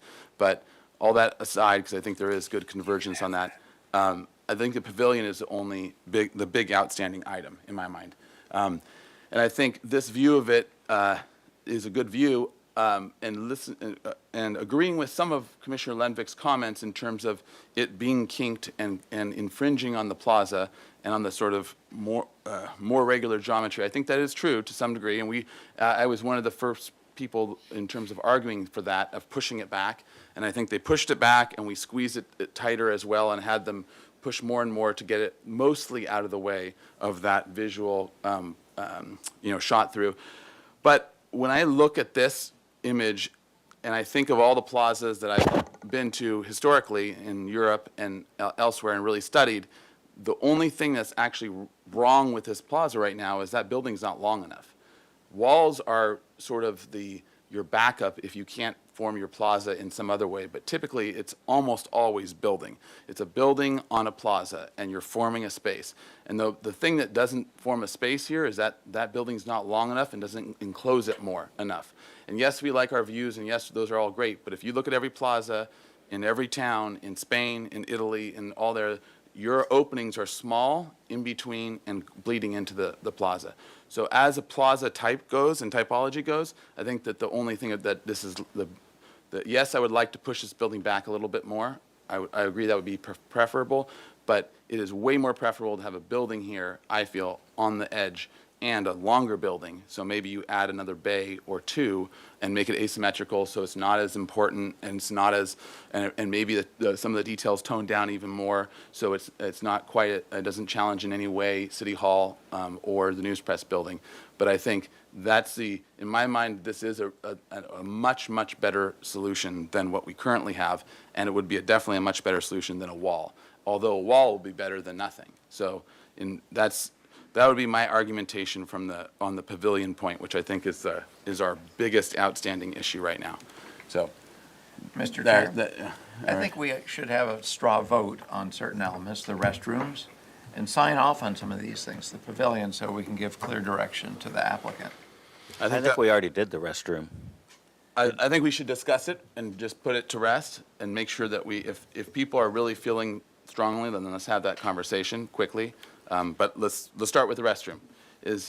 Are people feeling that we really need to change what the direction that we gave from before? I would say no. No. Because it is changing. I want to be clear of things that we are changing and things that we are not changing, and that we're, I think we've already, as you say, litigated the restroom quite detailed. And if you think about it, if the entry into courtyards typically is a pinched entry, that restroom accomplishes the fact that the entry to the plaza is pinched. Mm-hmm. So it's supporting the notion that you just outlined a second ago. All right, is there anyone that wants to discuss it more or would you like a straw vote in terms of the restrooms? I think a straw vote states clearly how many people support. It's going to be supported by this group. I don't support it in that location. I don't know if anybody else doesn't, but I would not support it. Commissioner Ensberg? Thank you. It's a rock and a hard spot. I don't see another place. They looked at the possibility of the building for the, what do you call it, the pavilion, and that didn't work, apparently. As well as the existing shop there, and acquiring that space. Mm-hmm. Yeah, so I think, they've looked into everything available. Always keep an open mind. Who knows? Maybe that lot will become available, and by the time this ever happens, because it's, as Commissioner Uli said.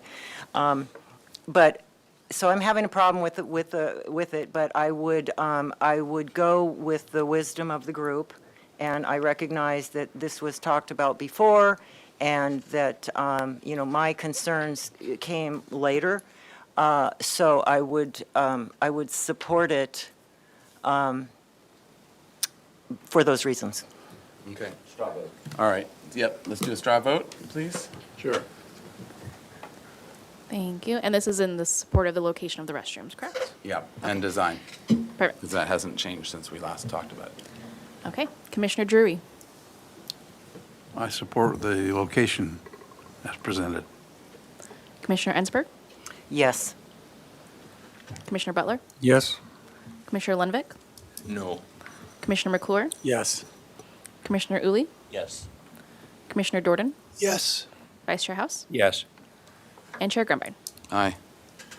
Straw vote passes. Thank you. All right. Okay, so let's continue with it. We'll save the pavilion to the end. So lawn, I wanted to, is there anyone that wants to think go we need to to vote go on there lawn? again. Okay. I think, thank you. I think I've expressed my opinions Yes. about it. And we'll wait and see how it all plays out, and I'll take my granddaughters over to the sunken garden. Or the Alice Keck Park Memorial Gardens. Okay, on to the water feature. Any other, I support that.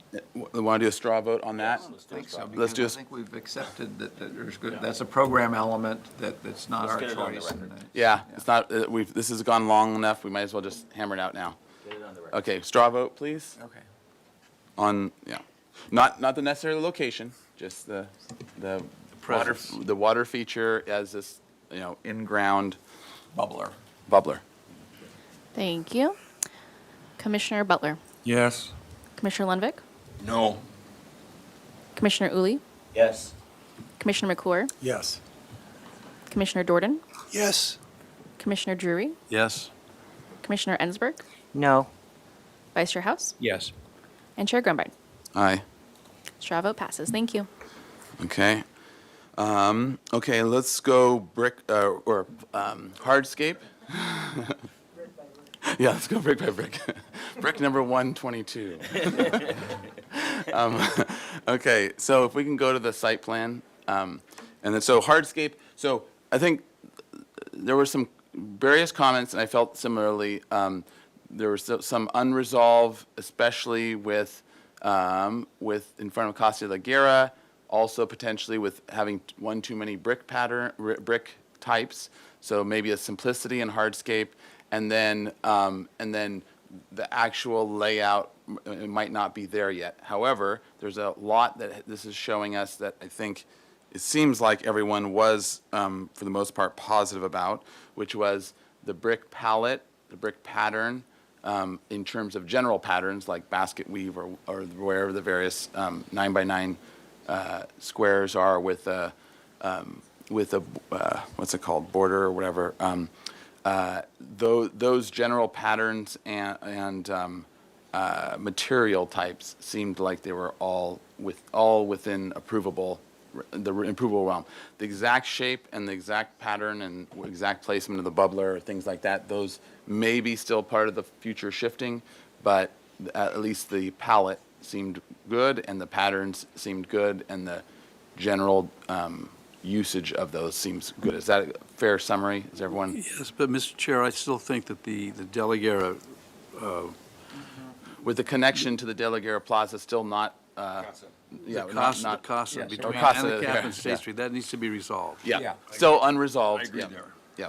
And I think there might also be, I also want to leave it open with Vice Chair House's visual. I think there's some potential there for some shifting of the patterns or other things. So I want to leave that, those particulars of how it fleshes out, seems like those are still in the unresolved category, but a lot of the other pieces are coming into place now. Mr. Chair, Yeah. just as an aside, Ms. Engelberg brought up the boulder and the plaque. I think that should stay where it is, or at least have that pride So of. I have that as an pride of additional place. item. Okay. I wanted to go over with the boulders and plaques and historic stuff. On the paving, my position is I feel that it should be simplified. I think that may be what That was people are what saying. simplified was? Simplified. And I do have one concern, just want to point out that, I know Commissioner House mentioned going darker, and so did the applicant to, for oil stains or whatever. But there's also the concern of when you have a very light pattern and a very dark pattern next to each other, sometimes it can create an optical illusion that causes people to think it's a step or something. So just, be cautious about that. I understand what you're trying to do, but I just wanted to point that out because the brick was very, very dark. Yeah, and I think as tied to that, I think some of the key comments have been, design needs to tie to the CASA more, and that needs to get all resolved more. So I think that that still needs to be worked out. And room fleshed for- out. Yeah. okay. And that's still an unresolved portion, but yeah. So in general, the palette of materials and the patterns. Are good, with the note that simplifying perhaps one less brick or something along those lines, a simplification of the pattern where Having a unity. fewer, yeah. And study that safety And- issue. Yep, and study the connection to the CASA, and also with mindful of the dark and light contrast. And another couple of bubblers. Well, we're gonna leave that up. We're gonna let them take a shot at it. Just put hose Put hoses all around. Okay, so a couple of things that I heard that were, that seemed like they need to be continued to develop, and this will probably be with the historian's report as well, is a plaque treatment plan, plaque and flag, and all those things that there's lots of that I think need to be thought of as how that's all gonna be addressed. Just a total overarching, okay, what's going where and how are you dealing with all these pieces that some of them may or may not fit? And I think it's at that point where we can say, we would rather have these things here or there, or we don't, that seems like a bigger picture plan that we want them to dive into and design, and not us to try to design it right now. I agree. Is that sounding good? In terms of a plaque and flag treatment plan? Okay. And Chair Grumbine, we have made the statement that we have stated the importance of that particular, I know there are other plaques, but this is a particularly important, prominent one that's right in front of the Casa de la Guerra. So just to highlight that That's a good point particular with one. that one, and especially the one that's in front of the flag. Is what you're saying. On the boulder. On the boulder in front of the flag with special consideration. Yeah. Okay, so then we, let's see with our escape, let's see what else we can get to. So I think in terms of the general design for City Hall, in front of City Hall and along the side with the hitching posts, it seems like there was good reception of that, liking reusing the curbs, the sandstone curbs, and any hitching posts, as well as some comments on the piers going to citing a wrought iron for the gate posts, the wrought iron piers, wrought iron gates for the sandstone piers that are the gate posts. And the There we horse, go. and the rings for the Yep, horses. and to have rings on at least some of the hitching posts on the parking next to City Hall. So those were seemingly sort of commentary on those designs and the plantings, and everyone seemed to be fairly supportive of Mediterranean plantings and/or native plantings in there, so that can kind of, as it goes forward. Yes, sure. Your reference to the old iron gates that hung from the gate posts, are you aware of any images of those? Yeah, I think I have a postcard that shows them, so I can scan it and send it to you. Or you can mail it to them. Yeah. I think the stamp expired. I'm not going to mail it, though. The 2-cent stamp won't cut it. Yeah, 2-cent stamp. Yeah. All right. Okay, let's see. Okay, another note I think that was said in many different ways. We want to thank you for a very well laid out presentation, very thoughtful, beautiful renderings that very well describe the materials and the design and the adjustments that you've made. And so we appreciate all the work that everyone's put into for this. And yeah, we're very appreciative of that. You really are putting off Oh, the question. Chair- I am. I'm just going to be at the end. I want to get through it's the easy ones first, then you go to the big one. Okay. Chair Grumbine, yeah. before we move off of the front of City Hall, I had made the mention, I hope that you heard what I was saying about, when there's gatherings and you have a lot of people who want to maybe do a flag ceremony or something, maybe you duplicate, maybe you have the flags on the plaza as well, so you have both options. But I do have concern about the front entrance. I'm not quite as enthusiastic. City Hall? Yeah, to City Hall. I'm not as enthusiastic as my colleagues here. And is there so that you're talking about in terms of the the little mini The little plaza area garden. there, if you had, you Little know, forecourt. 100 people or something that were coming out for, you know, Veterans Day to do something special, maybe you need more people. They go in the main plaza. As long as you have a flag As long there. as they take, Yeah, but they have a as long flag. as they Yeah. prepare for that. So, So- okay, so that, I think we can add that into the flag relocation discussion of, or And the- location the plaque, discussion. yeah. Is also making sure that there's room for large flag ceremonies. And I especially like the horse hitching posts. Yeah. But I would like to see more simplification, but that's just one person, so sorry. Okay, Add the hitching post, but All right. simplify it. just have it half a circle, so you can't actually tie What anything can I to it. take out? All right.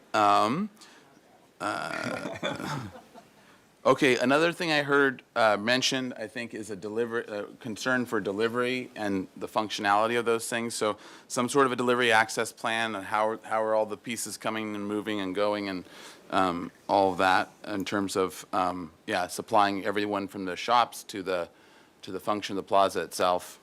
Even though that's not our purview.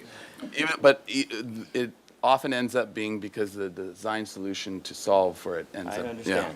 Yeah. But it, yeah.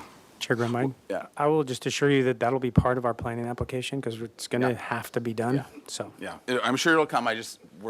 So it stays on our radar too, to say, yes, that was all answered and thought of. Okay. Does that also, excuse me, does that also relate to the, I know you talked about the ADA accessibility and that you researched it and felt that it wasn't necessary. I'm not, That's to the other, the front. from the front door, there is no access from the front door for handicap accessibility. You have to come around to the other side, which we all think of as the front door. Front door, exactly. So that's not our purview. We brought it up. I still have concerns about that, so, but it's not our purview, but up to you. Okay, so, let's see, the bubbler we talked about, gate post we talked about. I think you're down. It's to- down I know, to I'm the- running out of things to talk about. I know. All right, let's do it. Okay. Chair Grumline? Yes. Post Hazeltine would like to just address prior to the discussion or your vote, straw Mm-hmm. vote on the pavilion, just to address the angle and as to why. Yep, It okay, exists. thank you. Yeah, that sounds like a good plan. All right. Yeah, thank you. Thank you, Chair. In addition to, your discussion, but some discussions brought up about the canted angle of the pavilion, and that was done because the Abadi adobe was in that same canted angle. And if you look at the Urania adobe across the street, it also is a canted Can angle. you circle around that? 'Cause actually, that was one of the things I was Yeah. thinking too. Yeah. Can whoever's controlling circle the Urania where it's canted? Mouse over it, yeah. Yeah, Exactly. yeah, Yeah. there you go. Just right there. Yeah, That's because the streets were aligned Right, differently correct, originally. correct, Yeah. correct. That The street follows follows the the street actual angle. street pattern. Yeah, exactly, Yeah. yeah. Before we put in our. yeah, it's why the Presidio's So, yeah. off-grid pattern too. So if the body W, if the body W was still there, it would be exactly as you looked at, and even probably Yeah. larger. Yeah, Yeah. okay. Okay, so, thank you for that. All right, so let's now go into the pavilion. So, all right, discussion about it, we'll try to keep this brief. Mr. Chair, I'll just say that I don't support the pavilion. I never did like it. I don't like the angle, but I would go with the majority because we need to move this along. Okay? I think we should Commissioner just take a straw vote on the design and the location. All right, any final words? I would like to, I appreciated your comments, Chair, about, plazas that you see in Europe and everywhere else. My argument back to that would be that this is not anywhere else. This is right here, and this is what we have. And I know there used to be a wall like this there. I'd rather see something like that, and I understand what you're saying about the more classic, being completely enclosed, that maybe this should be, 2 or 3 a more massive type of building like the height of the News Press, and maybe it could be housing. I don't know, but I I think that this is back to what I was saying before, is that this is Santa Barbara, this is our history, this is our fabric, and we don't have one there now. We had an Adobe long ago, but anyway, I don't support it. So if you would let me do a counter to your counter, can you go to the site plan? And I would say part of Santa Barbara has been, like all the drawings show here, this is what they were planning, but that's not what was built because it was an earthquake and fix up and lower than what this is showing, right? So we don't have a built-out city per what 1920, early 20s was planning. But we have something similar, something connected to it, but it's a cousin. It's not what they were actually planning, really a cousin.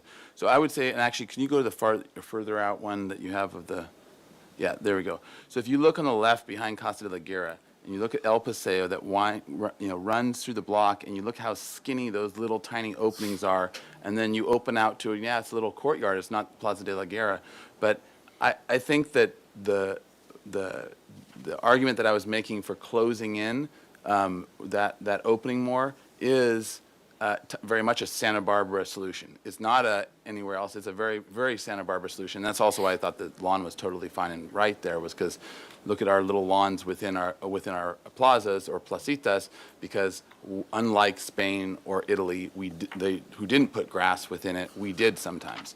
And so in a similar Santa Barbara way, I would argue that it's more Santa Barbara to enclose it, even if it, because of happenstance, a building fell down and wasn't, or was damaged, or got knocked down and turned into a parking lot, and at some point we didn't have a full plaza.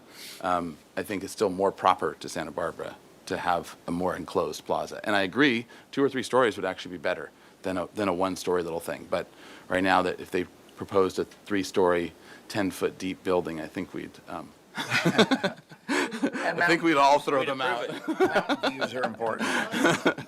But I do agree that a bigger building is actually more appropriate along here.